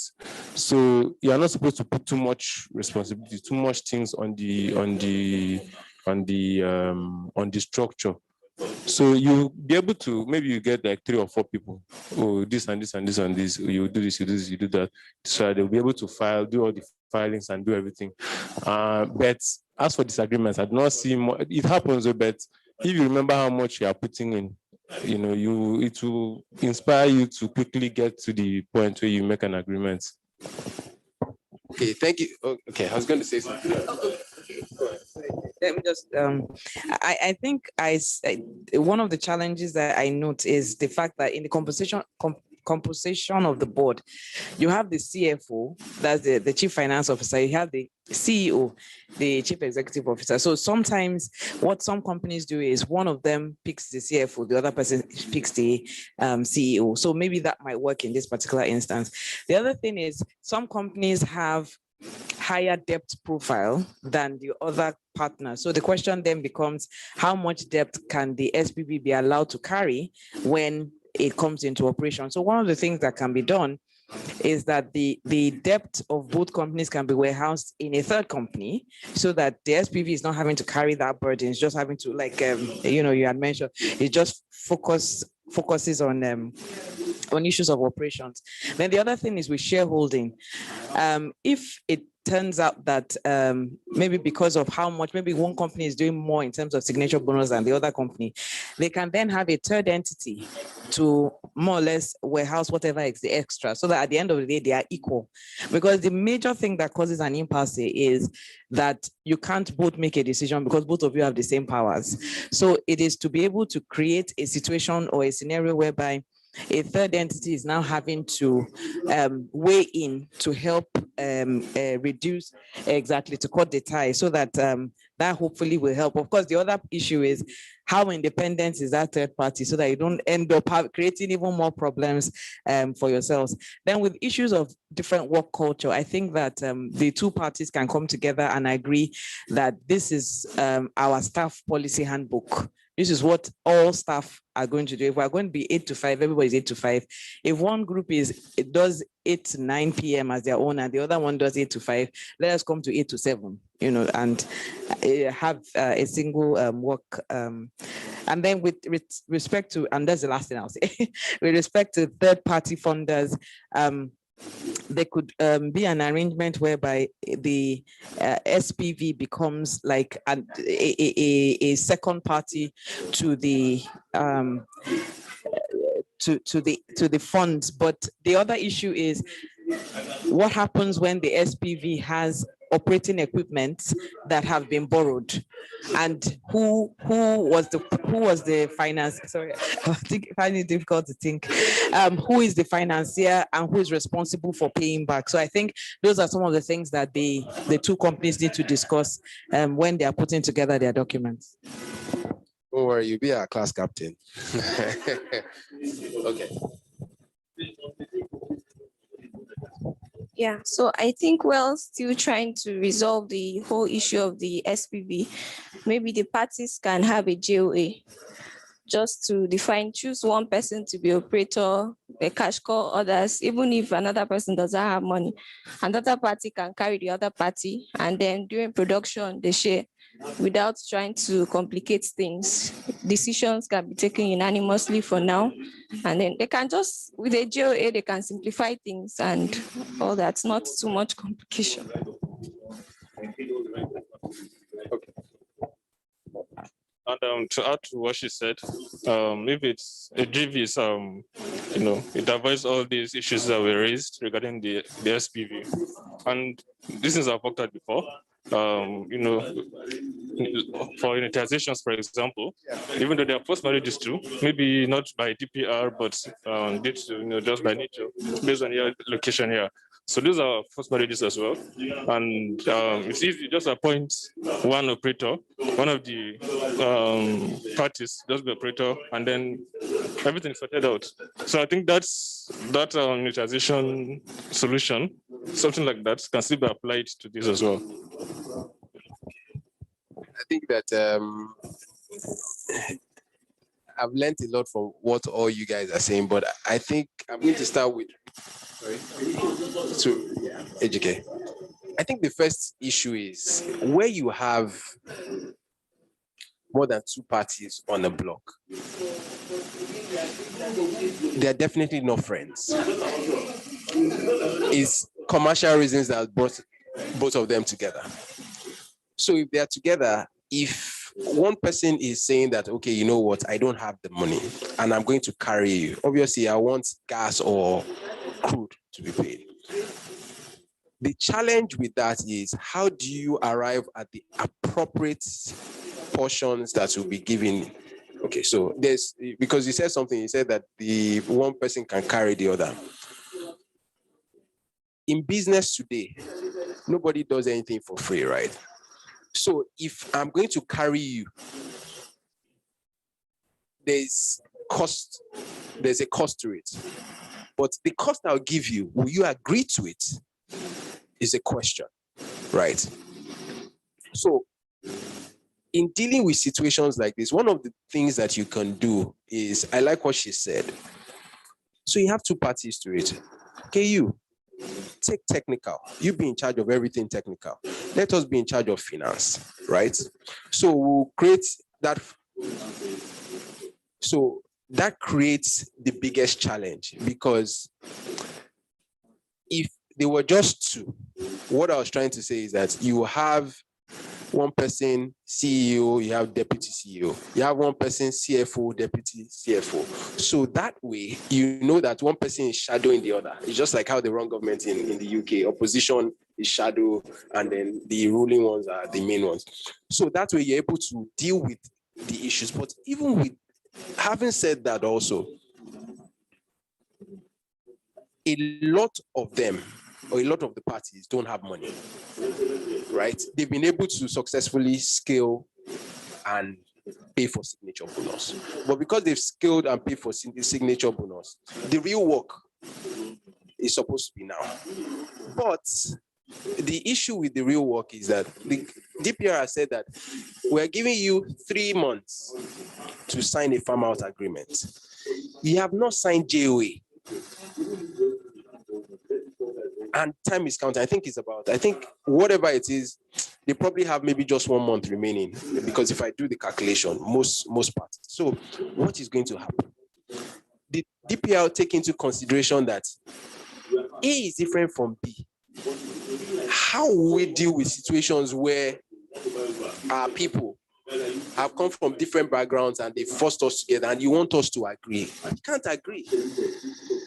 I know of a family in Lagos that I'm sure we're all aware now. The late SCN's family that, no, I'm not going to mention names, but the late SCN's family that all these children are fighting over his will. So, and this, you have a situation whereby people have come together, you've put them together, and you expect that they'll be able to do this. Even if you force them, it's going to be difficult. An innovation of this area of the guidelines, which I like, is that there is a Nigerian Oil and Gas something. There's a committee that they've set up to mediate. I like that. But the question is, even with the mediation, how are they still going to meet up with the timelines that have been set? So there are a lot of good things that they've said they've done, which we see, but in terms of implementation, it might be a struggle to get people to agree, because, I mean, right now we're working on like 2 different ones, and it's the same issues we are seeing. And the question really is, what can happen? Truth be told, I'm going to be very honest. No matter how much you structure, for people. There are some underlying issues that have to be sorted out. What are those underlying issues? Can both parties agree to work with one another? Because what happens is that you find out that both parties feel that they have the political connect. So even if I agree with you here, I'm going to go and mess you over there. Yes, the government has raised $500 million, or support. They're supposed to raise $500 million in a period whereby there is no, what's the word? It was during the pandemic era. All prices had gone down. Things were not looking up. Yes, they've done this, and they've done it, which is one of the things I said. They said they were brave and they got it done.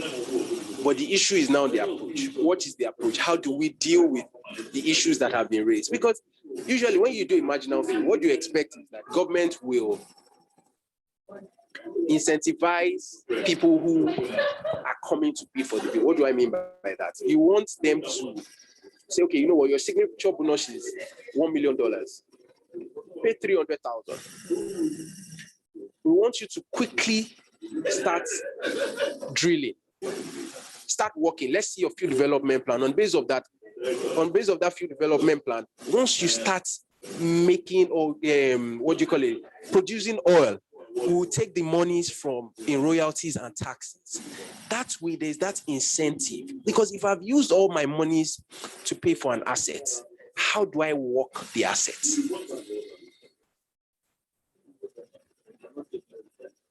No, you can even take a loan. So the question really is, based on the structure, it's hard for you to take a loan. Because if I'm a bank, I would not give you that money.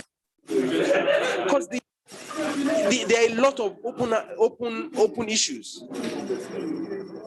Except I'm giving you funding on the basis of balance sheets. So what do I mean by that? If the bidder is somebody who is already carrying on business, I'm borrowing you money based on your balance sheet, not based on, so I can't do a project finance with it. No way, it's not going to work. It's not based on how things are. It's not a bankable structure that is in place.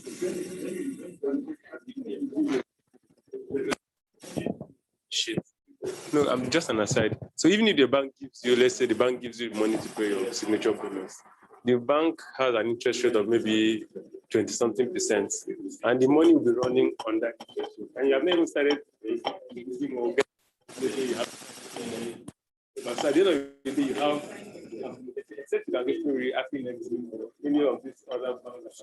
So let me also be honest. I don't know whether anybody saw Bagbaje's interview 2 days ago. You know that right now is a Shell divestment that is supposed to be going on.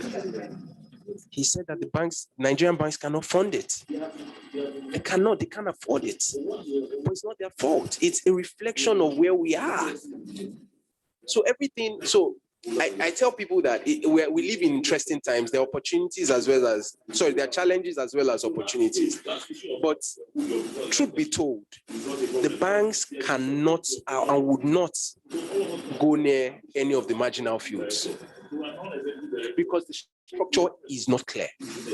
When they did the first Shell divestment, a lot of Nigerian banks did it.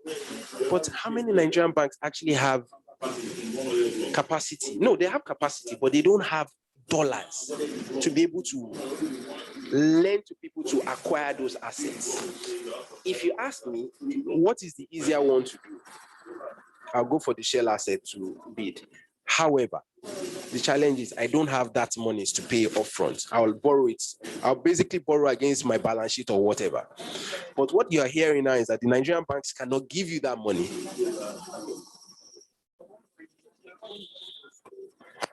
So what? So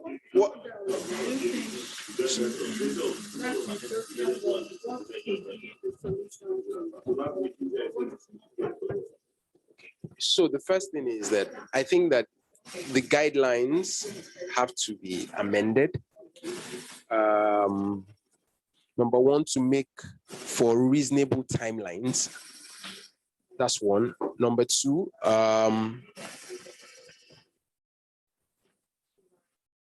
what I mentioned in relation to the signature bonus could mean that I don't know what kind of incentive government can give them again, especially for the ones that have paid. For the ones that have not paid, they can try and say that, you know what, we'll give you pay this amount, but the others want to see you immediately use it towards developing the field that way. What's the third one? I think for me, also, it might be important to have maybe another roundtable whereby, because right now, one of the challenges that DPR is having is that everybody is mentioning director. I know the minister. So nothing, and in truth, maybe they do, but they actually do. So for them to have gotten, so the challenge is who are they going to listen to? So how do you make it more transparent? So I'm not trying to bring out too many issues, because I think the problem we have in Nigeria also is that we have too. So it's more about the solution. And I've mentioned about 2 or 3 of them, just 2, right? Actually,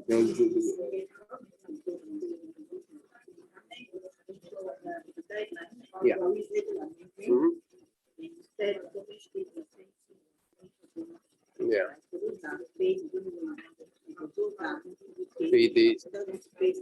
Mm-hmm.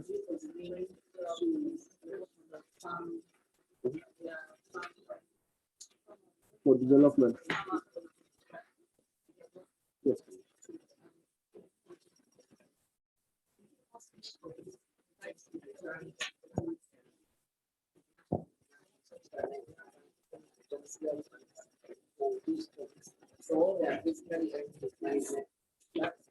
Yeah.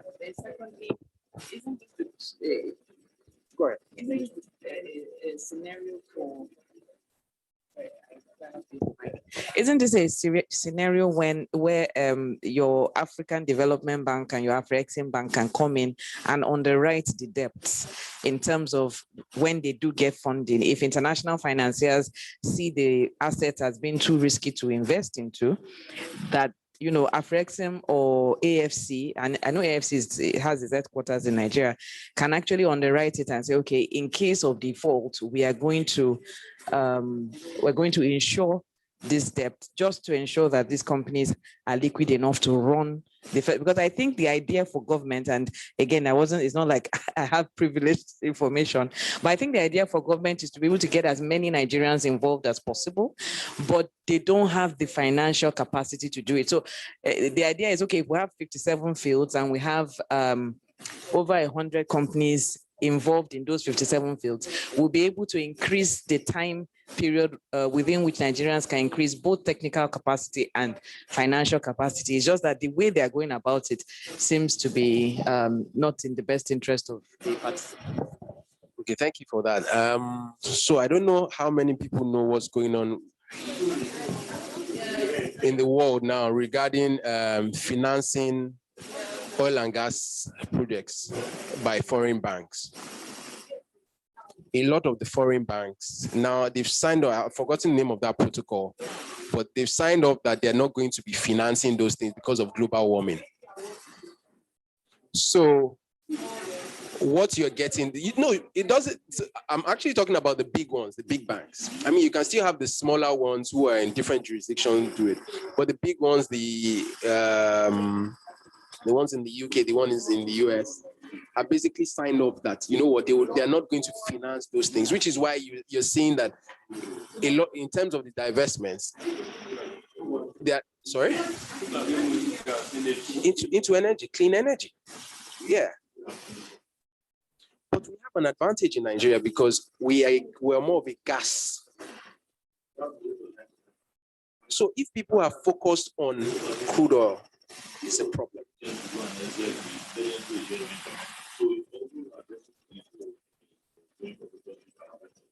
So I don't know. Does anybody want to add anything? So how can they source these funds? Okay. So what models can they use in sourcing for these funds? So you have PE firms that do private equity firms that can And then you have a lot of hedge funds that are interested in businesses like this. And then you also have family offices. Family offices will be like maybe what a Dangote or Tedola has set up to manage his finances and all those things, so that his wealth can. Family offices, like a Rockefeller, it's a family office.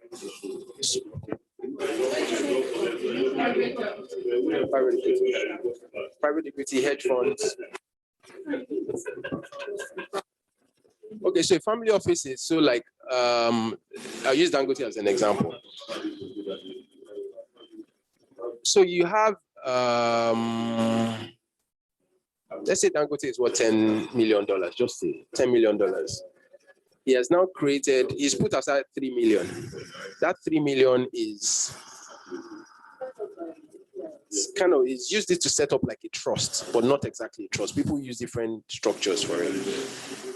And what that would do, what that money that he's put aside will do, is basically to invest in different businesses so that those businesses can earn returns. And then you're able to have transgenerational wealth.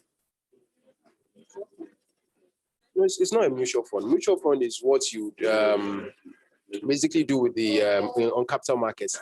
This is something that you do in relation to, for Dangote himself. It's not the company, it's himself. So Alaji has put aside, just hypothetically, put aside $3 million. That $3 million will now be, he'll create a vehicle. It will be managed by, so it's like carved out. So they will now look for opportunities and put that money for good and then turn it over. So that the people that come in another 100 years, hopefully will have access to that money.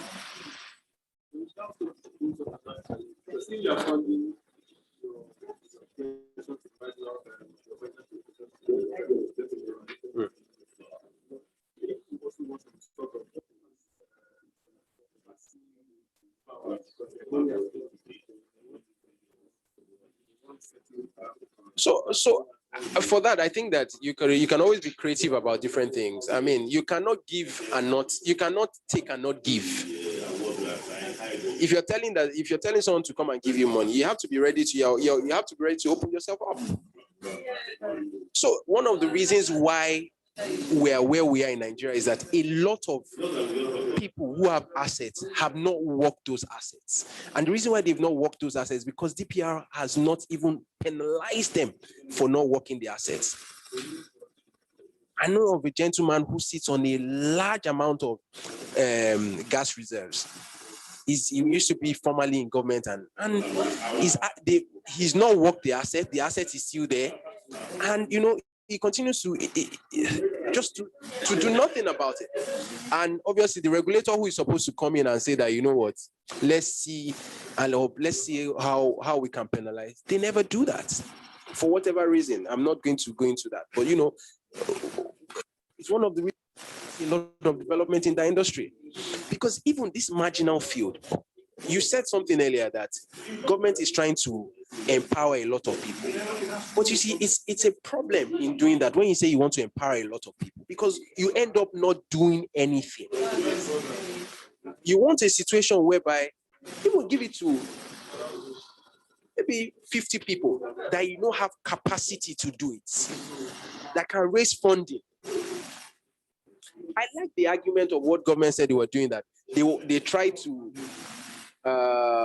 give a lot of people who are already doing things in the downstream, and they had already, whether the ones that had refineries, makes sense.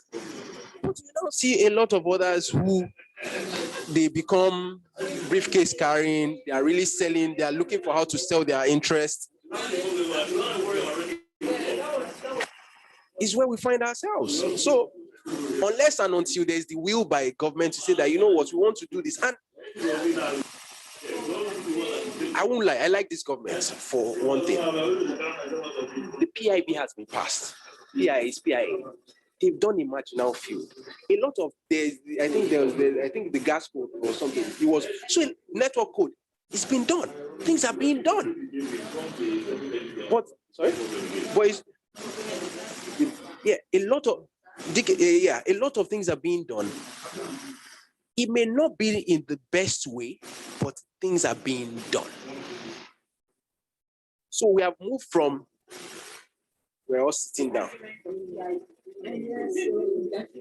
There's no PIB, there's no PIB again, we have a PIA. Is it perfect? It's not. But we have something we can work with.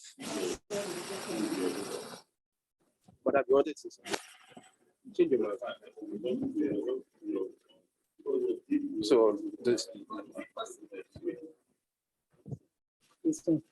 Okay, is it possible to get, I know the essence of the marginal fields is to encourage indigenous companies, but is it possible to get a foreign company on board? Not as in the main agreement, it will still be somehow in the name of,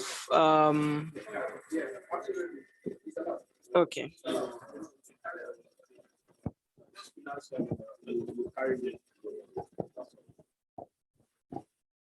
So I wanted to say that a way to go about the financing challenge would be to really determine, say, debt equity funding ratio, so that you have a situation where within the shareholders, in relation to their participating interest, you could say, okay, let's finance up to 30%. Why the SPV can take up a 70% debt financing? Sorry, I said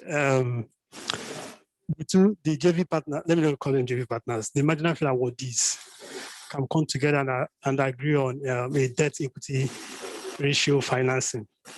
So what they could simply agree that, okay, for financing the development of this field, this is a solution now.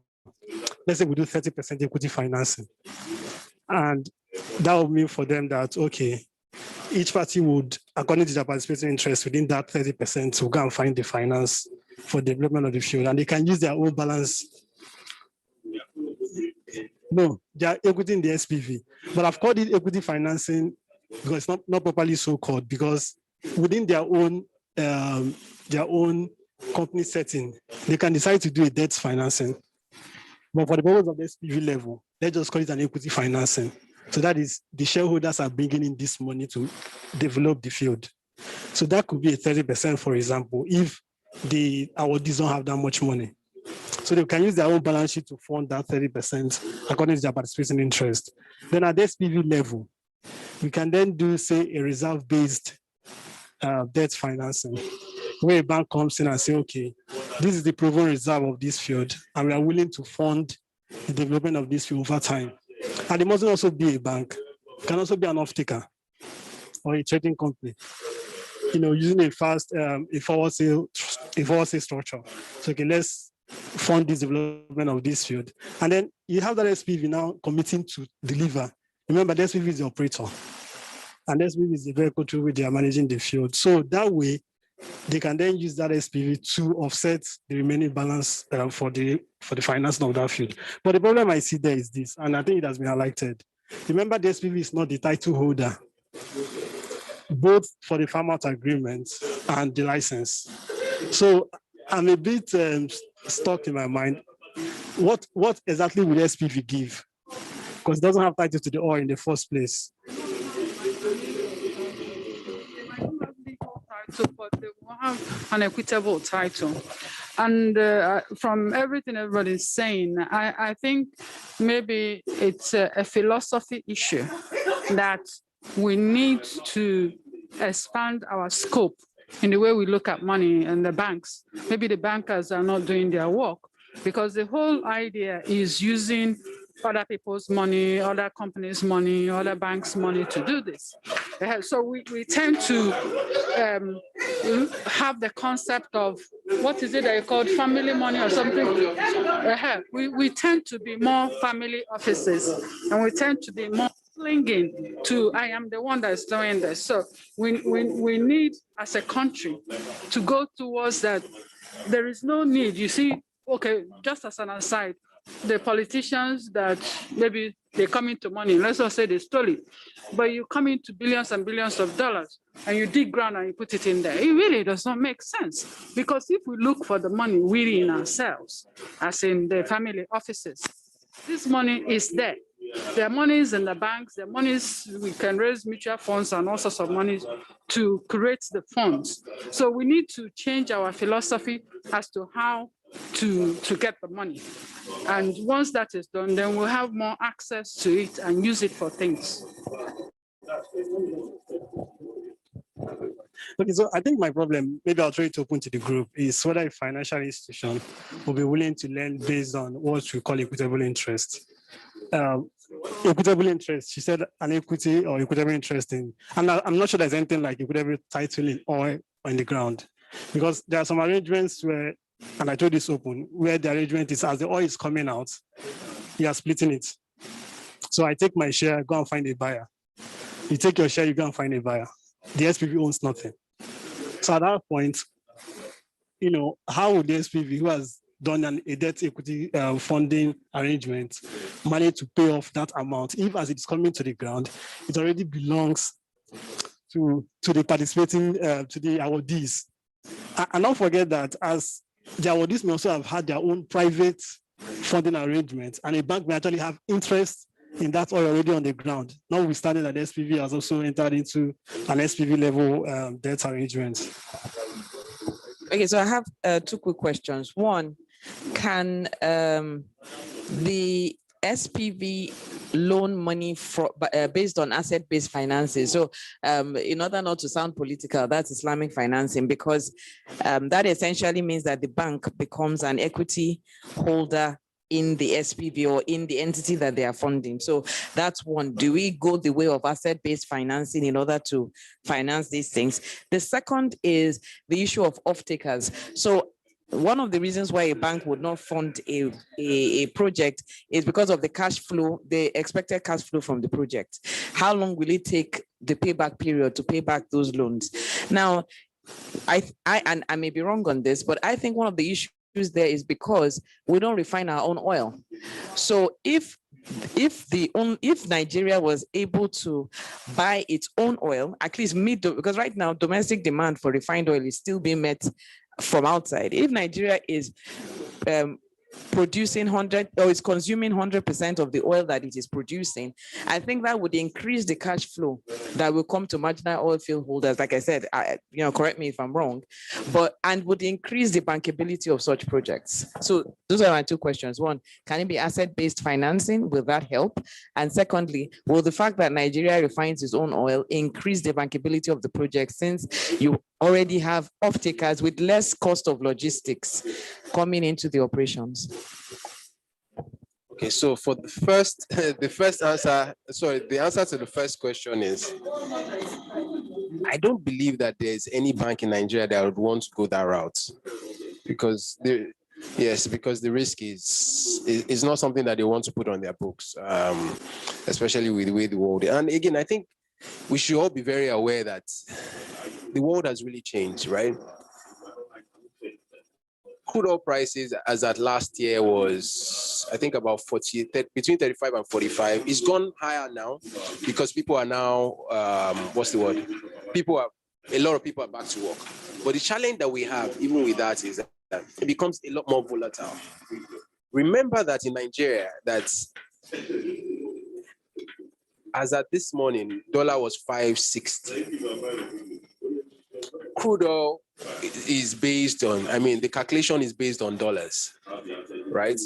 So people who want to give you that money are not going to take that kind of risk, especially since Nigeria, we don't actually, the banks don't earn their income in dollars. And then again, it's a very capital intensive business that, again, you already have banks that have their portfolio, they have a lot of bad debts. And there is a provision, I think, under the CBN that in terms of with the highest amount you can take your exposure. So I'm not sure that, I think for the second part of the question is, yes, I know. I'm just thinking. In recent times, I know that DPR has issued quite a number of refinery licenses. If they're able to, but again, some will say that they are more modular refineries. The amount of the amount of petroleum products we need in Nigeria, I don't believe that at present time, the modular refineries can cater to it. There is also a suggestion that there is that refinery in what do you call it, Ekpe, would basically, I didn't say it or you said it. There is a suggestion that, you know what, it will solve our problems.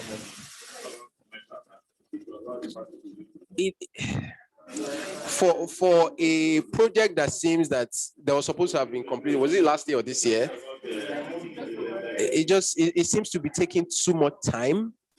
And what people forget is that the world is moving away from crude oil. And as usual, we're running late on this too. I think they say in 2030, there will not be any car that uses petrol in the UK. So, and we're 9 years away. And we're in 2021, we're still talking about how to develop. Yes. So in my discussions with the African leaders, in some of my discussions with some of the African leaders, what they made me understand is that we should not run according to the pace of the international world, that they're trying to, that we should use for, exactly. So they said, our market enough alone is sufficient to, is a sufficient market for us.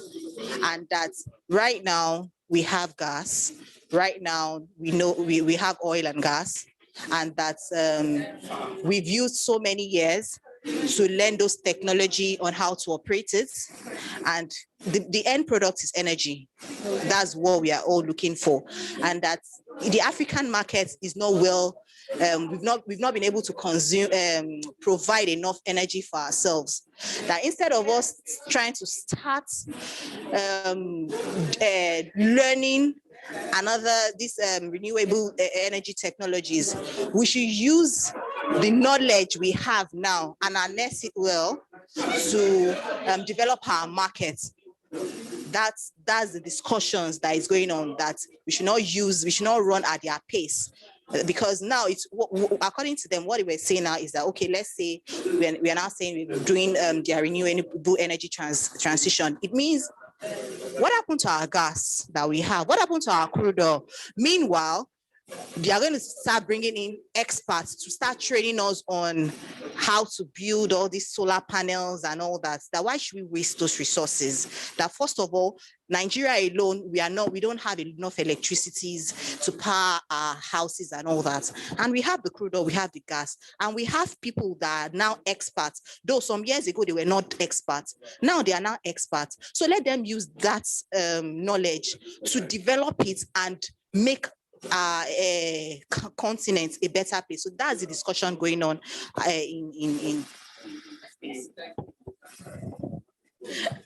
I'm sorry to have to rock the boat, but first and foremost, yes, we're a big market, which was why I raised the question of if we were consuming our own refined oil, that maybe that would increase liquidity. But the other side of the coin is this. We've been trading our carbon footprint. What that essentially means is, because we do less production of anything, we're less industrialized, we've sold our carbon credits to other countries. So by the time we now start talking about, okay, we can use crude, because what's going to happen is all the cars that use petrol is going to be dumped in Africa because other countries don't use it.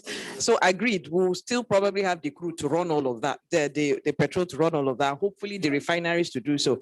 But at that point, we're going to be penalized by the international community for producing carbon. And at that point, would have already sold all our carbon footprints for that. For that, and we were the ones that started giving up, as far as I'm concerned, our birthright. So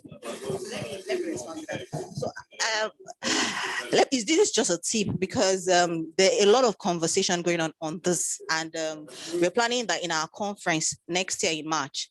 We're doing it in Abuja, so we're bringing African countries together to talk on the same issues because it's a tropical issues, and according to them, they said, yes. Sorry, you said something now.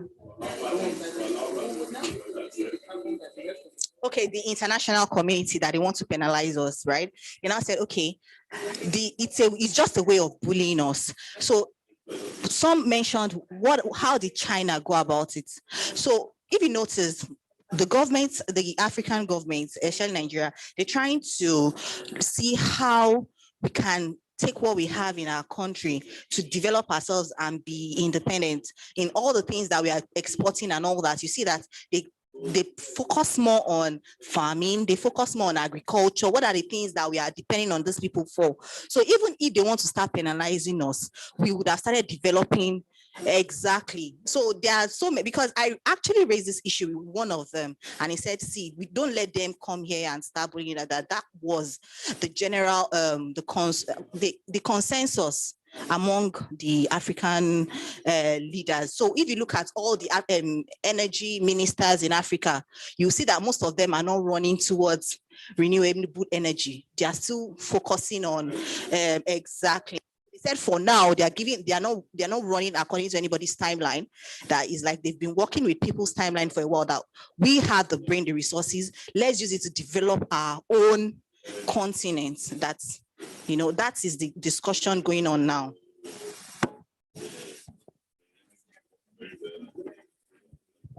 So everything that you've said is true, and it makes a lot of sense. And in addition to what the lady over there said, I want to speak a little bit to it. Okay, so I want to speak a little bit to what you said about the whole carbon footprint and what Rakiba has already said. The truth of the matter is, all I'm thinking about is money. So we have the resources, we have the expertise. What about the money? How are we going to bring them out? Okay. I had this question. So we said, call you in March. Let's discuss this issue.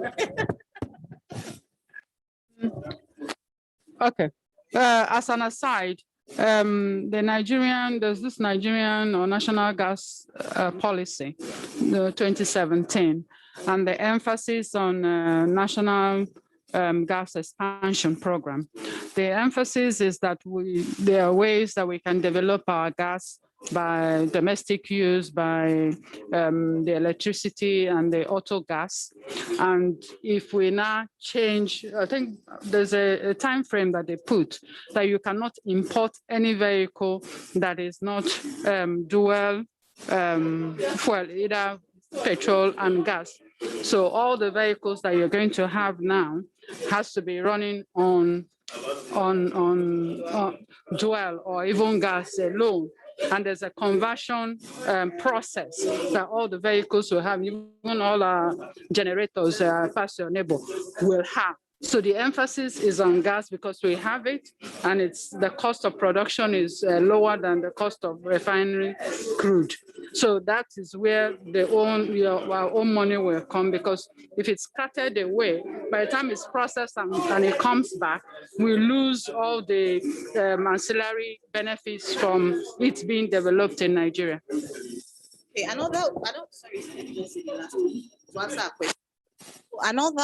example they gave was that you mentioned the money. They said, okay, we don't have the finance. So what we'll do is we can't eat our cake and have it. Yes, we want to develop our country with what we have.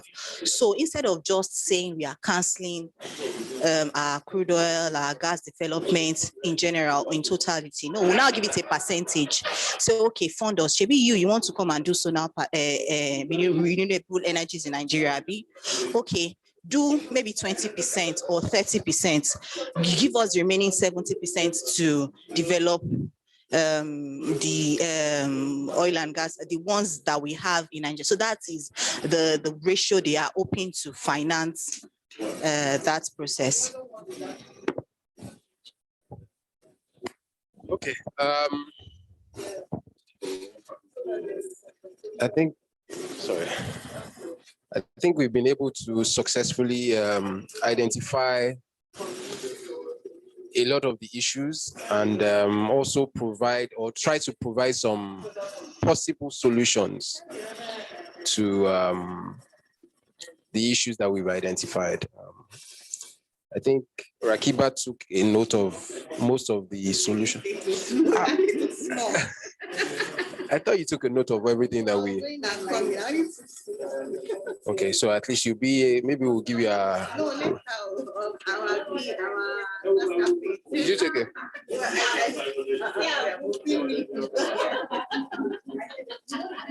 But in any case, I mean, I think it's been a very interactive session. I think it's at least we've gotten into the heads of everybody here to know how they're thinking, and trust me, it's not about how senior at the bar that you are that makes you provide solutions to issues. It could just be that you're thinking of something that someone hasn't thought about, and then you bring it out, and then it tends to be the solution to the problem. So I'd like to thank everybody for this. Is not a vote of thanks, but I'd like to thank everybody for participating in this session. And I'll now hand over to Mr. Iboni. We are through, sir.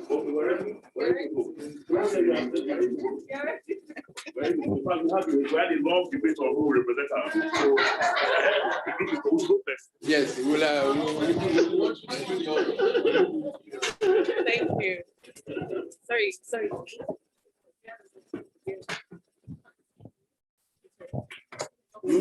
They're coming forward. Banks are able for you to know that you are own the shares, not having it's one of your first issues.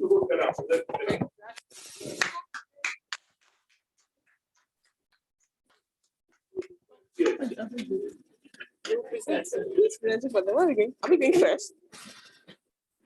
Are we going first? Yes. Okay.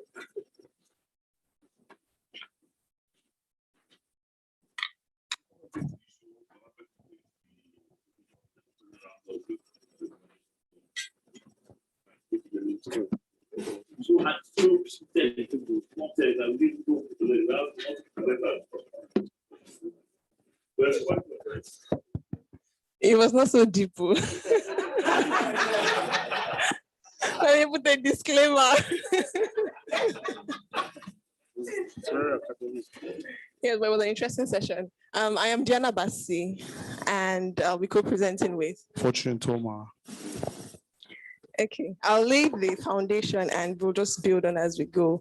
So what is the issue for determination, as lawyers say it?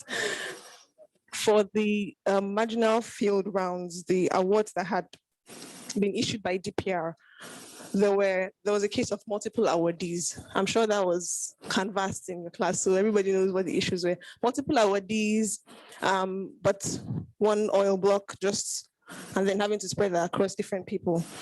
Because of the challenge of no guidelines and it was left to DPR's discretion, you then had issues around transparency. How did you come about who the awardees are? How did you come about the selection processes? What informed the decision around how much signature bonus should be and things like that? So definitely any issue that is put under a cave would give rise to questions and aggravations, and people will start asking questions, and this can lead to disputes. Okay, so in the event that there are disputes by the awardees, we can be sure that DPR will go to the rescue, because DPR has an alternative dispute resolution center here in Lagos, where that had started last year, but then when I checked earlier, some months back, they said they had had like 60-something cases already at the center. So DPR is working. If you need dispute resolution, go to the regulator to help. And we hope, of course, that would be a fair hearing. So to solve the issues around these challenges, how should the marginal field awardees operate the license? How can this work in practical sense? We had a couple of solutions, recommendations, and we'll just speak to that briefly. I'll speak to the first one, which is that government should stick to government business. Okay, don't get into commercial matters. Don't try to overshoot your boundaries. So as much as possible, like we say with the legal framework or regulatory framework, just create a framework that allows the parties to come to a commercial solution around what works for them. And let them just try it out and see if this SPV thing works or if another commercial framework works. So that's one solution. Okay, I can continue. All right, and then we said, because of the intricate issues with it, the SPV vis-a-vis operatorship. So you take licenses and put in the companies, but then the SPV has to run it as an operator. Rights, obligations go together. And if the SPV doesn't have the rights to the field, how do you then charge it for obligations? We then said, okay, you could think about having an unincorporated joint venture solution, just like we have with the IOCs, where the parties come together and then get an operator to run the field while they sort of come under a hierarchical structure that works. That may give rise to certain issues. So who becomes the operator? Because I think another idea behind people trying to go for the marginal field was to build experience and to build competence and say, oh, we can do this. So if you then sort of give that to one person to operate who gets the glory, there may be issues around, okay, I'd like to be the operator, or I'd like to be the operator, but parties can always come around that. At the end of the day, if it comes to money, I'm sure they can work around who runs that. And then UJV may have challenge. UJV is a good solution, but it may have challenges around parties determining who will then be the operator. So that's it. I think, thank you very much, my colleague.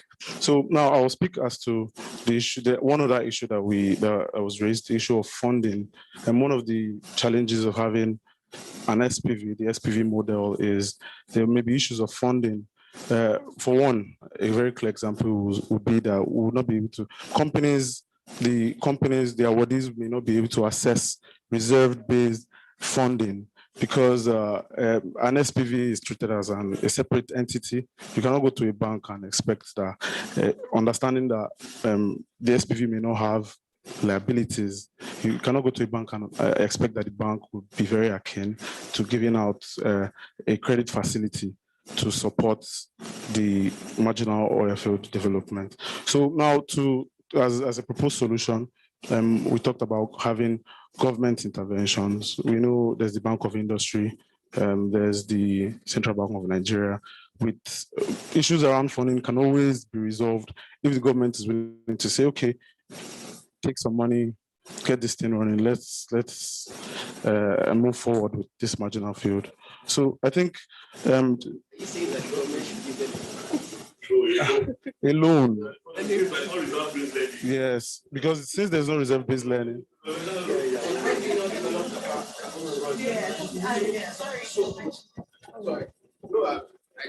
Sorry, I'm not trying to.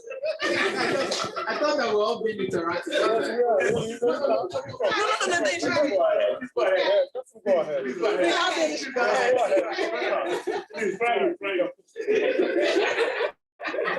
That way we could put things in context that way. Okay, so what comes to my mind is if you say the BOI, number one, and I think I mentioned to our group that one of the biggest challenges you have in Nigeria is that there's no dollar, right? That industry is a capital intensive industry. So if you are looking for, if it's SME money, BOI is good. But to work a field, no. To work a field, you need at least 20-30 million US dollars minimum. And so, so it's a risk, you know. Yeah. That's just my 2 cents. Yeah, the risk is what? Sorry? When you do, if the well is empty, it's a loss. But then if you but you know, but what now happens to the money that you've lost? Yes,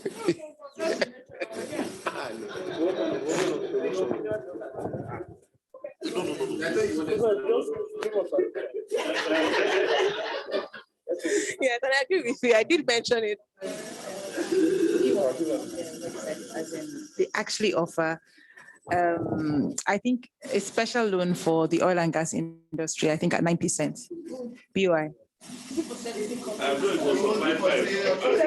I think it's for servicing, yes, for servicing companies, yes, for servicing companies. So as in, it could be explored. Yes, they do. Yes. Not for the ones that you are not sure that what you are feeling.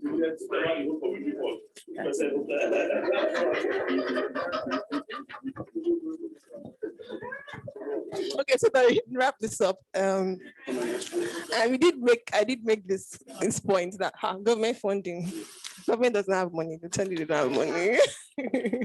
Okay, the last recommendation we had was, you know how we've come up with solutions just because we started talking about it. I know that for the gas flare commercialization program, they did have a bidders conference and people talked, lawyers came, raised issues, and then they had to design a framework that worked around the concerns that were raised. But for this one, there was no such. So we then recommended that if they had a bidders conference and just had everybody in the room talk about the issues, definitely they will find something that works. Thank you very much.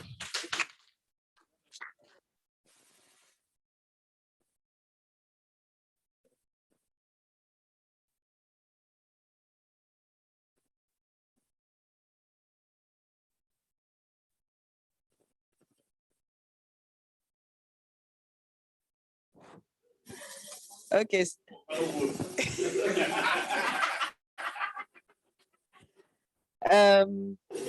I have the privilege of talking. So in our own group, we spoke about the SPV operator challenges. I hope I'm correct. Okay. Let me not go off tangent. All right. So the issues that were identified, one, what would be the shareholding structure of such an SPV, a special purpose vehicle? How do you merge different interests into one entity, considering the fact that these are two independent companies that bidded independently and they are now being like a forced marriage to come together? And then thirdly, how do you deal with half-hearted participation of the participants in the SPV? Then how do you deal with issues of different work culture? Because some companies might do maybe online and in person, and others, and the other company does not have that, or they have different timetables. Then how do you deal with the share award ratio? How is that reflected in the shareholding structure? How do you decide on board members? And for companies that had to engage financiers in bringing their bid, how do you deal with the interest costs that one of the parties or both of the parties may have? I don't know if I can just mention this as an aside, and I don't know if this is still the situation, but marginal oil fields is less than 10,000 barrels a day, right? Okay, so just to put that in perspective, compared to your usual Shell or Chevron fields that have like 500,000 to 1 million barrels per day. Okay, so some of the solutions that were preferred, one, and I'm not taking this in any particular order, just putting it together, that one of the companies can pick the chief operating officer, chief finance officer, while the other company can pick the chief executive officer. The idea being one company will follow the money, the other one will follow the technical aspect of it.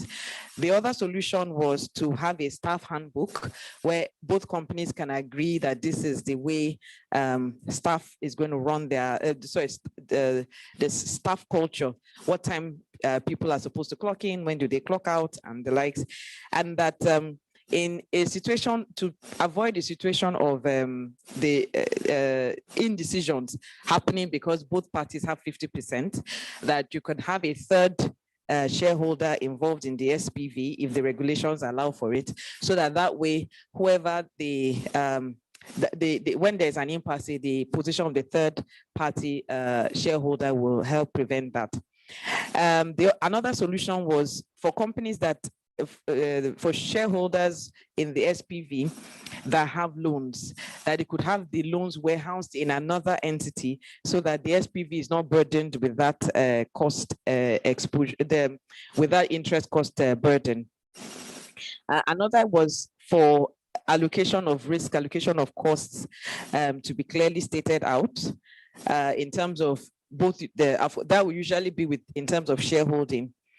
The other was using of joint operating agreements, but I don't think we're able to really drill down on that. The other thing was, major issue was, how do you even fund the SPV? So a number of options were given. One was private equity, another was family offices being like your Dangotes and the likes that, yeah, exactly. I like that. Operate the funds through a trust from family offices, essentially to create a lifetime, a generational inheritance by funding such SPVs. The other was venture capitalists. Another idea was incentives on signature bonus. So for those companies that have paid signature bonuses already, they should be incentivized, especially where their partners have not completed their signature bonus payments.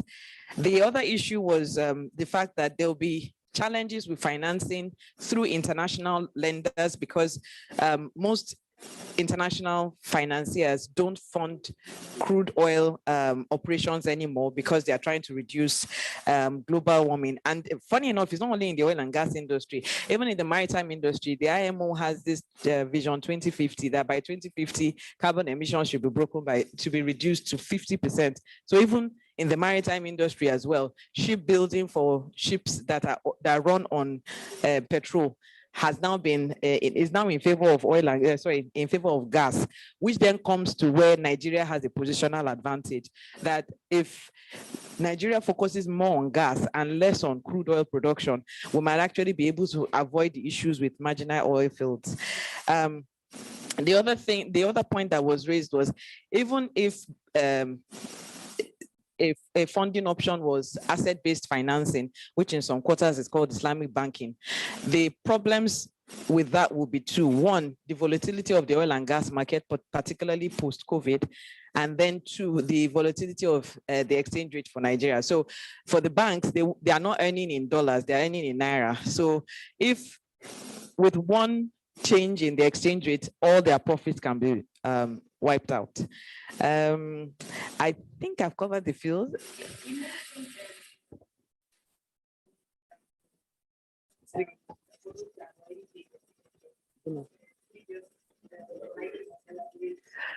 Okay, this is where I'm blank. Can somebody?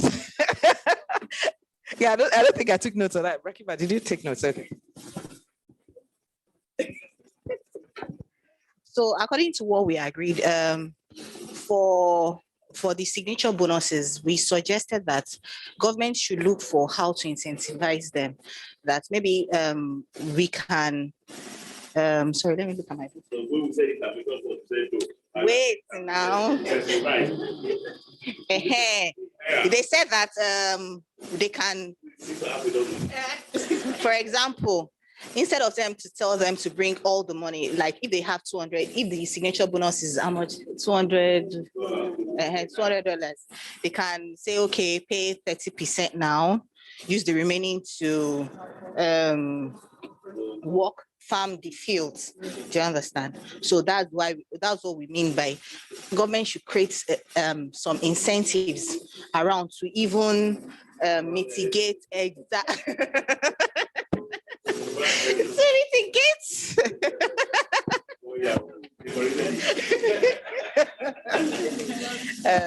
Okay. No, we're just increasing the amount of time for you to pay back.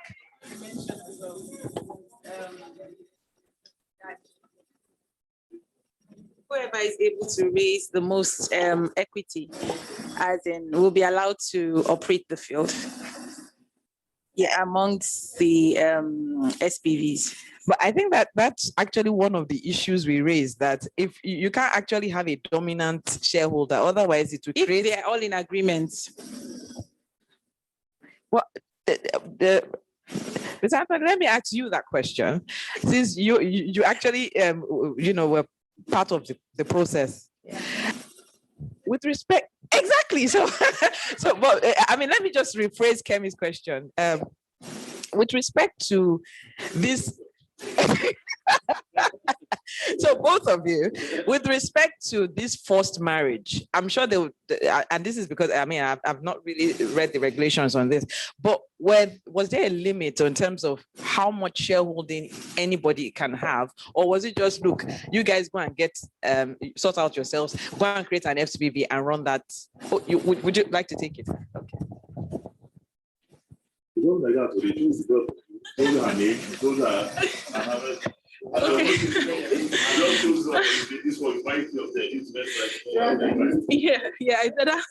think that was it. But I think in the award letters, what you'd see is that most times the awardees have the participating interest already stated, and they've also said there that your shareholding in that SPV you're supposed to form will be in the same amount as your participating interest. So that kind of takes care of that issue. But what I wanted to say, and I don't think anyone has said it in terms of operatorship, is it not possible to avoid all this plenty English? Is it not possible that then you might tell me that, okay, you don't have but what I'm trying to say is it not possible that the SPV is the operator?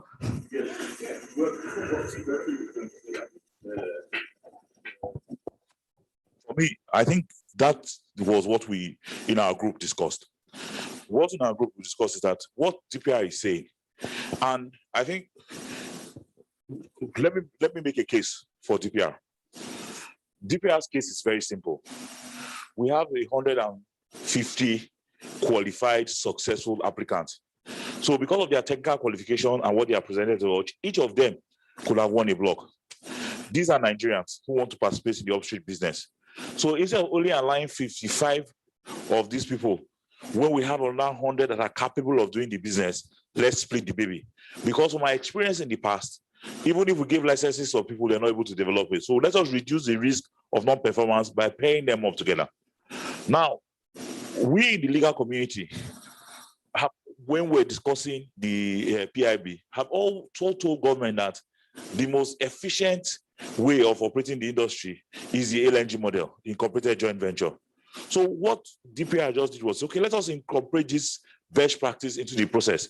Because we have 4 people who are forced into a marriage, it might be difficult for them to agree who is going to be operator. Because in that situation, you might find out that the guy with the least equity, 2% or 3%, is the one that has the most capacity to operate. Now, will 80-something people or 90-something people allow someone that has only 2% to operate? No. So what the DPR said, let's not getting into a fight on who will be operator. All of you come together, form an SPV, go to CAC and form a company that will operate.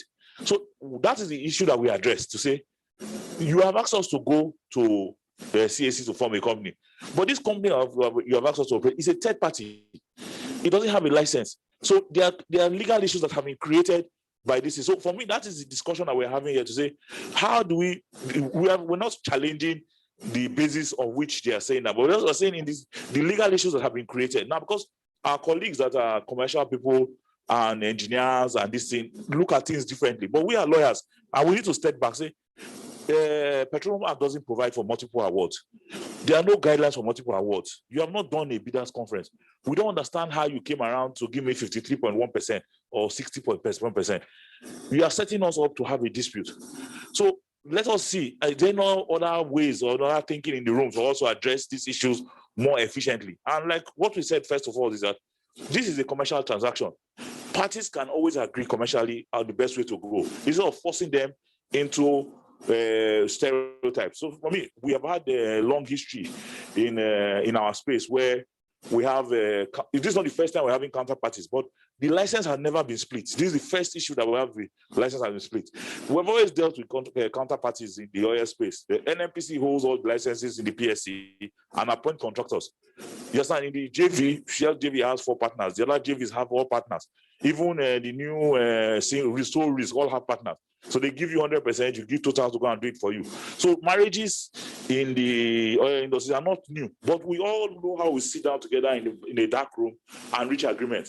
Not that they force us into marriages. So for us, we're saying we're in this forced marriage situation. How do we as a group have a discussion?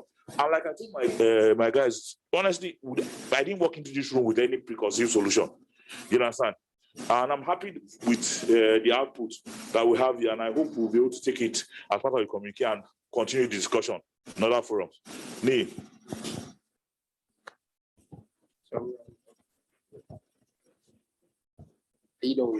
I was going to just my final point. No, it's just a final point.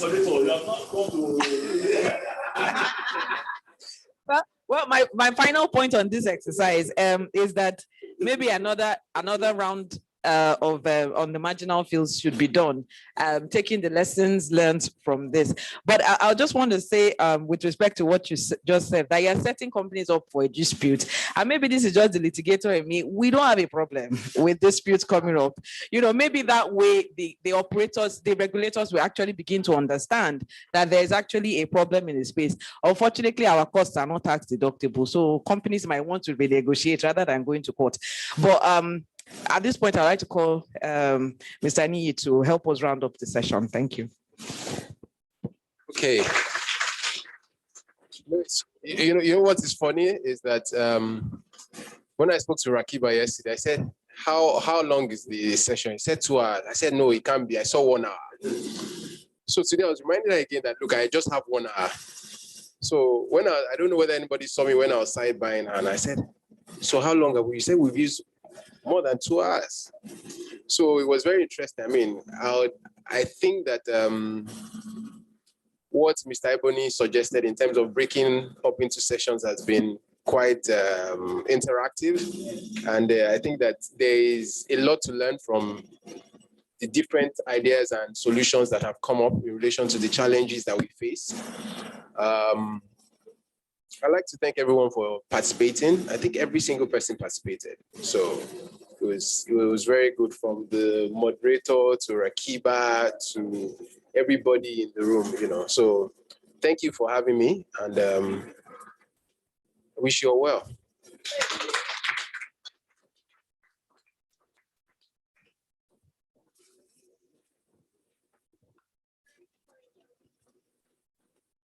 So just give us 1 minute. We want to make a quick presentation, and then after that, we'll close out.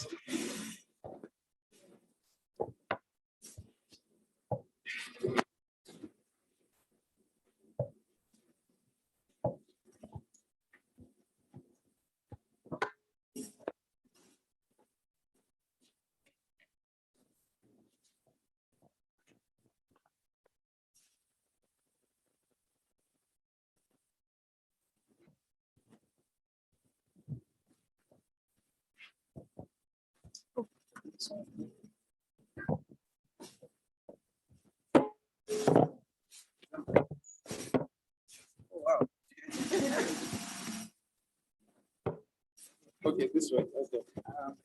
So on behalf of Lawyers in Energy Network, we'd like to say a very big thank you for giving us your time, your intellect, and your participation at this year's annual retreat. Thank you very much. You're welcome. You're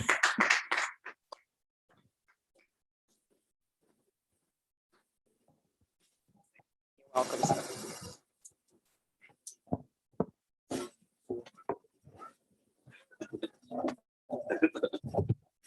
So this is to Mr. Sam Iboni. Thank you very much, sir, for participating in this year's annual retreat of the Lawyers in Energy Network. Thank you very much.